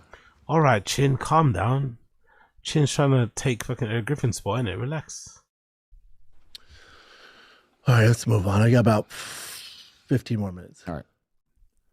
The bottom line is that Callan is never beating the allegations, especially when Brendan keeps casually bringing it all up at every opportunity. Exactly. He's single-handedly keeping the allegations alive by continuously fueling them, and then has the audacity to accuse Brian of dwelling on it. The truth is, Callan's allegations scaring off advertisers is only part of a much bigger problem, and that's Brendan's comedy career becoming a meme, which led to him becoming the internet's punching bag, which subsequently dried up the pool of guests who were initially willing to come on the show. There's also the whole Bobby Lee drama and Brendan's lawsuits. He just became so desperate, which turned into aggression, and everything spiraled out of control. He's the victim of his own ego, but he'll never sit there on a Patreon Q&A and admit that because, well, he's the victim of his own ego. Funny how that works, huh? But anyway, I wanted to give you guys an update on the whole Brendan Schaub situation. It's looking like the Podcast One deal is on a... That Podcast One deal going away, man. God, I thought the Showtime deal was a big L, but this Podcast One not re-signing, that's a big deal, man. That is a big deal. Podcast One not re-signing. That's gonna cost them a lot of money because they were paying well. Podcast One were paying above the market cap, and also they were paying a lot for our views, which were like 500,000, easy, at night and shit. So big up them. But yeah, not looking good, man. Not looking good because, like I said before, I think Podcast One, the thing that they did is that they gave these guys like signing on bonuses and better rates than most podcast network companies do.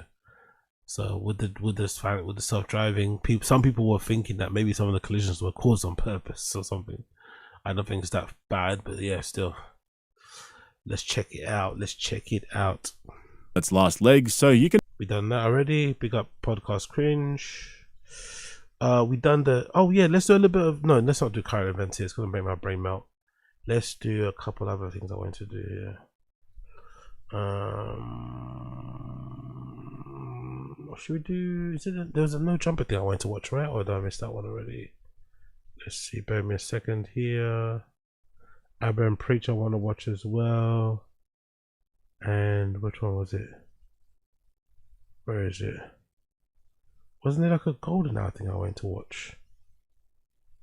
Okay, cool. Let's just quickly go over this. It's just legal mindset. 15 minutes though, isn't it? Okay, cool. Let's go Bubba. Where's the clip I want to play? Fuck. Should have organized this better. Sorry, people. Should have organized this better. My bad. Let's go to Bubba. Boom. Cool. There's a new Bubba. Yeah, let's go this one. And then we'll continue on to the other video clips. Big up everyone in the stream chat. Fake alpha male king Azuli situation got worse. Last time on the Alpha Male Universe. I'll just say it. I'd rather be a wolf that everybody hates than a donkey that everybody rides. Some men can't be removed. They're only remade. Remember my quote. Never fear fear. I don't think I've ever seen a guy in a Rolls Royce who doesn't sit like that. I don't think I've ever seen a guy shouting into the microphone, shouting into the camera while sitting in their Rolls Royce who sits like that. Why does everyone sit like that? Everyone that's seen in a Rolls Royce never just sits with their headrest, with their head on the fucking headrest. They always sit like that, off, so you can see the fucking double R. Like, come on, man. Act like you've been here before, bro. Act like you've been here before. Become fear, so fear himself will fear you. Let's go. Welcome back to the Alpha Male Universe. Now, Bubba Army, be sure to report for duty and big up, run it up. It's a scammering. That's brilliant. The scammering is brilliant. smash that like button because we have a wild AMU episode to cover. Now, this video is going to be talking about Princess Azuli, and if you don't know who a Princess Azuli is or what a Princess Azuli is, basically, he is a alfalfa grifter portraying himself now as a billionaire. Yeah, apparently he's a billionaire now, and he's just spreading his wisdom on Instagram, and I haven't covered him in over a month. Like, time really does fly and the AMU gets crazy, but it is truly wild to see how much like more deranged he's got. He's claiming now that he put a Glock in someone's mouth. It's kind of insane how you can just like decide one day, just wake up and just become like a guru. I find that pretty interesting. You can just wake up one day and just start, you know? I think that's pretty fucking cool. Just invent a story about yourself and then boom, you're off to the races. He's really going in hard on like talking to the kids and all that shit. It's just truly weird, man. So this video is gonna be probably brain rot. Yeah, it's gonna be brain rot. So you know what? Let's get this show on the road. I'm God, and I just gave you new life. He literally drove next to me, hit my car. I don't even know who the fuck this guy is. I passed him, hold my e-brake, do a 180, stop right in front of him, right close, get out the fucking car, take my gun, break the window, pull him out of the fucking door, through the window, put him to the ground, cock my fucking Glock, put it to his mouth, and look at him. Let's say you're dead. That guy pissed himself. I smacked him in the face extremely hard. He started to cry. I said, today, we're gonna celebrate your birthday. From now on, this is your birthday. What? What? Like what? Like honestly, what? For real, what? You hear me? Yes. Got up and I left. I would never shoot them for something like this, but I had to give them a new birthday. I was a young man. I was full of fucking rage. Right. Okay. Who's gonna say full of gum? Okay, so yeah, Azuli has definitely gotten more deranged somehow since I last covered him. What the fuck, bro? What did I even listen to? So he somehow swung his car around. You know, I like the best. I like the influencers who do that fake podcast interview thing. I like that. That's why I like the best. I like the ones that did the fake interview thing while he was sitting on the side not watching it. Oh, that was so hard. But hey, here we are. Like James Bond, hopped out of that, pulled out a Glock and was like, oh, this is your new birthday now. Go celebrate life. Like, who's believing this shit? I want to see the podcaster or the interviewer's face when he's telling these stories. I personally have a theory that every single one of these people are just paid to be like a fake podcaster to maybe look like. That's what I said. They did it. It's a service. They do provide a service where they can create like a set for you. Usually it's a telltale because there's lights in it. But it's a set, whatever, nighttime flight, whatever. And what they do with the fake podcast, I'm assuming, they make it seem like they're talking with somebody, they're not. They just cut it in a way to make it look like they're talking to somebody, they're not talking to somebody. So if you want to get yourself out there in terms of having interesting hot takes, that's what you should be doing. You know what I mean? I'm a bit late to that party, but for spread the joy in that regard. But let's go back to King Azuli. Let's see what else he's doing. Like his story is more legitimate or something, or that someone's genuinely interested in this bullshit, because there's just no way like you could actually sit there with a straight face and I bet Coiler, who's this? Luke Beamer. Who's Luke Beamer? Luke Beamer does this too. Who's Luke? Who is Luke A. Beamer? Luke A. Beamer. Who's that? Who the fuck is Luke Beamer? That's not him, right? Who's Luke? Luke, you said Luke Beamer? That's what you said, right? Who's Luke Beamer? Who's that? They're on the screen chat, Kyla. Who the fuck is Luke Beamer? Guess Luke Beamer. Oh, Belmar. Not Beamer, Belmar. Let's see. Who's that? Oh yeah, this guy. Yeah. He does it too. Yes. Yeah, Kyla knows. Exactly. Yeah, this guy does it. Yes, he does a lot of that. The fake podcast thing. Appearance. Let's see if there's one here. There's one with a real podcast there we can see, but yeah, you're right. Oh, it's annoying. Has he got TikTok or something? Yeah, he has, right? 600,000. So you're right. The wealthiest person is the one that wakes up with the least pressure on their chest. The one that wakes up and is like, I live a good life. You don't need a lot for that.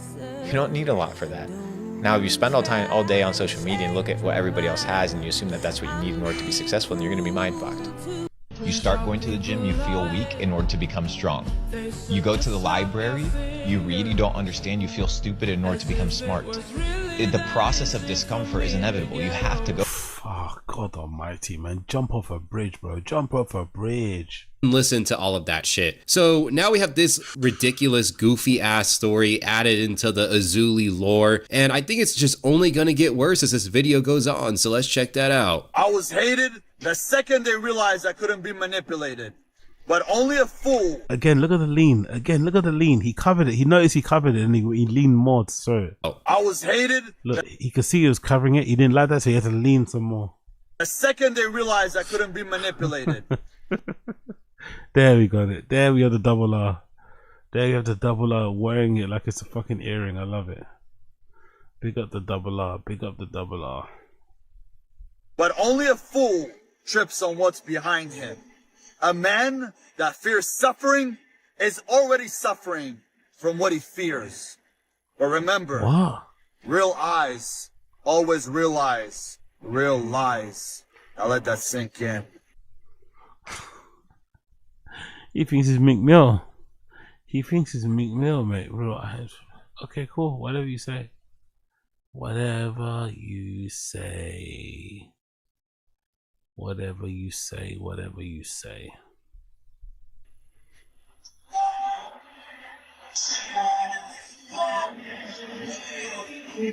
Not the unbelievably long and cringe ass look off to the distance after he thought that he dropped some real heat. Azule has a habit of saying these rhymes or sayings that he just rips off people to portray himself as extremely intelligent. He's a guy who brags about his IQ and that he's smarter than everyone. He's out gaming everyone. But what he really is just doing is making himself a bigger fool. I mean, realize. Like, wow, did you have to go to Harvard for that one? Like, come on. Like, that shit's not making you sound smart. That shit's making you sound corny. And if you're new to the AMU, then you probably have no idea why so many people just constantly troll this guy in comment sections on his channel, constantly attacking him, but it's for a legitimate reason, right? He wants to say that people hate him because they cannot manipulate. This is a good one. 2v1. Or control him. No, people hate him because he committed an S crime and it's on his record. If you just look up his name, you can easily find out this information. And that's why everyone hates him. All this cornball shit is just typical alfalfa behavior. But when you understand that aspect about him and his character, then you really understand why people are so passionate about getting this guy off the internet or trolling him or whatever. There's probably going to be, I don't know, over 500 comments on this video alone, just pissed off as hell that they have to see Azule's face once again. So let's check out the rest of the video. I just received a message from a fan of mine who is 14 years old. Okay. He says to me, King, I'm 14. I've been following you for 2 years. I'm your biggest fan, but I'm a Muslim. Does that mean I'm a bad Muslim because I'm a fan of yours and I look up to you and you're Jewish? And I also wanted to know, do you hate me because I'm Muslim? Look, to all the kids out there. I love how he cannot figure in his mind. He cannot contemplate. He cannot manufacture, produce that bag with a fur fucking collar. I bet that'd be silly. Oh, for fuck's sake. Okay, cool. Continue. To all the people, but now I'm going to speak to the kids. I don't hate you at all. I don't hate anybody. I literally have no hate in my heart. I'm here for you guys. It doesn't matter to me if you are Muslim. So manipulative, isn't it? So manipulative. If you're Jewish, if you're Christian, Buddhist, Catholic, it just does not matter. I'm here for you to know that you could become the best that you could ever be by watching somebody like me, seeing what I do every single day. My days are very simple. I read self-improvement books. Okay. I wake up every day at 3 a.m. Hold up, wait a minute. Why is a 14-year-old texting Princess Azule? Like, that is rather concerning. This is why I mentioned in the intro that he has been going really hard with like talking to the kids and all that shit. And I just don't think that's appropriate considering his criminal record. Like the last time we covered Azule here on the channel, we were talking about how he went to a school and gave a public like speech or whatever. And that was a huge controversy. There were a lot of parents that were upset about that who actually go to the Calabasas high school. But now Azule is like doubling down and he's like personally texting a 14-year-old. Like that is super weird, bro. And then he wants to say that he loves everyone, but that's a lie because I have this clip here and it was Ali Schaub who showed it. Muslim is not the way. We need to get rid of them. All of them. Not one, not two. This guy running his mouth again. Sickening. Nonsense. I think it's who's that guy? Is that him though? Who's this guy in the back? Is that him? To put an end to this. Trump, go get it. It's time to all these motherfuckers. Muslims will do crazy because the leader, Muhammad, is all about everybody. This guy pisses me off, continues to piss me off, man. I can't wait to get him in the ring, seriously. Okay, so that was a fucking lie with Azule saying, I love all religions, I love everyone from all over the world. Bro is just grifting all the time, and I'll get like these alpha males who... I also want to meet part of me also wants to meet the guys that get duped by this shit, you know? I would love to meet a guy who like follows these guys and hangs on their every word, buy their book recommendations. You know, I don't know. I'd love it. It's such a sick way to kind of, you know, put money in your friend's pockets. But I don't know about other areas in this regard. Like, what do the kids get out of this? Like, what are they drawn by? Seeing this old man in like a blazer with no shirt on underneath. Like, how does that impress you? Seeing that King Azule guy with a wig on and shit. Like, ay.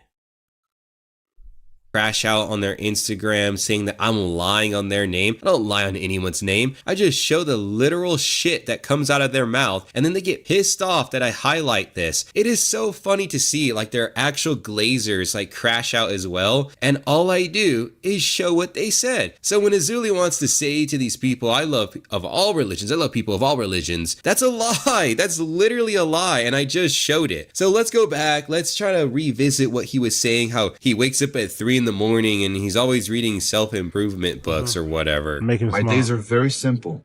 I read self-improvement books. I wake up every day at 3 a.m. I work out every single day. It was a free intense in it. Brendan's doing 10Ks at 4 a.m. He's running for it. Jesus Christ. I take cold showers. I meditate. Cold plunge. I get on social media to inspire people. I don't consume bad content. I'm here to tell you that you could become a strong man. I'm telling women to stay away from dating and sleeping around until you find that right man. I'm telling men, stop chasing women, chase your dreams, and the right one will come. Don't go out there, don't party, don't do drugs. I don't drink, I don't do any of those things. Oh, this is what I would call the Wes Watson special. Interesting cope there. Interesting cope. Not going to change much in terms of the show. They're doing pretty well with how they're doing things in some respects anyway. So yeah, I don't think you're going to get that change anytime soon. Not that change anytime soon. But big up Bubba though. I don't know how he does it, but he's convinced some terminally online kids that he's the fucking savior. I don't know how he did it, but he's done it. I don't know how he did it, but he's fucking done it. And it's so weird to see all these young kids really give a fuck what King Azule and his fucking minions have to say. It's so weird. Okay, cool. We've done that. Okay, let's do a bit of Wings Redemption. Richard and Smelly Kelly conversate. Come on, what? That are legal that should be illegal. Like, did you know that you can't like sue like a hospital? You can't sue like a hospital or like a bank over. Let's just do a bank. Let's take the hospital out of it. You can't sue a bank over like overcharge fees or like fees on your checking account, right? Like you're not allowed in the United States to like if.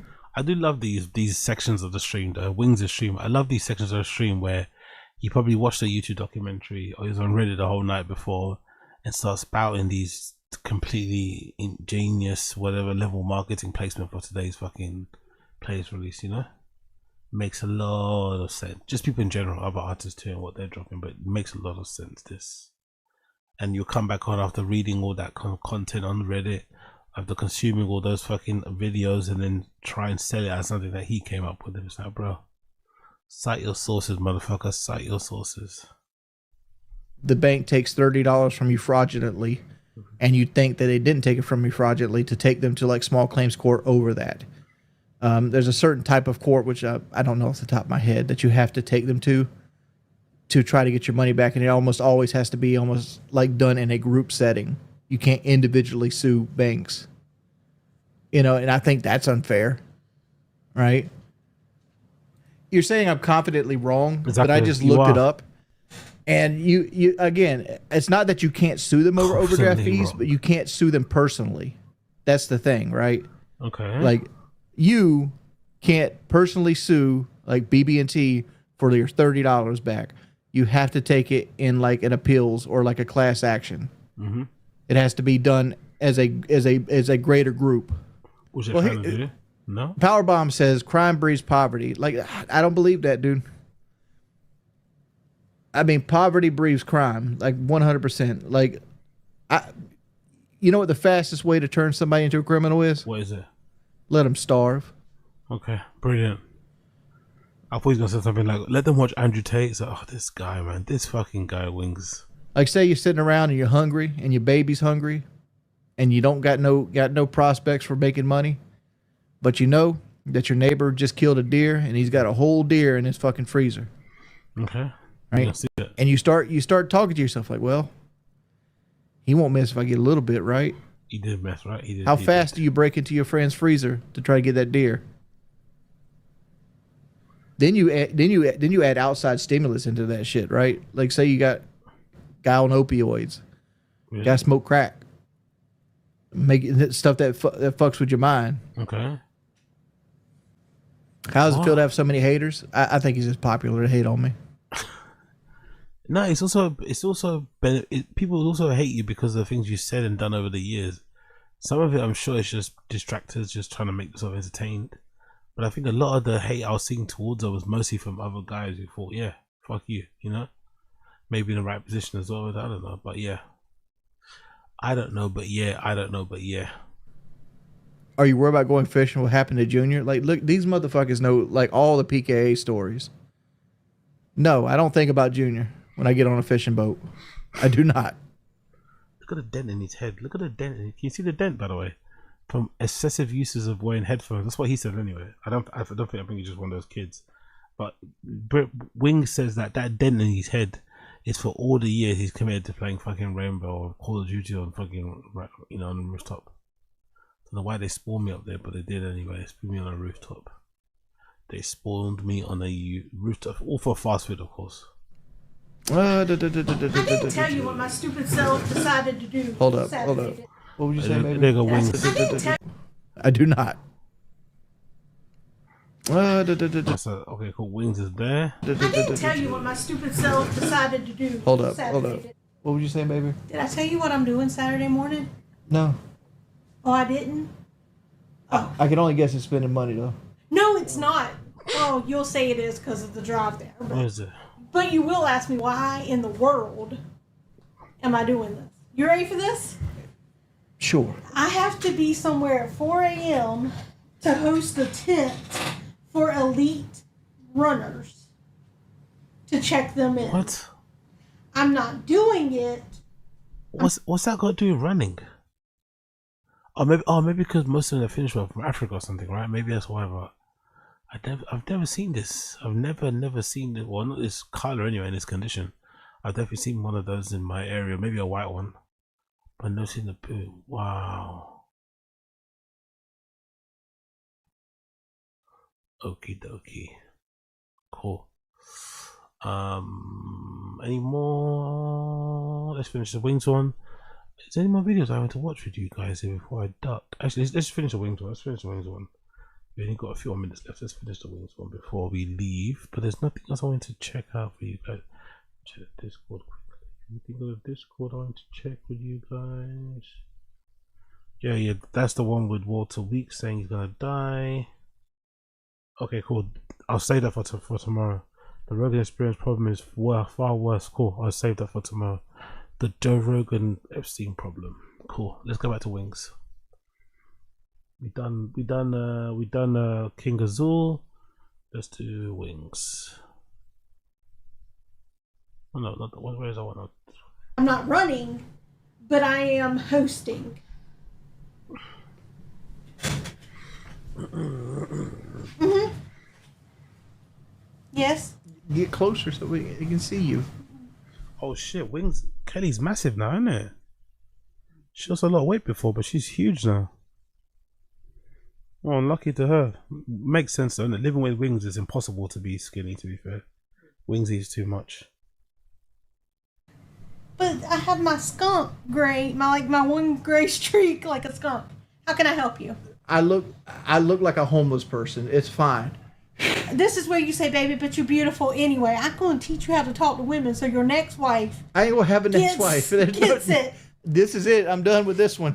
I am actually not always looking for airtime. Thank you. No one cares. Cool. Look how big I am. Look at me. Dog, you look at. But I like how he sees. I like how he gets. I like how Wings will see himself in the OBS monitor reflection or whatever, and you'll complain about how big he is. Oh my god, look how big I look, bro. You are big. Like, you're 500 pounds. What do you expect? Like, look at your gut. Like, I mean, you're not a small dude. Right? He gets surprised when he sees himself in mirrors and stuff, or like monitors. It's really surprising. It's like, don't you know what you look like? Absolutely tiny compared to my fucking like mass. I look monstrous. Cosmo and Wanda. We do. Big up Coiler. Are you falling asleep again? No comment. Big up Coiler. Are you falling asleep again? No comment, my friend. I'm just out here streaming. Big up Cole. His sources are referenced as garlic mayo and truffle is hilarious. Run it up. Chat. Who's your favorite local? Mine's probably tied with DSP and LTG. I used to enjoy banquet videos on Wings too, but he's become boring. Yeah, he's really boring. Like, this is the most entertainment. He's really boring, to be fair. I watch some of the videos in the background just as like background noise, but he's really boring. Like, but I think he does it on purpose, obviously, to like dissuade his trolls from digging too deep. But you know, it's too late now. It's too fucking late. Cosmo Wanda. Oh my god. I thought we had the watermelon going again. Do you know who Cosmo and Wanda are? Yeah, the Fairly Odd Parents. Oh my god. Yeah. Oh, that's actually pretty good. Will we kiss on stream? Yeah, I'll give her a kiss. How are we slick?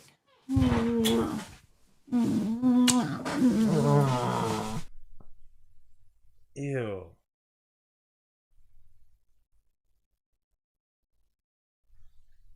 Ew. And they would eventually. Didn't you think you could beat me in running? Hell Didn't no. you say you were faster than me? I said I was bigger, faster, and stronger than you, but not running wise. I'm talking about like hand-eye reflex, that kind of stuff. How can you be bigger, faster, stronger than somebody, but you can't run faster than them? That doesn't make no sense. A live blood sugar reading? Shippo says, We could do a live blood sugar reading. if you want to. I mean, All right, can we do my pinky? honey, you can have whatever you like. What? Love the dead air. Love the dead air. That was his. Love the dead air. Love the dead air. That's okay. Mine's lower than yours. She got 87. 87. You had to put 87. 87. We know we look like Wanda and Cosmo. It's the Odd Parents, Fairly Odd Parents, and that's all I remember that song. Jesus Christ, bro. I guess we'll have to bat within our league, but god damn it, Kelly. Jesus Christ, lady. I get we have to bat within our league. I get we have to all bat within our standard, but My mic's dusty as fuck. Like the sleeve, maybe? It's cat hair, honestly, most likely. Like Grayson comes up here all the time. She needs a new car. No, she just got a new car like 6 months ago. I love my new car. I mean, like, so therapeutic. we finance Kelly's car. Oh, Most of the time when I stream, Kelly's at work, so she can't come on. you're the one that picks the time you stream. I am the one who picks the time I stream. But like right now, I've been waking up like 11, 12 o'clock at night, and I'd usually go to bed like 3 or 4 in the afternoon. So right around this time. So I usually sleep from like 4:30 to like 11. Okay. Where's the doorknob? I live in a modular home, and my home's 26 years old, and like all the doors and shit like that are hard to find. So like instead of paying a premium when like another doorknob got messed up, I just took this doorknob off of this one and moved it to another door. Because that's just a closet. That didn't go anywhere, just a closet. Would I rather gain or lose 100 pounds? I'd rather lose 100 pounds. Like if I lost 100 pounds, I'd have a whole thing. What was the whole thing? I'm not 6'2". I've never claimed to be 6'2". I've claimed to be 6 foot even. But you want to see me next to the door? I got you. Jesus Christ. That is a man, and that's a lot. That's a fucking unit, isn't it? That is a unit. That is a unit. God damn it. Come on, Wings. It's actually a miracle. Explain my pants? That table is still, that flooring is still okay. Glad you asked. But I went against aerosol fighting. It's actually impressive how much money this guy makes streaming. I'm not gonna lie, given how utterly boring it is. And these are clip channels that try and pull the best moments out for the viewing public to enjoy, right? And even the clip channels can't make Brendan sound interesting. Fucking hell. Would I win a fight against aerosol fatty? Yes, every day of the week. I'm just bigger than him. Okay, and what's that I'm mean? bigger than him. I probably got more fight practice than he does. I wear pants that are like elastic.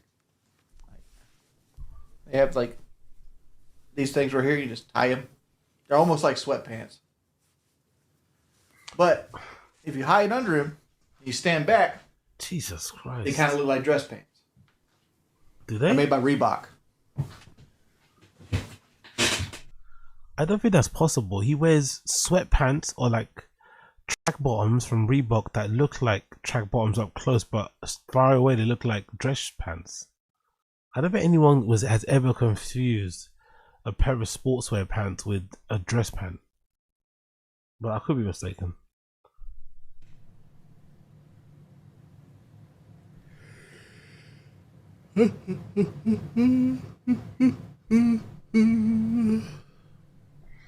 Right, that's the whole thing. It's my whole thing was like, if I don't at least try to do something, it's never going to get better. And like, I don't care so much about losing the weight as much as I don't want to lose my mobility. Like that's my big fear in life is lose. Surely your big fear in life should not to be 500 pounds. My big fear in life is that if I lose weight, I might lose my mobility. What? Or not lose. Your biggest fear in life should be losing the weight in general. Forget even trying to find a reason. Just lose it. Simple as that, really. Losing the ability to even move around. And I don't want to have like a big ass. You ever see those guys on like 600-pound life where they have like this big ass fucking leg? I do find it interesting that he looks down on those people though. Again, another observation on locale. Like DSP doesn't like to be referred to as broke, right? Locales are really interesting. DSP doesn't like people to think that he's broke.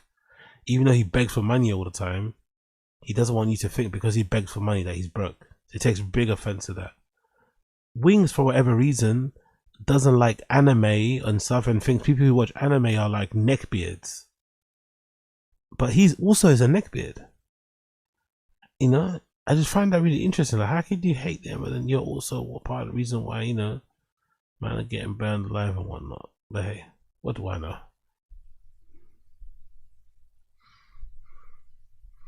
and it's got like tumors and shit like that hanging off the side of it. I never want to get to that point in life. Yeah, big up Wings. Big up Wings. What a legend. Big up fucking Wings. What a legend. Big up fucking Wings. What a legend for all the wrong reasons. Wings is a legend for all the wrong reasons. Cool. Let's get rid of some of these tabs. We've done that. This one's from last week. We're not gonna do that anymore. This is a Breaking Banquet. I'll save that. There's another Lummox. I'll get rid of that. There's a clavicular one. I'll leave that up. Legal mindset with Emeru. So see what's going on there. Emeru's difficult defense in Miskiff lawsuit.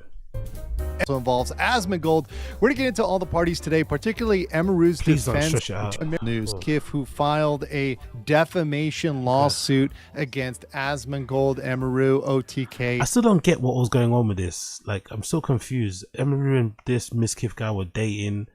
There was some abuse. Why is she suing him? I'm not really too sure. Let me just see if he's going to actually conclude it or do his thing where he takes ages to explain everything. Let's see. And Mythic. And lately there's been a clip trending around of him in a bit of an emotional state. And she waits 4.5 months to stall this out so no one cares anymore. And her response is that. Like, are you kidding me? And no one cares. No one cares. Like, no one wants to listen. It's so unfair. They go up my throat for cheese clips and say I'm an abuser, and that's her response. Her response is literally that it's her emotional version of it. Are you kidding me? So we're going to get into that today and what's going to come. I would not be surprised if he tries to sue me for the stream that I did today and for coming out about him. Not because he thinks that he would win, but for PR reasons, like a slap lawsuit. It'd be interesting if that happened, and I wouldn't be opposed to people finding out more of the truth and things that I didn't even talk about today and what else he's been lying about. And I'm sure there's also plenty of things that even I don't know about. So it seems like from the beginning, Emeru was prepared for a lawsuit, and part of a lawsuit is going through the steps, is going through the motions. So this is yet another part of the lawsuit that we have to get through. And of course, let's not forget Asmongold, who's part of this, and I'm going to reflect upon his defense in light of Emeru as we get into the facts here. So let's go with our opening statements. So Miskiff filed this defamation claim and other claims against OTK, Asmongold, Mythic, and Emeru. All evidence involves statements on Miskiff and Emeru's relationship. So it's all stuff that involves their relationship and how their relationship went down. Okay. Many comments and admissions were made by Miskiff himself, although some of the stuff and evidence has been submitted are Emeru's comments, and obviously her initial statement is part of the evidence. But both now procedurally, Asmongold and Emeru have filed motions to dismiss. And it's very important to get into what that exactly means. So a motion to dismiss, and you can see right here the witness of the actual case itself. Okay, here are Miskiff. And an important note here is Miskiff is trying to amend his complaint to add facts that the first version of his complaint didn't have. And both of them, Asmongold and Emeru, are trying to prevent that. Emeru goes into a little bit more detail with her comments on why that should be prevented. But Miskiff did not do a good job of including a lot of facts in his initial complaint, which is why it was absolutely so laugh-worthy. But there may be an issue here, a very, very specific issue here with Emeru's motion to dismiss. So the issue is, in Texas, it's defamation per se to accuse someone of a crime or imputations of serious sexual misconduct. And SA, right, you see it right there, is a felony which falls under both categories. So it's both a crime and an imputation of serious sexual misconduct. So both of those things are defamation per se. So if you have that information out there, you would interpret that, okay, that's defamatory. And of course, just for those that don't know, the crime of SA generally requires some sort of physical contact, right? So that's something that's going to be required. And as of yet, we do not have any injunction. I just want to get to a point. So Miskiff accused Emeru accused Miskiff of some SA shit. Miskiff denied it. Then what? Sued her for defamation because of the essay allegations or something else? I'm so confused here. Sanction or criminal complaint against Ms. Kiff that's been filed for SA. But which brings us to the problem. The problem is, looking at Amaru's statements in the transcript, she used the language of SA at least 3 times during her main speech, which you can go through, and these are timestamps from the transcript, which was submitted to the court. We can read that today. Today, I'm finally going to be opening up about the psychological and domestic abuse, stalking and harassment, sexual assault, and threats of blackmail that Ms. Kiff has done towards me and some of these issues which are ongoing. That's number 1. Number 2, she opens up by saying, but because of the past incidents during like other fights and times I would try to separate myself from him, past incidents during those times of him manipulating me into staying close with him and giving him more chances, sexually assaulting me, the abuse, and just generally not being a very nice person. And then last but not least, I'm so grateful for how things are now.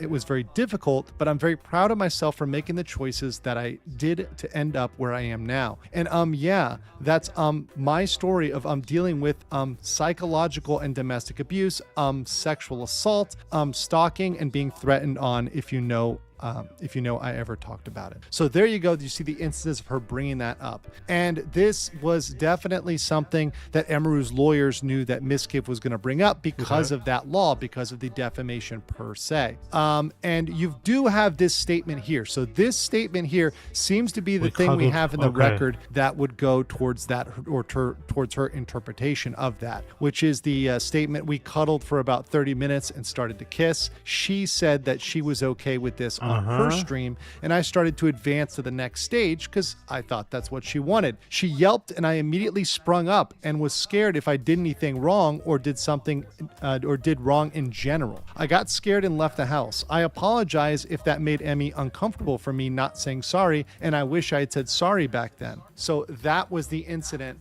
which perhaps she was interpreting that. It's the one we have from the record. Of course, this is Ms. Kiff's own statement. Now, Amaru's defense here, and this is the position she filed in this recent filing, is that under Texas law, even a verifiably false statement is not defamation if the context reveals the statement was a I have no idea what the fuck is going on here. Honestly, like, what the fuck? What is this back and forth? She accused him of some SA shit. He denied it. Then what? He sued her because she said that he did something. I'm so confused. Maybe I missed a bit. Maybe is that the genesis of what's going on here? reflection of an opinion, not a statement of fact. So they're trying to lean on the fact of saying, hey. Okay, big up Keepy. Thank you, Keepy. Thank you. Basically, she said he was a weirdo, which he is, but called it SA. Basically, everyone distanced themselves from him. He's just salty. Oh, okay, cool. So she made it seem like it was sexual assault when maybe it wasn't. It was just him being weird. But then people thought because she said sexual assault that he was a sexual assaulter, so they all distanced themselves from him and ditched him. And now he's on. And now he's like on his own. And I guess now she's saying that it wasn't SA, but you're still a weirdo. So it's not really a win, innit? He didn't really win, really, innit? She didn't. I don't know. This was more of an opinion than a statement of fact. Here, within the context of the entire 90-minute live stream, it is clear that Amaru was telling her own emotional truth, explaining how their relationship came to an end and the struggles Amaru endured during their relationship. The live stream was spontaneous, unedited, unscripted, and underscoring that Amaru was not delivering a rehearsed narrative, but instead was speaking openly and vulnerably in the moment. Her truth as she experienced it. Like the daughter in Benson, a Texas case that they cite, Amaru's allegedly defamatory statements were either non-actionable elements of opinion or mere opinions masquerading as fact. And then they go on to point out, because they know this is coming, that Ms. Kiff will focus on Amaru's use of the term SA, which I'm going to stop there and just say very clearly, if she had not used that term, we wouldn't even be here today. This wouldn't be an argument. There would be a full, strong case for that motion to dismiss. But using that terminology is really what got her in that position. So without a doubt, without use of those words, there would be no position for Ms. Kiff to hang his hat on here based on his own statements of his behavior. Let's continue. And argue that Emery's statements are necessarily defamatory because they include the same term. I don't care anymore. I really don't care. I wish them both the best, but I don't care. I really don't care. I wish them both the best, but I don't care. I really don't care. I truly don't care. Cool. Atlanta rapper Ola Runt escaped federal halfway house after Brooklyn goons tried to kill him. Big up. End of sentence. Man, what's up, everybody? That was a strong ass slap. What's up, everybody? Welcome back to another episode of EOS. It's 1090 Jake, man. I'm rocking with y'all and y'all rocking with me. And for today, we have an update video on Ola Runt, who apparently escaped the feds, was given an extra 18 months in prison for doing so. But I'll say this.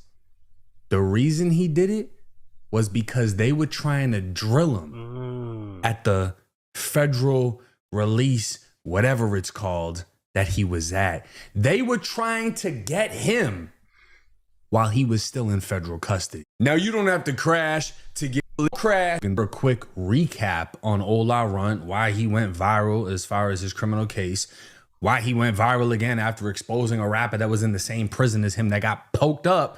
And then we're going to jump into this new evidence.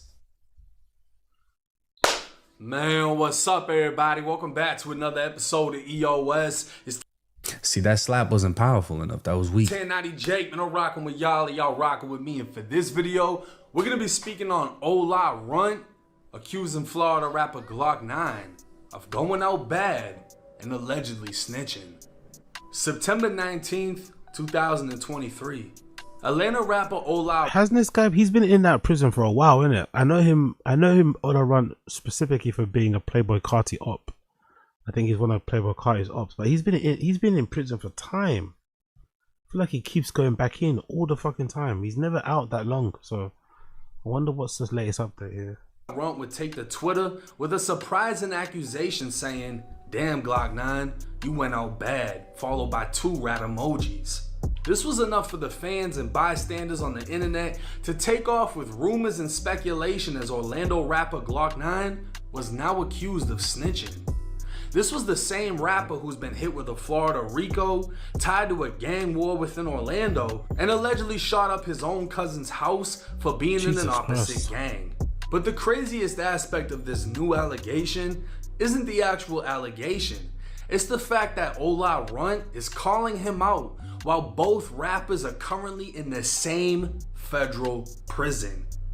Ola Runt was arrested back in 2020 within Operation Phoenix, an FBI takedown of 12. Hold on.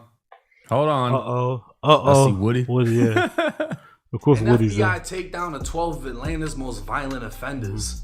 He'd be indicted by the feds after being found in possession of an FN-57 pistol loaded with 21 rounds. And after a guilty plea, he'd be sentenced to 57 months in federal prison. So with that right there, right? Ola Runt was caught with a 5.7 as a felon, and he'd end up getting 57 months inside of prison. So let's add that. Find out what that is.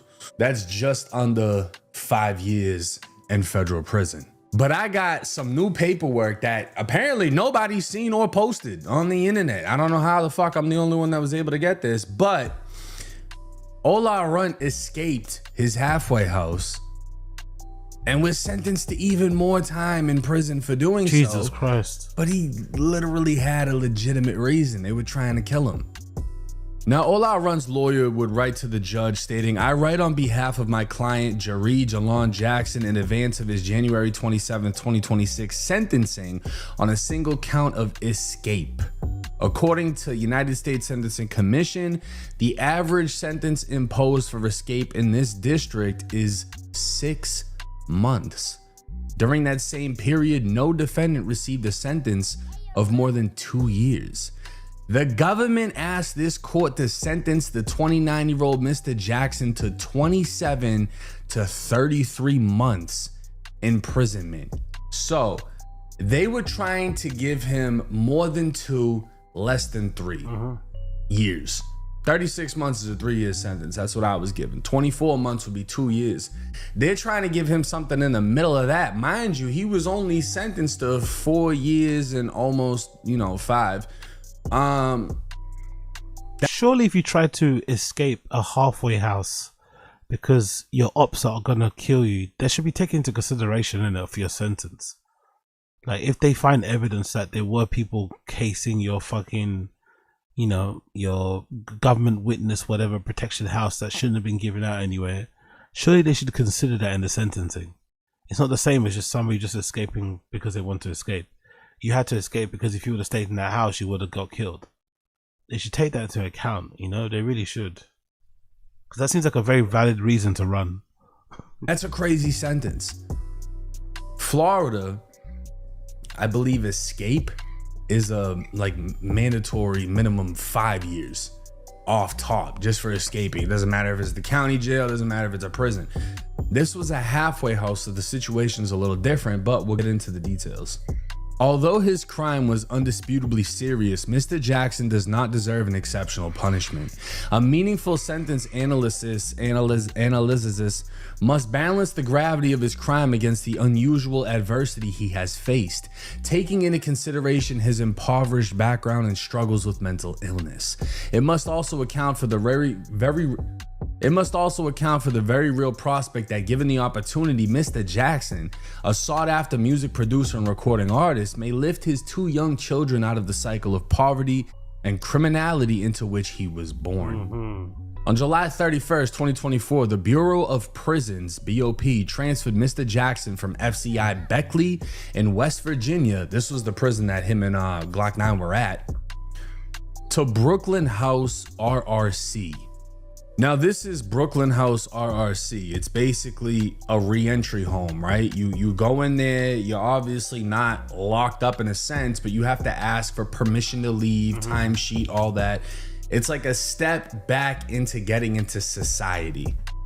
And it's located right here in the Dumbo neighborhood of Brooklyn, which is a nice neighborhood. I mean, you got the Equinox gym, which costs like $500 a month. You got the One Hotel, which is one of my favorite hotels in New York. And literally the Brooklyn Bridge is right here. And then all of a sudden you're in Manhattan. So this is in a very nice neighborhood. Now, he'd be transferred there to complete the 57-month custodial sentence that was projected to expire on April 12th, 2025. But in November of 2024, Ola Runt would walk out of an exit without authorization and was never to be seen again. Now, he would get arrested February 5th, 2024, fleeing from a traffic stop in Tennessee. After a pursuit, Tennessee State Police disabled the vehicle and placed him and his 2 passengers in custody. A search of the vehicle revealed 2 ounces of marijuana, digital scales, and handgun ammunition. Tennessee authorities subsequently charged Mr. Jackson with possessing drugs and drug paraphernalia, evading arrest, and reckless endangerment. So he escaped basically a halfway house in Brooklyn and managed to flee all the way to Tennessee while being wanted by the feds. Ola Runt remained in Coffee County custody for 4 months before he was finally transferred to federal authorities on June 4th, 2025. He was housed at MDC, which is in New York, serving the remainder of his sentence. That sentence, which was extended to reflect the loss of good time credit, was set to expire January 31st of this year. Now, the government, in its January 12th submission to the court, incorrectly suggested that Mr. Jackson, aka Ola Runt, left Brooklyn to avoid remand on the basis of a failed drug test. So the government was trying to say he failed a piss test, that's why he ran away. It would also state that Ola Runt did not know of the BOP's decision to remand him at the time of his departure. He only knew that he was placed on restrictions and not permitted to leave. He was, however, increasingly concerned for his safety following an incident that occurred outside the facility several weeks earlier. Jesus Christ. During his time at Brooklyn RRC, Mr. Jackson was employed as a music producer at Brooklyn-based recording label Good Talk. Every morning during the work week, a driver met him outside Brooklyn RRC to transport him to the music studio. When you go to a halfway house, One of the things that they do is they make sure you're employed. You start working. Okay. He, being a rapper, gets a job at a recording studio in Brooklyn. So every day he signs his sheet, he leaves, he gets picked up, goes to the studio, works as a producer, working on beats, comes back, logs in, goes to sleep, right? Until this happened. Just after 9 a.m. on September 19th, 2024, a white Mazda positioned itself several car lengths behind the silver SUV that was waiting outside Brooklyn to bring Ola Runt to work. When Ola Runt walked out, the Mazda pulled up behind the silver SUV Christ. and discharged 4 armed assailants. Wow. The assailants proceeded to fire several rounds at Ola Runt and his associates as he fled on foot down the street through a housing development. A nearby Christ. security camera provided this image of one of the assailants just moments after the shots were fired. This is one of the men that popped out. Jesus Christ. So what? Are these goons from Atlanta? Are these goons from Atlanta, or does Ola Runt have beef with goons in New York? How do you end up in a halfway house in New York and you've got goons running you down and you're from Atlanta? Like, what? Fucking hell. Being a gangster is not for the faint-hearted, man. You think you're somewhat safe in New York, but you still got guys coming after you. While Ola Runt is leaving a halfway house to go to work and shot at him. Tried to kill him in front of a federal halfway house.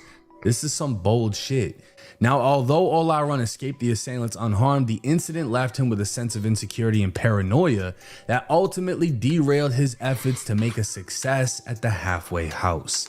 In his interview with pretrial services, Ola Runt identified the September 19th incident as the primary reason he chose to leave the facility.